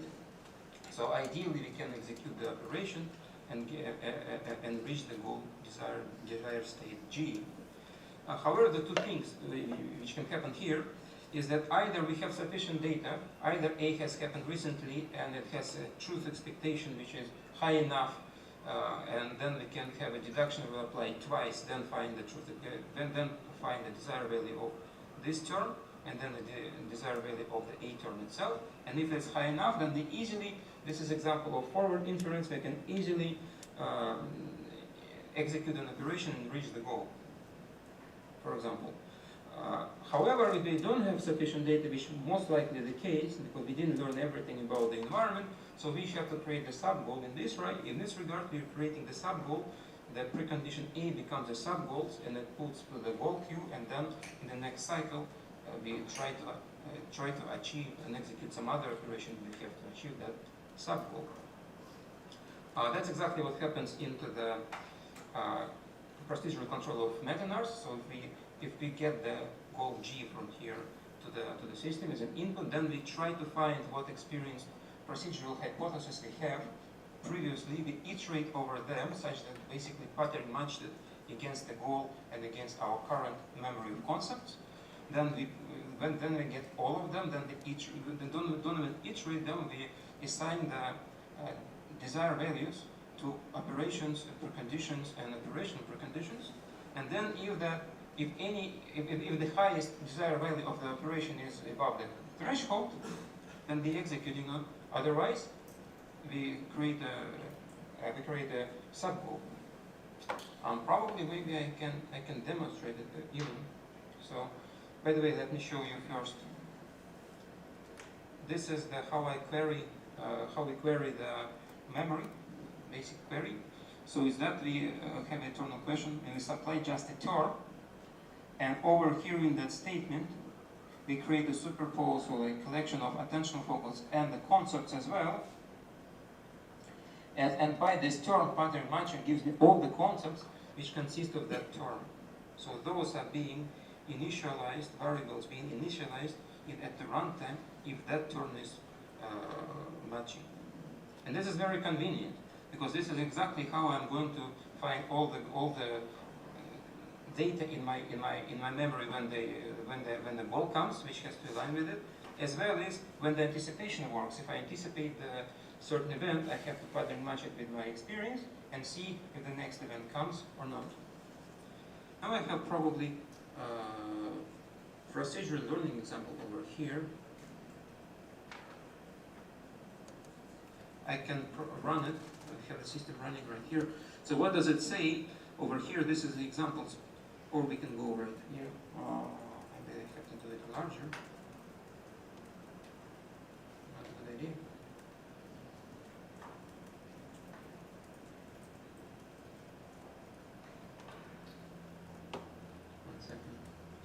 Right. So which is says, if the agent is in agent is in corridor, if moving forward, will be in front of the door, and then I supply some knowledge that if at the window. Very slow. It's still there. Then That's very. it doesn't grow. Is it better? Oh. It's better, but it would be even better if it was even better. 1 second. Maybe I should go right from the meta file. Better, right? Yeah.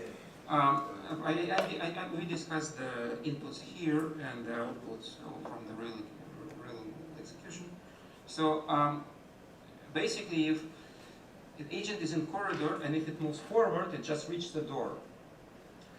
Then, if the agent is near the window, and opens it, it becomes outside, whatever, let's say outside the room.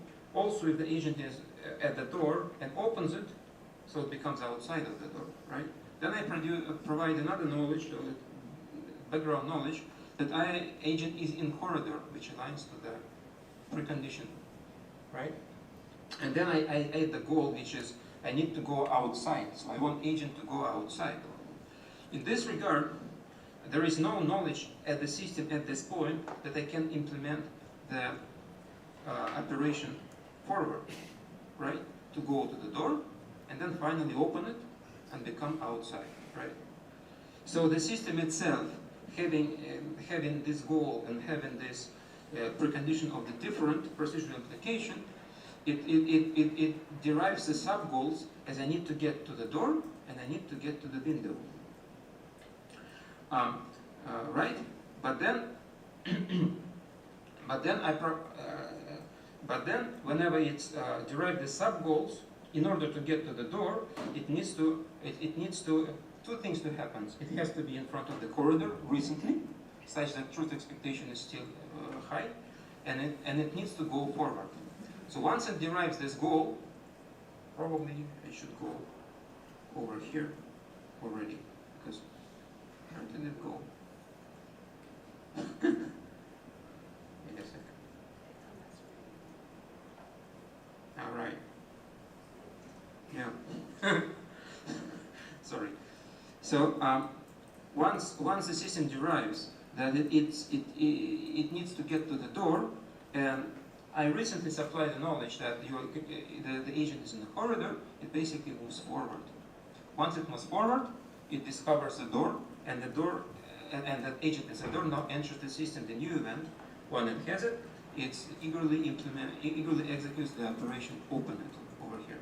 It takes 3 cycles of the procedural learning control to really from in corridor to reach for the outside and create a chain of operations, which is go forward and go outside. This is what I explained, just interactive example. And now let's speak briefly about attention control. So any reasoning system must have an attention. That's the way to keep the constrain the system and select the right premises for the processing. In meta-analysis, we have attention implicitly implemented using the spaces or the data structures, which is we predefine the size of the beliefs and goal spaces, also for the attentional focus, and also for the long-term memory. Attention explicitly defined using the priority calculations, and attentional focus only holds the k highest priority events k highest priority concepts out of the entire conceptual memory of the system. And the concept is being forgotten or forgetting is using the usefulness. Usefulness parameter is basically being computed the use count, how many times I have used this concept, and then divided by when I was using it. So the distance, current time between when is the last time I was using concepts. Now, priority value tells me how important the current item to the system experience. Priority value ranges from 0 to 1, and priority value 1 is the result for the input event, such that system will be focused on whatever goal comes to the system. System to be focused on the inputs of the user inputs. And then priority is being derived and priority being derived for the derivations using the parental events and the concepts it derived from, as well as the derivation truth expectations. And for the sub-goal, we derive the priority based on the current goal which enters the system, and the truth expectations of the truth expectation of the desirability of the precondition of the goal. I don't think we need to discuss any further here. And these are the list of all the spaces with corresponding sizes in the system. So you see it pretty neat. So we have the concepts for the thousands event. We have the attention focus for 100. We have beliefs and goals queued for 100, and the FIFO, which is temporal compounding, is for the 128 items. Now I just want to see. Probably we wanted to show it tomorrow, or like in the conference, but we couldn't bring the robot for some reasons. So this is the meta-NARS operating on the robot in real time. So as you can see, the robot learns to see where the bottle is. Once it sees the bottle, its goal is to pick up the bottle, identify it as a trash, then pick up the bottle and collect it. So now you can see the very short excerpt from it, just for the sake. It navigates around looking for the bottle, and now it will find it. It's not remote control. Now it sees the bottle. Now it has sufficient evidence to pick it. Now then the gripper down and executes the operation pick. Once they execute operation pick, the operation has to be defined in the system, basically hard-coded, and this is all happening in the ROS 2. Now we're working to really get it into the ROS 3, and now it will align with this. This is already like SLAM mechanics and visual, and then it tries then get and grab it.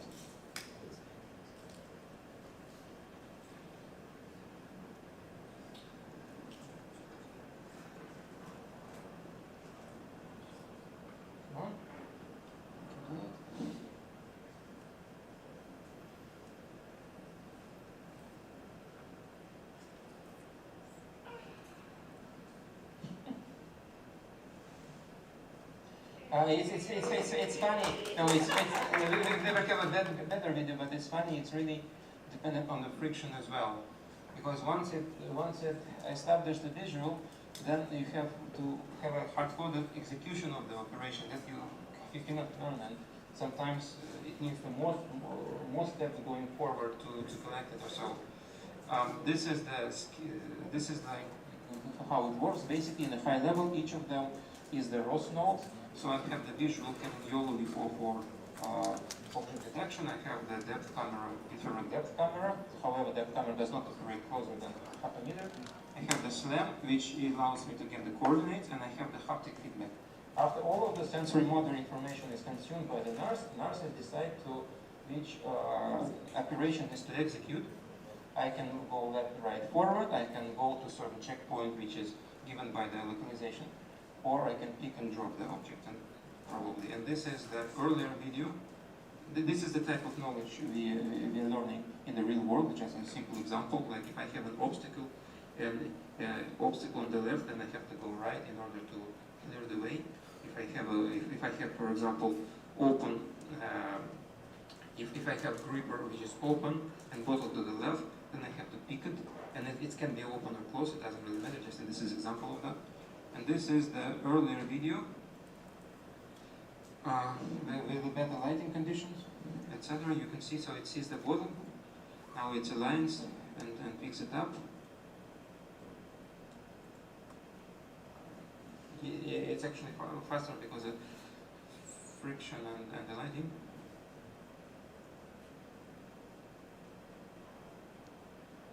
And then once it picks up, it has to derive that, it has to get the sensory information that the gripper is closed. Then it's getting that feedback. After that, it executes the operation like drop it. Yeah, haptic feedback is received, and now it's dropping it back to the trainer and continues forward and forward. So we tested it with meta-NARS. It's really stable. So we have the testing scripts and we tested it in real life.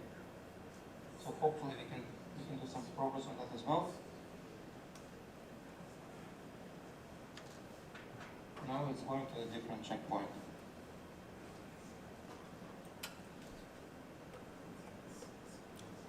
With all sorts of objects. It repeats for all sorts of objects. I think that's it. We are quite at least be for time. Thank you. Thank you very much, Peter. Yep. Very, very much. All right. So again, we'll hold questions unfortunately, and we'll have Patrick up here. Patrick Hammer, please. He's going to present on experiential learning 2, so second presentation, looking at NACE. And you can share your screen and you can click your mic when you're ready. Thank you. Okay. So if you share your screen on the Zoom.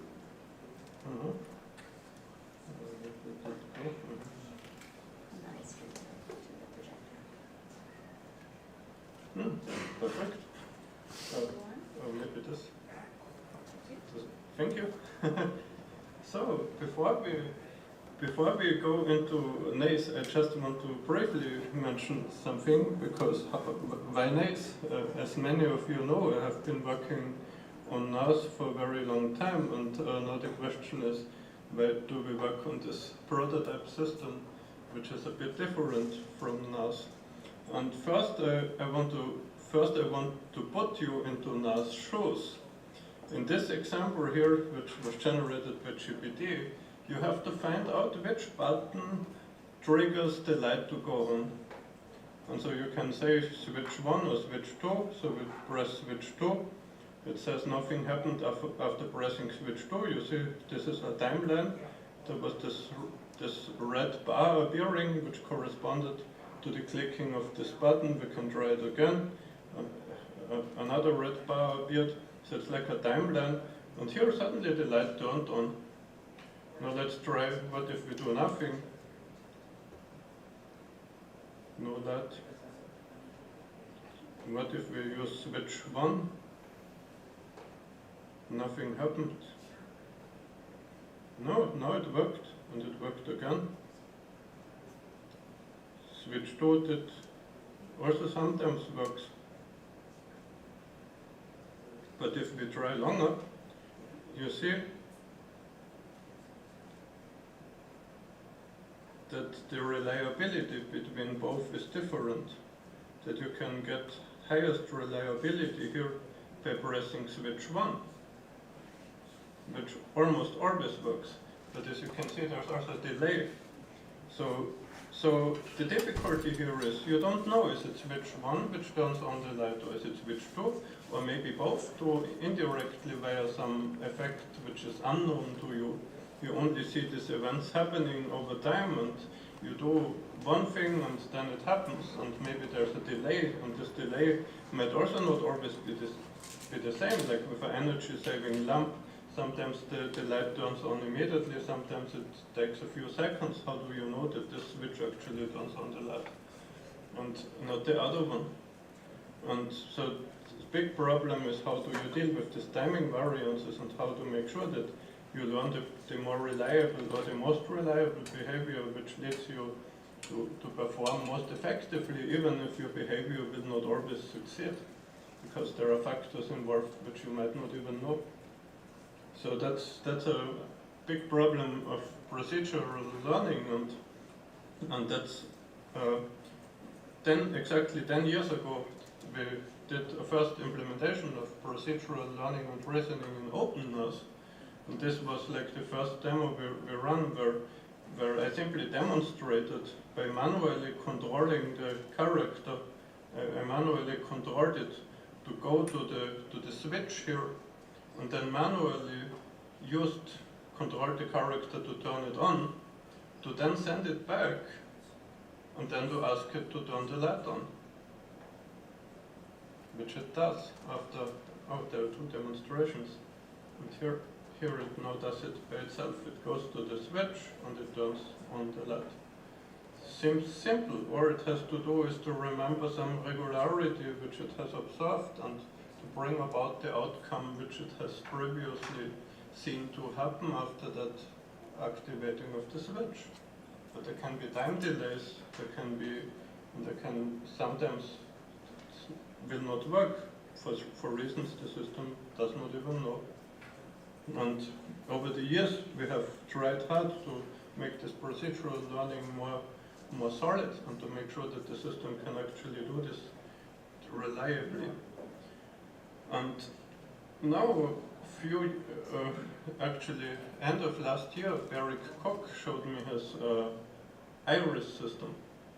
And what's special about IRIS is that it can relatively effectively, in a static environment, learn regularities which it can use to bring about arbitrary outcomes, like to achieve arbitrary goals we give to the agent. And what's special about this agent, like the agent I wanted to build, is that it learns causal knowledge about the environment. It simply watches changes in its observational window and tries to associate these changes. What if I do this? Will another change appear? Or will something else happen? Or will nothing happen at all? And that's the big question for me is, if his system is so effectively to learn these causal patterns, then how can we extend his system to get rid of limitations? What happens if effect cannot always be produced? Like in the example I have just shown you with the light switch here. Well, what if there are non-deterministic effects in the environment? And what if there are changes which are not caused by the agent, but maybe by other agents or by other factors which are unknown to the agent? What if these causal dependencies change over time? What if the environment is non-stationary and the dynamics of the environment change? How to build a system which can deal with that? And then the next question, what if the agent only sees part of the environment? How to deal with that? What if we only have a limited observation window? What to do? How can we build an agent which can effectively deal with that? And that's why we're currently exploring and this new prototype called Non-Axiomatic Causal Explorer. And it can't be an AGI conference without talking about birds, because birds are smart animals, and we will see, we got inspired by nature here too, because experiential learning is something which in nature happens all the time. Animals have evolved to be able to handle experiential learning very effectively, because for them it's survival relevant. If they get into dangerous situations and they do not learn from it, next time they might die. While the animal which learns from it and can avoid the situation next time will be alive. So data sample efficiency is important here, because in a reinforcement learner, okay, we simply want to learn the optimal policy, no matter how much data it demands.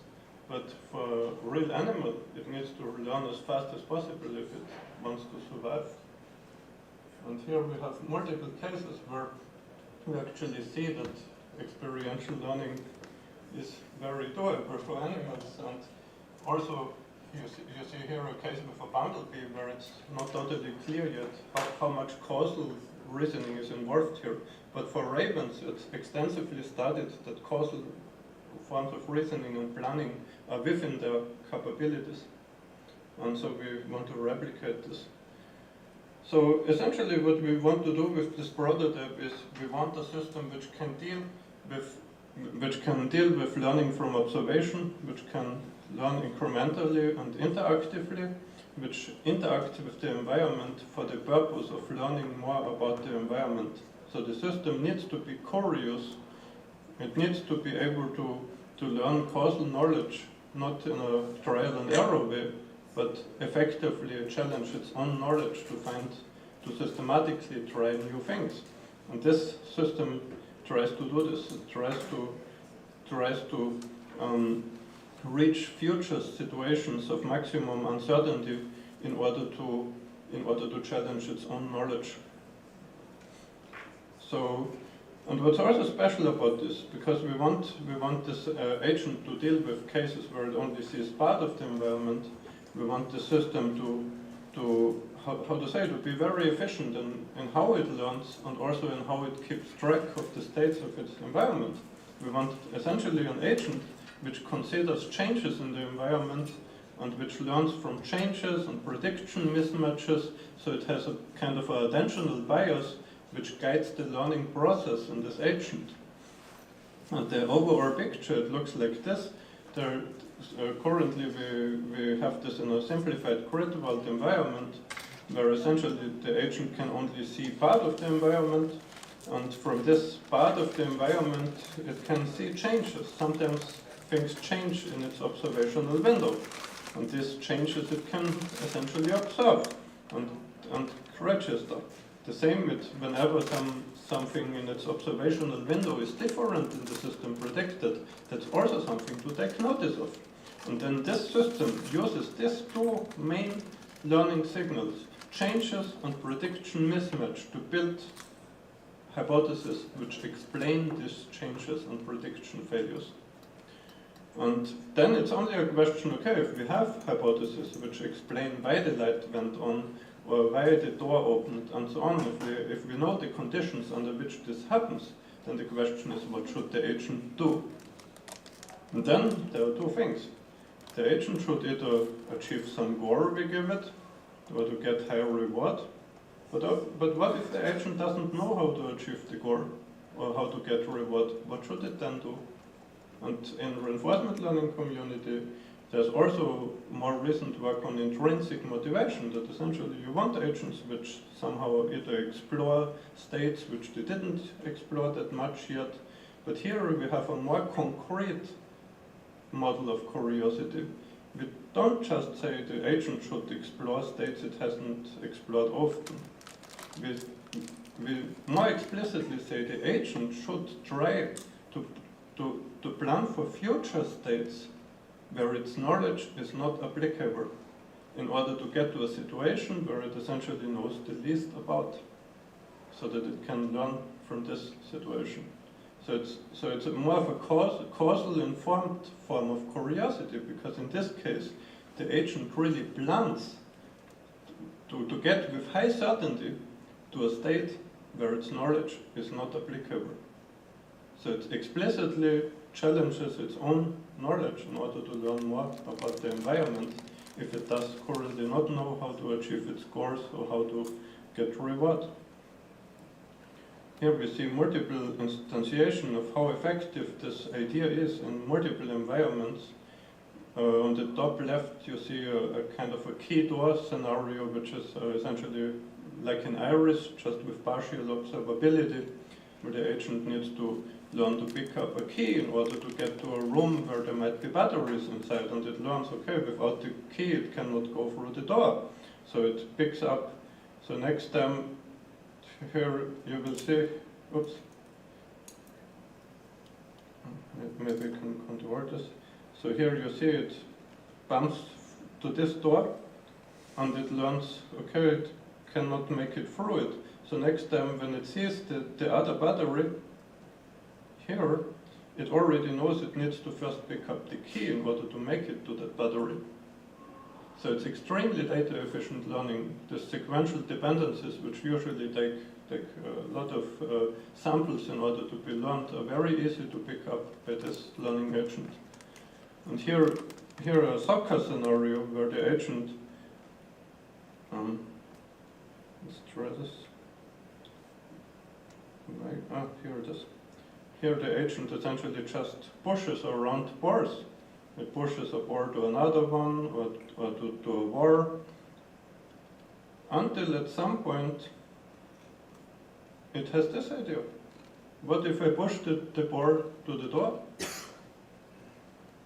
It gets a reward. So that's what it keeps doing from now on.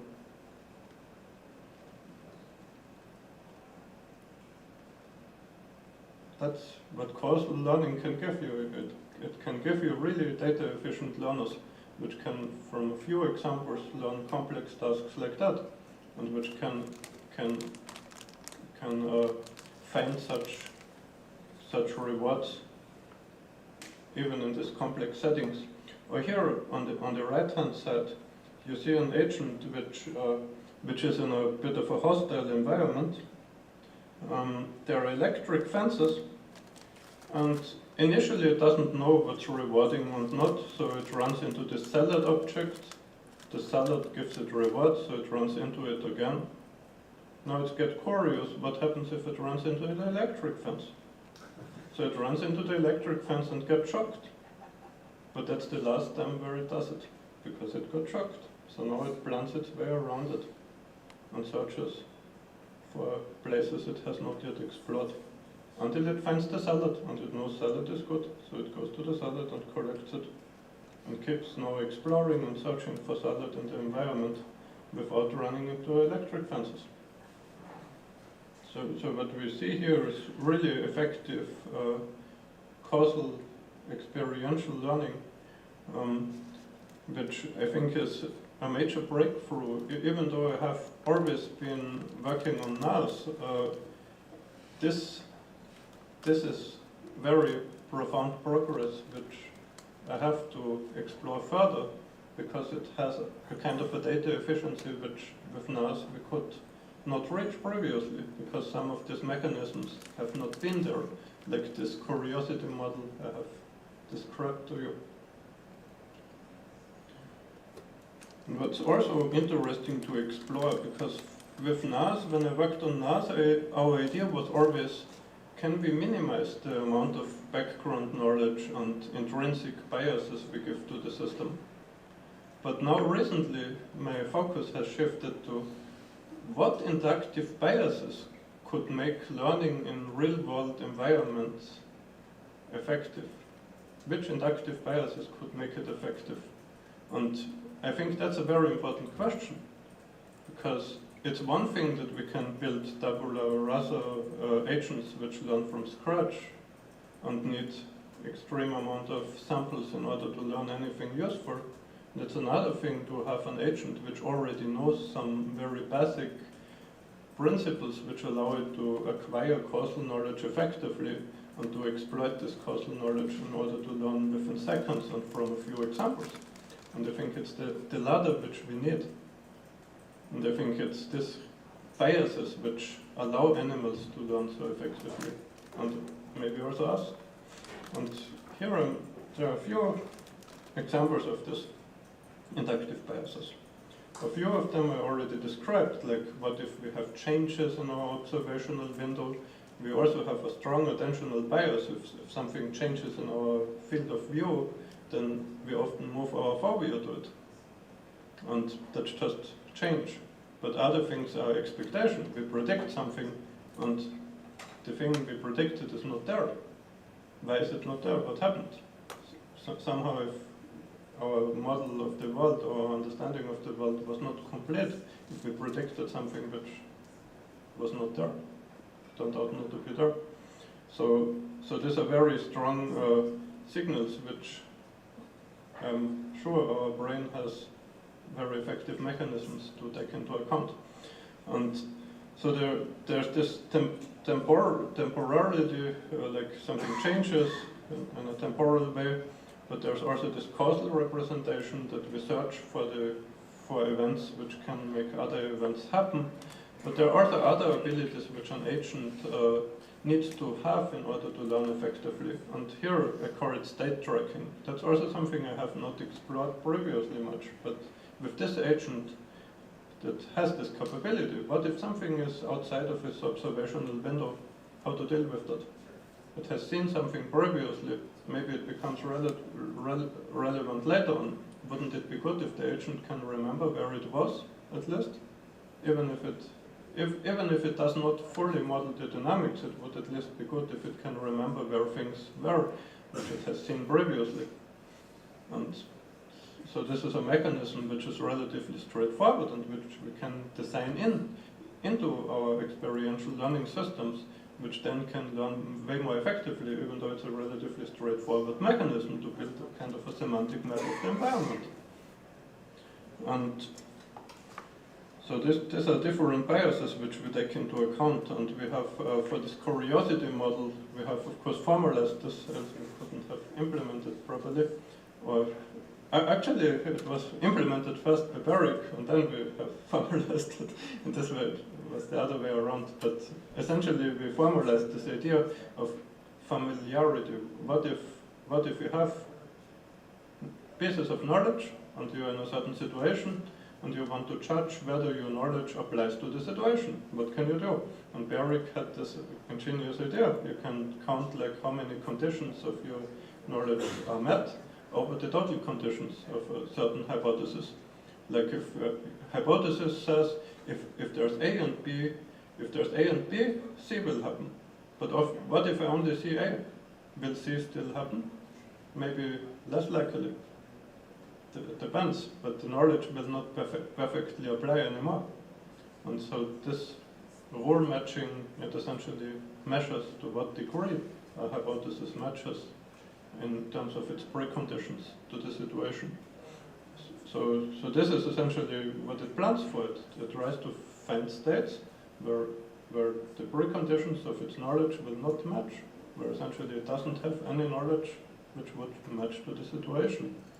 And that's its curiosity model. I don't have the time to go through the detail here, but essentially here you see the structure of the hypothesis. Like you can essentially model what if there's a certain cell value on the grid, which is an X might stand for the agent itself, and what if to the right of it you see this pattern? Then what if the agent moves to the right? In this case you see C00 is still an X. It's because the agent moved against the wall. Nothing changes. The agent will still be at the same cell. Well, if there's an empty cell to the right, then the agent will move from the. If it moves to the right, it will be there where the empty cell was. So in this case, it's modeling the dependency. I cannot move through walls, but I can move to an empty space next to me. Just as one example. And the way this is evaluated within the system, there are still some mechanisms of NAS which are also in this agent, which is evidence accumulation. Because in environments where you have non-deterministic effects, like we had with the light switch, it might be that some knowledge applies and maybe only works to 90% of cases, or maybe 80%. How to deal with that?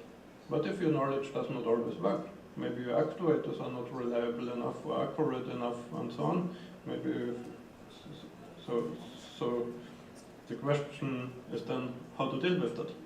And this agent borrows this principle from NAS to capture positive and negative evidence in order to extend these arrays to allow non-deterministic environments to be handled.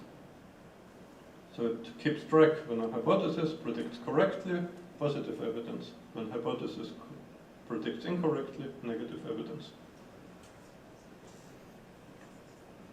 And recently we have shown in various grid world environments that with this inductive biases this agent has, we can really raise the data efficiency by orders of magnitude, and we have many examples where we show just that, how much more. This is a logarithmic scale here, you can see. So this is a simple environment here, for instance, an empty vault where the agent simply has to find the green object and go to it in order to get reward. And you can see even here with this deep reinforcement learning algorithms, you at least need 100,000 steps to find any reasonable policy. Well, with this agent, it's usually just hundreds of steps. And yes, but these are the boring environments. It gets more interesting if you have environments where you need to remember where things are and which parts of the environment you have already explored. And it's essentially particularly such environments where this agent really shines. It's one thing to explore an empty map. It's another thing to remember to navigate a cave, for instance. Or what if you have sequential dependencies? You need to pick up a key, else you cannot go through the door. What things like that? And it turns out reinforcement learning really struggles with this, because it cannot model transitive dependencies causal dependencies, effectively. So if you have, the more sequential dependencies you have, for this agent it's not a problem, it can simply chain them. But for a reinforcement learner, it often means that you need significantly more training data. The training data with each sequential dependency really explodes. And we see this in our experiments too. In this environment, all the agent has to do is to unlock the door with the key. But what if there is one more step? Like, okay, unlock, let's see where the slide is. So there are two versions of this environment, or three versions even. In one, all the agent has to do is to unlock the door. Here it still works kind of with this deep reinforcement learners, but once there is one additional step, you need to unlock the door and then go through it and then reach a target location. The data efficiency of the reinforcement learner already needs another order of magnitude of samples in order to get there. Even though it's just one additional step to go from unlocking the door to the target location. In addition, another order of magnitude of samples you need to handle this for reinforcement learning technique, since it cannot chain together these individual steps. But this causal agent can do this by design. It's because it's built that way, that it can chain causal knowledge in its planning process. So we have, so that's a paper, these are results from a paper we are currently writing and which we will submit to ICLR. I guess International Conference for Learning Representations, and I think it will have a good impact. And then there is more, because with this agent we have incorporated like the ability to use meta. So you can essentially give this agent high-level objectives in meta. You can, for instance, say, I want the coffee to be made, and you have ways to describe to it in meta what this entails, what it means to make coffee, what it means to set the table, what it means to store the cup. And then you can give this agent this high-level words as a meta expression, and the agent will then do it. So you can tell it make coffee, and it will find a way to move the coffee cup to the coffee machine. But the important thing is, we only define the meaning of the course. We do not define how to achieve the course. That's for the agent to figure out. And it's very effective to doing that. So initially it does not know how to get the coffee cup to the coffee machine. But with a few examples of trying to manipulate the object in the environment with its curiosity model, it quickly figures out and finds a way to achieve the goal with that.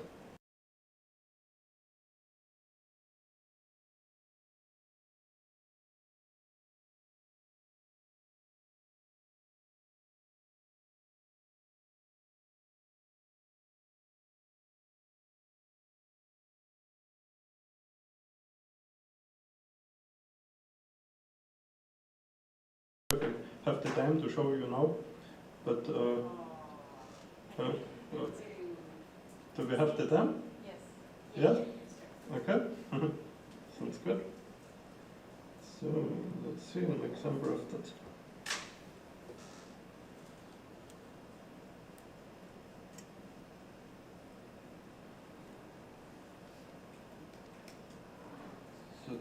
So this is an environment where the agent simply needs to collect salad in order to get the reward, but it doesn't know in the beginning that that's the case.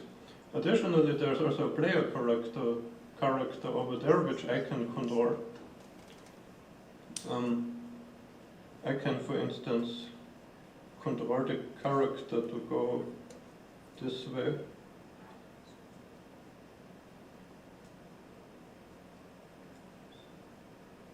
The bird starts moving. Previously it tried to hit the wall just to see what happens. It seemingly has now already learned how to navigate the environment. And it seems to be curious about what happens if it hits the salad. It hits the salad and gets reward. the salad respond at another location here, what will it do? Of course it will go to the salad, since it has already learned it gives it a reward. It says achieve, and goes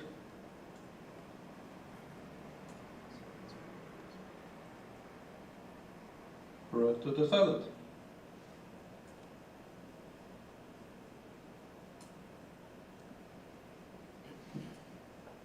Now it's curious about what's over there, since it has not yet explored this part of the map. And it has found a salad again. What will it do? It will collect the salad. It says achieve, because it knows going to the salad will give it a reward.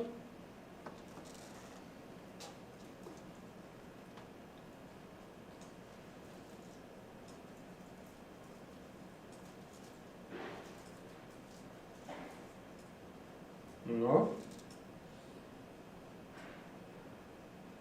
So it's essentially going to the searching for salad in the environment. And what's also the case, I want to show this too. So.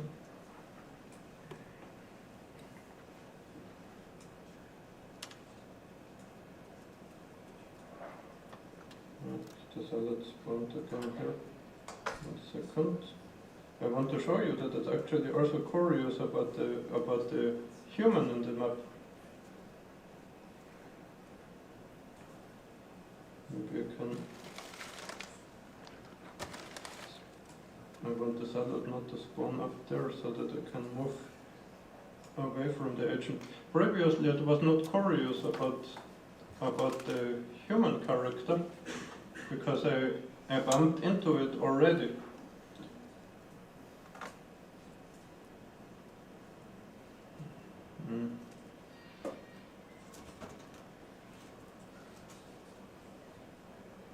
Maybe I can make it spawn somewhere else the first time. This will resolve the issue. 1 second. Right.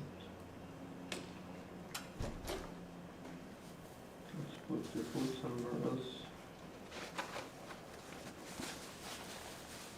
so that I can move past it.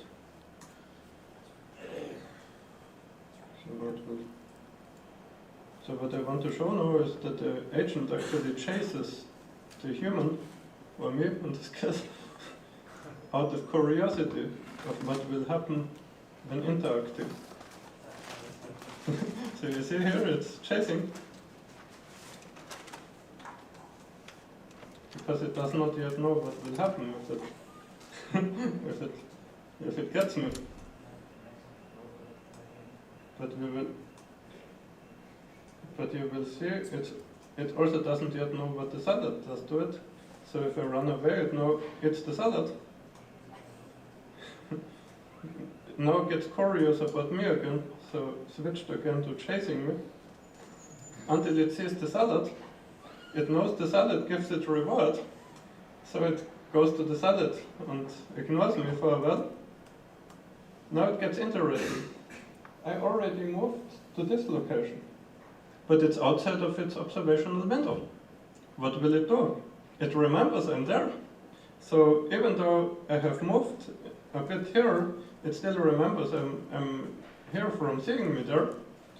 So it eats the salad and will now go to the location where it has remembered me to be. So it now wants to move down there in order to interact with me. Even though I'm not exactly at the cell anymore, but I'm close to it, so it moves there. Now it sees I'm actually over there, it updates its mental map, it now knows, okay, I'm actually there, and keeps pursuing me. Let's see if we can trick it.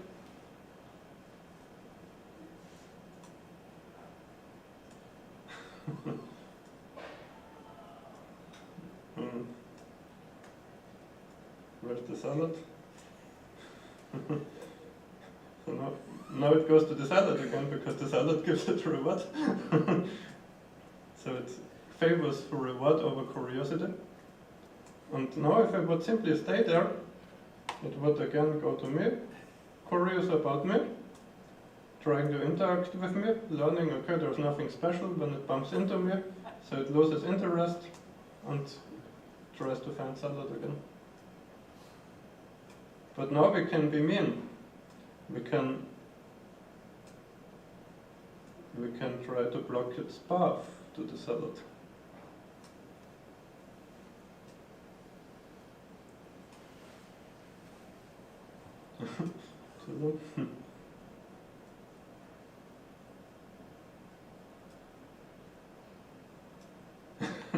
I'm not sure what it's doing now. Actually it's going to the salad.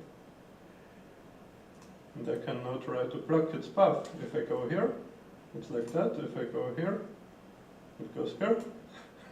I'm blocking its path to the salad, and if I move away from it, it corrects it. Just an example, it can deal with external changes. Any question? Yeah, so if you now add X to the environment, will it try and pick up the X to see if it can remove you from blocking into the cell? Yes, it would try to interact with it to see what. If an axe is added to the environment, will it pick up the axe to prevent you from getting in front of the salad, in between it and itself? Yes, it could definitely learn that. Let's not train that. Let's not train that. That's one example, but I also want to show the example with meta, since this is most important for this workshop. So in this example, what we will see is using meta to give this agent high-level objectives. So in this environment, there is a table, there's a coffee machine, and there is some place where it can store the cup. And in the beginning, it doesn't yet know anything, how it can manipulate things. So it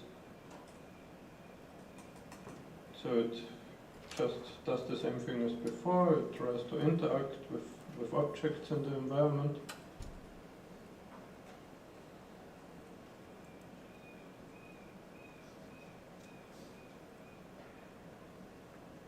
And now we could give it an objective. For instance, we can give it the objective to make coffee.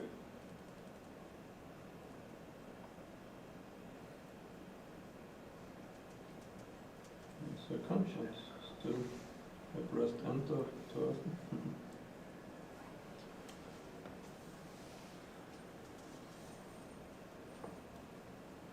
It's ready? No, not yet.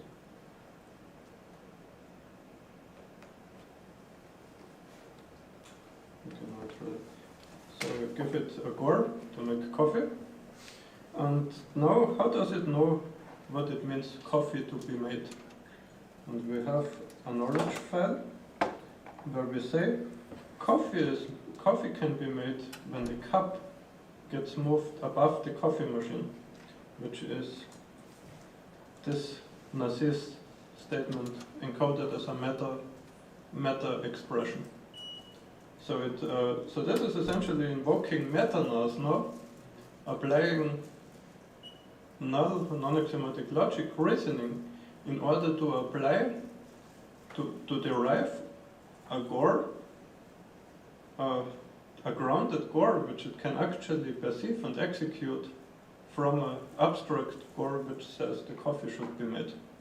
So we enter a Goer which only says the coffee should be made, but it uses this knowledge which we gave it, which says coffee can be made if the cup is above the coffee machine. It derives this as a Goer from the Goer, as a sub-Goer from the Goer that the coffee should be made, essentially. You see? So here we see the derivations. So it derives that, let's see what happens. So we entered the Goer coffee should be made. And it derived various things. It also knows coffee is a drink, so it also derived the drink should be made. And it also knows some coffee is black, so it also derives something black should be made. And so it also does this kind of syllogistic reasoning, which is very typical for NAS.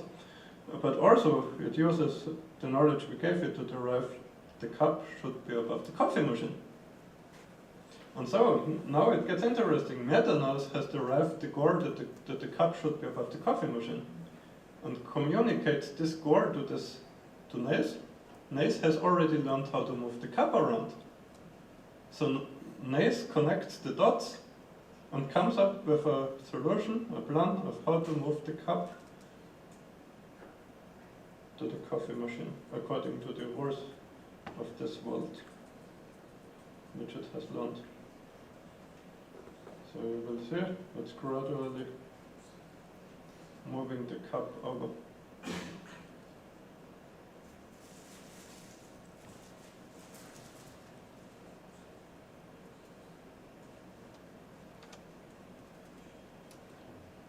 And what's really beautiful of this is that essentially it's an example where this effective causal learning comes together with this high-level syllogistic reasoning, which allows you to have this high-level knowledge about objectives and like interpretation which humans can also understand, which would make coffee, and the system can use its understanding of what it means to make coffee, derive a goal that the cup should be above the coffee machine, and the causal, the experiential learning figures out how to achieve these objectives and actually gets it done. So it's a good example that meta-NAS and NAS is actually a very powerful combination, because this procedural learning with ability to keep track of the environment with a mental map, that's very effective. And then to combine this with this high-level reasoning about what it means to make coffee, or there are also other goals here. We could say, I want. Oh yes, I'm running out of time. Oh yes. So you see, it's an example of combining this high-level reasoning with sensory motor learning, and I hope this shows why we are pursuing this direction. Thank you.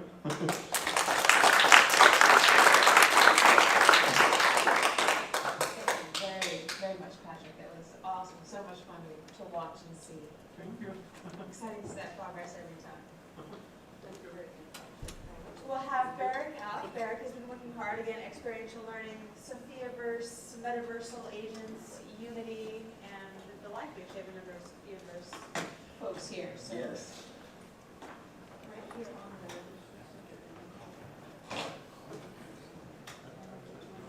screen share. I think this one seems to work the best.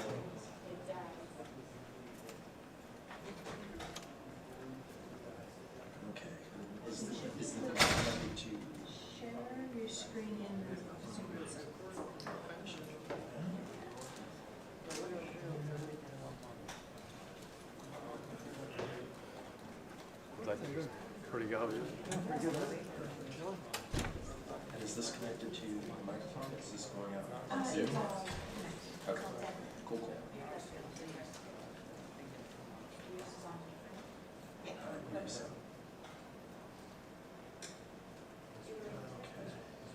Thank you all for staying. Yes, thank you. Much appreciated.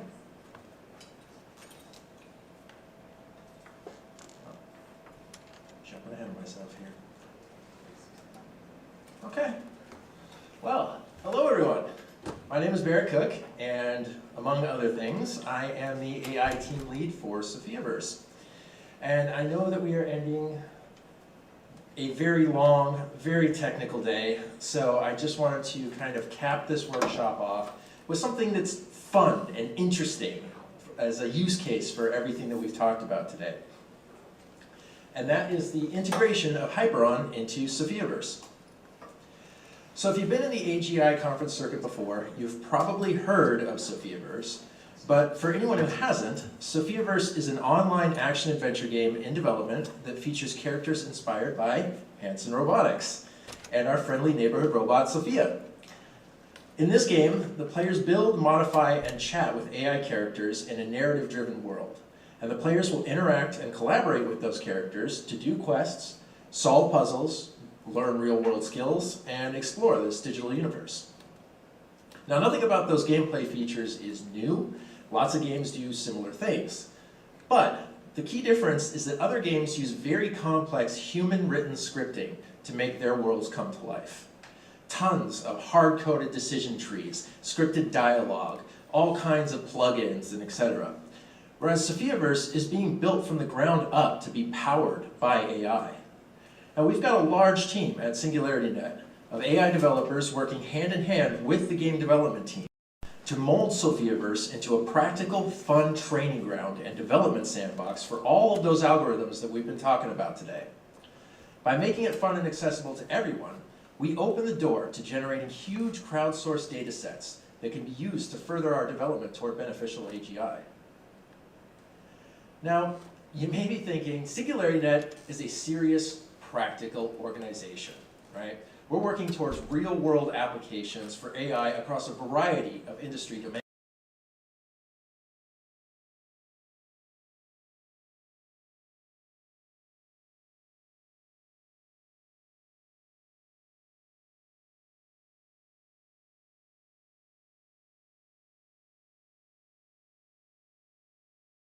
Way back to the distant year of 2013. The new AI renaissance began with DeepMind playing Atari games. The hype from that drove investment and research that resulted in the LLMs and the generative AI revolution that we see today. And while these practical systems have improved many aspects of people's lives, it was that initial fun factor that drove the AI field out of its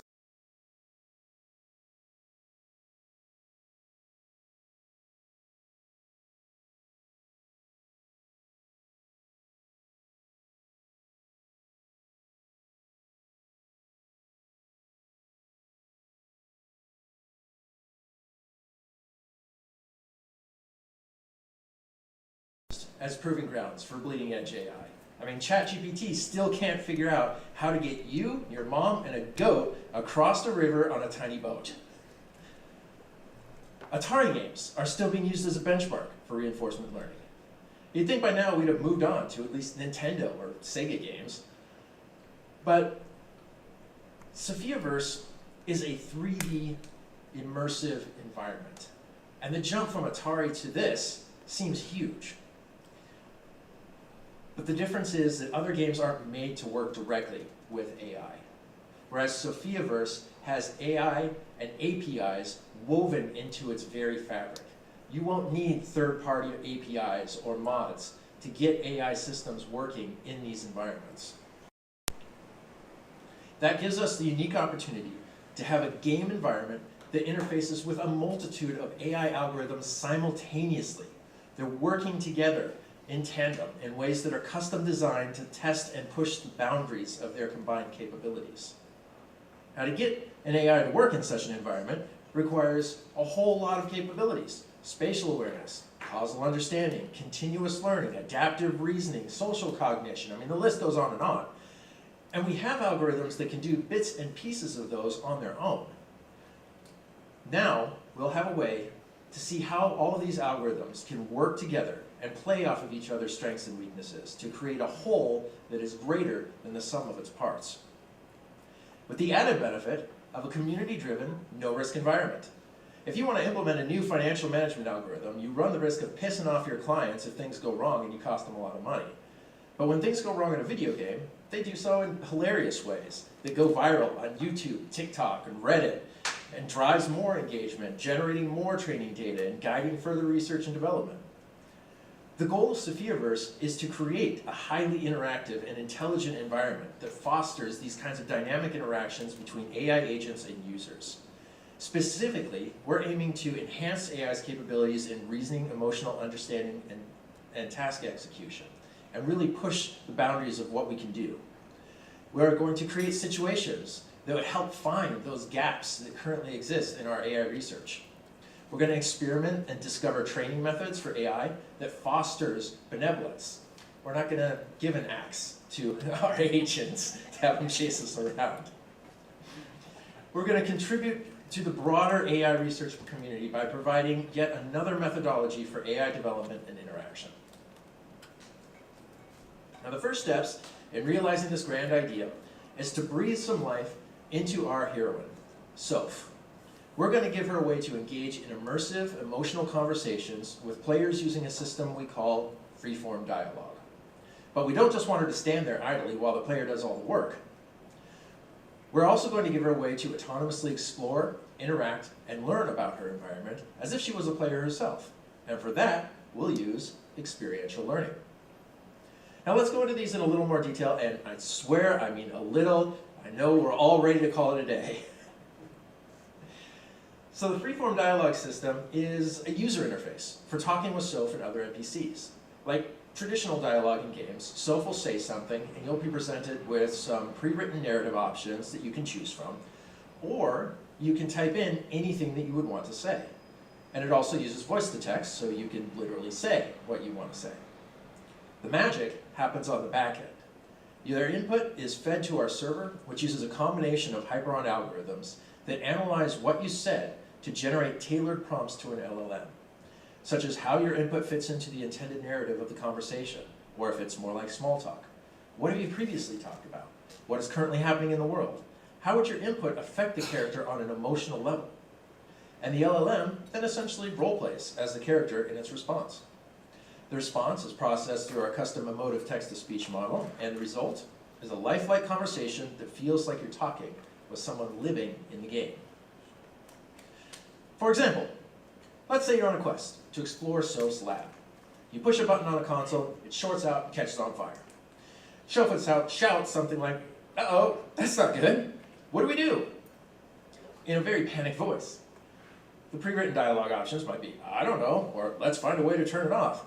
But you could say, "Do you know where a fire extinguisher is?" She might respond with, "I don't know. What does it look like?" You can say, "Well, it's a red hand-held bottle that has a hose on it." But with all of the situational and contextual data that's incorporated automatically into the LLM prompts by Hyperon, the LLM would be able to respond with something like, "I think I saw something like that over by the door." So you go grab it, put out the fire. Overcoming this challenge would build Soph's trust and affinity for you. But alternatively, you could have said, "Shut up, you dumb robot, I'll handle this," and lowered Soph's opinion of you. And the next time you talk with her, she won't be so friendly. This is the kind of unscripted emergent gameplay that just doesn't yet exist in games. This added layer of Hyperon processing also prevents the conversation from going too far off the rails, which, as I'm sure you all have experienced, happens very easily when talking directly to an LLM. The data from these conversations is also used for training and populating the meta atom space with information like a fire extinguisher is a red handheld bottle with a hose that can be used to put out fires. Now imagine how much data we could collect and correlate from thousands, hopefully millions, of crowdsourced native player interactions like this that are just natural, happen throughout the gameplay, and every single person has a unique experience. That data can then be used and populated by the experiential learning system. Now this system is what controls how the NPC characters interact with the world, such as where the NPCs go, what objects to interact with, how they learn from these interactions, and how they use that knowledge to figure out what to do. Now this is possible by using the power of the causal learning and curiosity-driven exploration of Iris, which Patrick mentioned.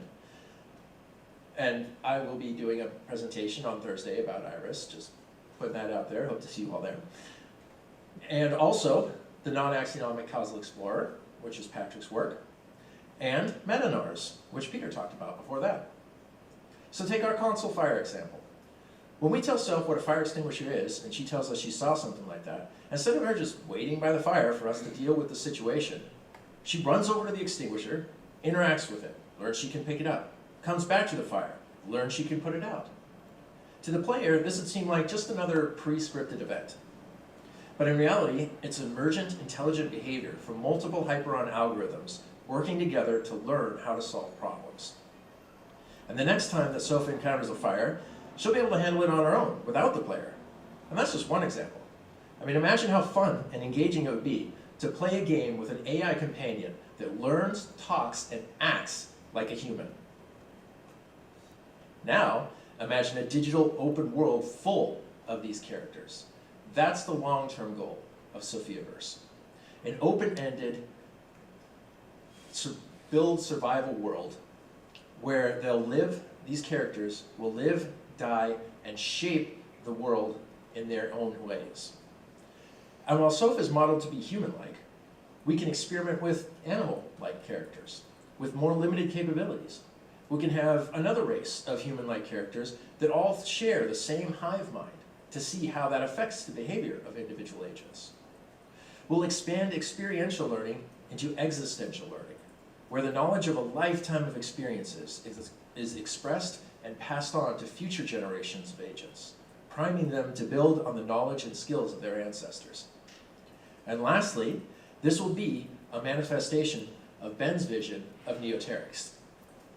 Now, neoteric, if you're not familiar with it, is an old world word meaning new people, a new species of relatively simple metaverse native creatures, intended mainly for experimentation with OpenCog Hyperon algorithms, for controlling embodied agents, displaying, developing, and emerging collective intelligence in 3D virtual worlds. And while the neoterics are primarily proposed as a research tool, there's also clear potential for gamification and monetization in a metaverse context. And as the number of neoterics scales up, maintaining that population in an efficient and manageable way will be a fascinating test case for scaling up Hyperon at services. But in conclusion, what we learn from the process and results of combining all of these systems together in this fun video game environment might just show us a path forward to beneficial AGI. Thank you.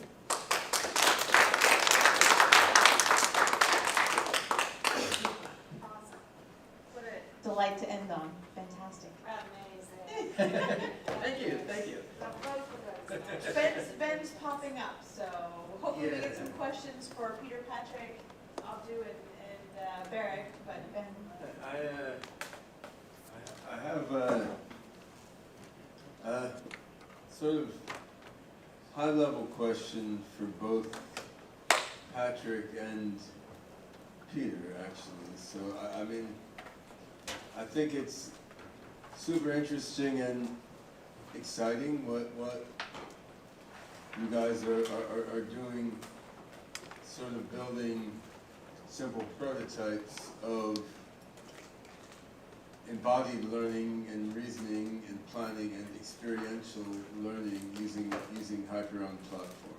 I mean, these are things that are very clearly on our roadmap for Primus in Hyperon, but Primus is a more complex cognitive architecture with all these pieces, so there's a whole bunch of pieces to build before we can do this sort of experiential learning in the Primus way, whereas NARS is a simpler cognitive architecture in many ways, so you can more rapidly get to doing these sorts of experiments, and it's really interesting the kind of results that you're getting now. So I agree, Patrick, that the one-shot learning in an embodied, curiosity-driven context is quite interesting. I mean, doing this sort of stuff with reinforcement learning, you just need a whole lot of trials.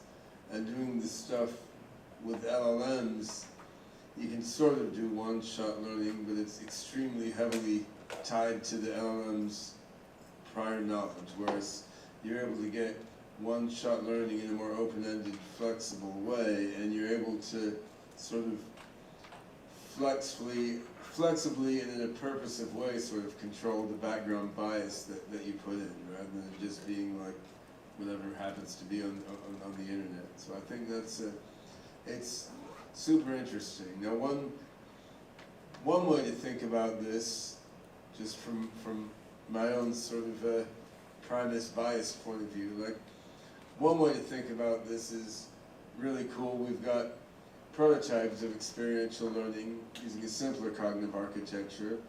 We could then see what we can learn from this for, say, 6 months from now doing similar sorts of experiential learning experiments in Primus with more bells and whistles and perhaps more scalable learning algorithms. Now, another way to look at it is, okay, well maybe we can just grow NARS into a real AGI on this platform, right? And my question has to do more with the latter route. Like if one were to try to take what you guys are doing as a start with robots and simple agents in the game worlds, if you're going to take that as a start and try to sort of gradually move it toward human level AGI using NARS as a paradigm, like what would you see as the more difficult obstacles to overcome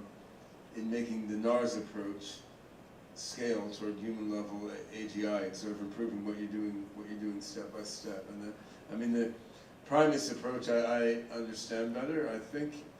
I know what's in Pei's books and papers and in open NARS, but there's a bunch of uncertainties, obviously, between that and human level AGI, which is sort of what my question's aimed at. And I'm sort of setting aside the truth value formula issue for the purpose of this, because I can see you've modularized truth value formulas, so like we could, if someone wanted to take the time, you could drop in PLN or quantum truth value formulas or something, right? So that if that's what was needed to make it work, that's easy to do. I'm more interested in like attention, planning, concept formation, like whatever other missing bits and pieces are there in cognitive architecture. Thank you. That's a very good question. And for me personally, even though I have always worked on NAS, also this led me to more and more see the limitations in it. And so I'm more and more inclined to try the ideas of the Primus architecture, because I think this interplay between different algorithms and evolutionary learning could make a big difference, especially in more complex environments, because even with this experiential learning work we are now doing, even though it's very effective in this kind of grid world settings, I expect major challenges to make it work really well in like real world situations. Even though we have also some robotics work where we're exploring that, we also see that the kind of concept formation which humans are able to do is not fully covered by the logical reasoning with NAS, I have to admit. And so I think for us there is a very good engineering pathway to start from this simple experiential learners and to take more and more into account like evolutionary learning and PLN proof functions, and to essentially incrementally extend this into a more cognitively comprehensive solution, which hopefully will also work well outside of this grid world settings. And so I guess there's a bigger story here, because I mean NAS is known to work for many projects where we are applied in, but in terms of, there's also this question, can it fully cover the cognitive capabilities humans have? And I think at current stage the answer is clearly no. And so I think there are very important principles in it, like this evidence collection principles, and which will also work with PLN, and also attention allocation and things like that. There are certainly very important principles in it which will help us to also to improve and work on Primus. But I personally expect that, how to say, that NAS alone will not be enough, and that essentially we want to move into this direction where we start with the simpler prototypes, but will gradually extend it into a more comprehensive cognitive system.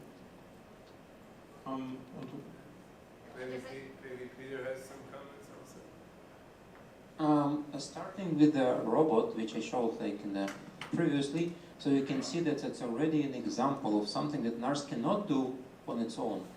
So we're starting with a hybrid system where we have some neural which detects an object and gives the sensory motor events to the NARS, and then NARS outputs the decision. We also see other things like SLAM and everything, so we see the hybrid system. Now extending that idea, actually, that how the NACE or the Explorer, what it was originally named, became, is that we really been dissatisfied with the procedural learning control of NARS, because given lots of things and concepts in memory, the attention allocation could not really handle all of representations of the environment and could not reason on the regularities in the relations between them. Therefore, originally the NACE was kind of, the idea was the NACE should replace the procedural learning component of NARS, but then it evolved in the system by itself.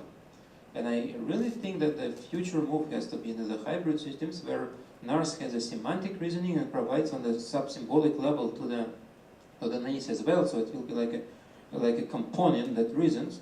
Given that if they would be able, which thinking the ways to able, they lift the limitations of the grid worlds of discrete environment basically for the NACE. And we don't exclude the things that maybe in the future either the NARS or the NACE could be neural. However, some of the logical things like evidence, uncertainty estimation, evidence collection are still present. So we really don't know. We have to, but certainly I have to agree with Patrick that the future is the hybrid. No new system would really be sufficient enough to reason into the open world environment. That's as I think. Yeah, thanks a lot, guys. And yeah, I think this somewhat leads me to reflect on the limited meaning of these named labels for systems, because I guess in NARS, Pei has some highly specific principles underlying the truth value formulas and some other aspects, but on the other hand, there's a lot of wiggle room for how you do things like attention management or chunking or something. It can still be a version of NARS. And I mean, OpenCog is even more flexible. I mean, the core principles are more at the systemic level rather than the things standing or falling by whether you use elegant normal form to do program learning or how you quantify uncertainty or something. So yeah, I think at least in the Primus case, even Primus is like a fuzzily defined family of possible architectures, and we will evolve exactly what it means as we develop it. But yeah, I think we're sort of evolving in the same direction then. Like we're going to need a bunch of different components synergetically operating together. Some will be neural, some will be symbolic. Some, like heuristics for concept formation, are not necessarily easy classifiable as sub-symbolic or symbolic, actually. And what's going back to this morning's portion of the workshop on the meta language and framework, what's exciting is we already have a better framework than we ever had before for experimenting with these sorts of like multi-paradigm and neural symbolic things. When we have a scaled up version of meta within the next, say, 4 to 6 months, we'll have a much better framework for doing this experimentation. And I think that's going to lead things to progress even more rapidly, which is quite exciting. And yeah, Sophiaverse should be one interesting playground for these things, going beyond these simple grid worlds, and then the Hanson robots and the Mind Children robots should let us go beyond the simple robots that Peter described. So yeah, I think there's a lot of clear avenues for progress here. Clear avenues for going to get dinner soon also. So is that, but on the other hand, I want to give a moment for others to ask questions on the last round of talks on embodiment and experiential learning. Keller.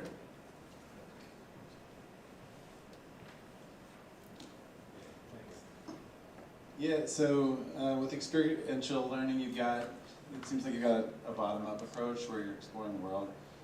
I'm just curious about taking a top-down approach where maybe you get training data from an LLM, feed it into a NARS GPT, and then look at what it might be good at, right?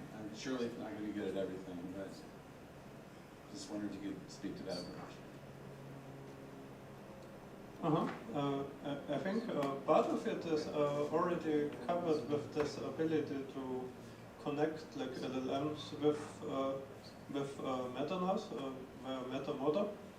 So we have the ability now to like the course you saw, like to make coffee, to instead of entering the knowledge in NASes, one can also enter it using the meta model, essentially the LLM. And then it will generate the meta expression which goes into meta-NAS. Meta-NAS will then know how to translate the high-level Gore into a Gore which can actually be perceived by the agent, and the agent can then figure out how to realize the perceivable Gore, and so can actually make it happen. So it's so to some degree it's already the possibility is already there to have human level knowledge in language form feed into the system in a way that then the sensory motor part, which is mostly covered by NAS, can then figure out how to realize the Gore and how to make use of this high level knowledge essentially. So I fully agree there's this bottom-up approach of the experiential learning, but there's also the relevance of taking existing human knowledge, which usually is in language form, and to make use of that as well, from the top down. Yeah, I would definitely make a defense of the necessity of this sort of bottom-up approach being in there, though. Like if everything you do is just based on having all the prior knowledge that LLMs have, I think you're then going to shape your whole algorithm design and cognitive architecture design toward the problem of, adding a bit on the corpus of human knowledge, and you're probably not going to find the approach that can learn just from, not quite from scratch, but from a more basic set of biases. I mean, indeed, learning from scratch, I mean, it's not well formed in the absolute sense, but learning as close to from scratch from no biases as possible is going to be extremely slow and laborious and probably not practical, but finding the right set of priors that embodies just the key structures of the world and the problem space, and doing learning based on that. That seems to me necessary for doing the right sort of experimentation to refine sort of cognitive algorithms and representation schemes for general intelligence. But I mean, the fact that we're doing practical application work alongside this more AGI R&D-ish work, the practical application work by its necessity is going to involve feeding in a lot of data and then biasing the system toward that. So I mean, like in the biology work, we're not trying to get the system to learn the principles of molecular biology from like raw chemical data or something, right? We're feeding in knowledge about biology, right? And in finance, we're feeding in finance ontologies. We're not just feeding in raw trade data and having to learn the whole theory of finance. And so I think Barrick's talk sort of spanned two sides of that, because in a Sophiaverse context, I mean, there are applications for which you will want to feed a whole bunch of data from real game players playing real games, and then just learn models based on that and use that to guide characters. I mean, it makes sense because the AIs need to appeal to real characters playing real games. But then there are there's also an argument to have a system just have enough prior knowledge to deal with that game world, right?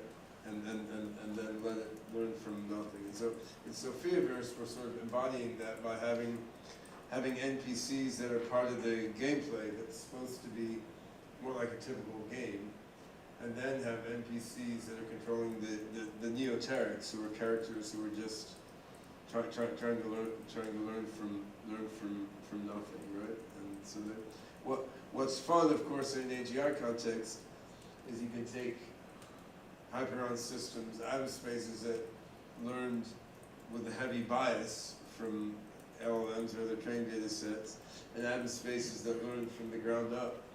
And you can try to merge them, right? I mean, you can merge them together in different ways. And then when they say, please kill me, you can try to merge them a different way, right? Yeah. All right, thank you very much. Great discussion. Totally wish we had more time for the open discussion, but we have a hard cutoff. People are going to come in and invade and start rearranging tables underneath of us. So we've got a hard cutoff for 5 minutes. Thank you for a great day today. We start tomorrow. The first talk is at 9 a.m. with Ben and Chris and our UW sponsor, Scott David, giving us a nice welcome and intro, kicking off into some amazing keynotes. Doors open at 8:15. Do get here early so that we can do our best to start on time. And we'll see you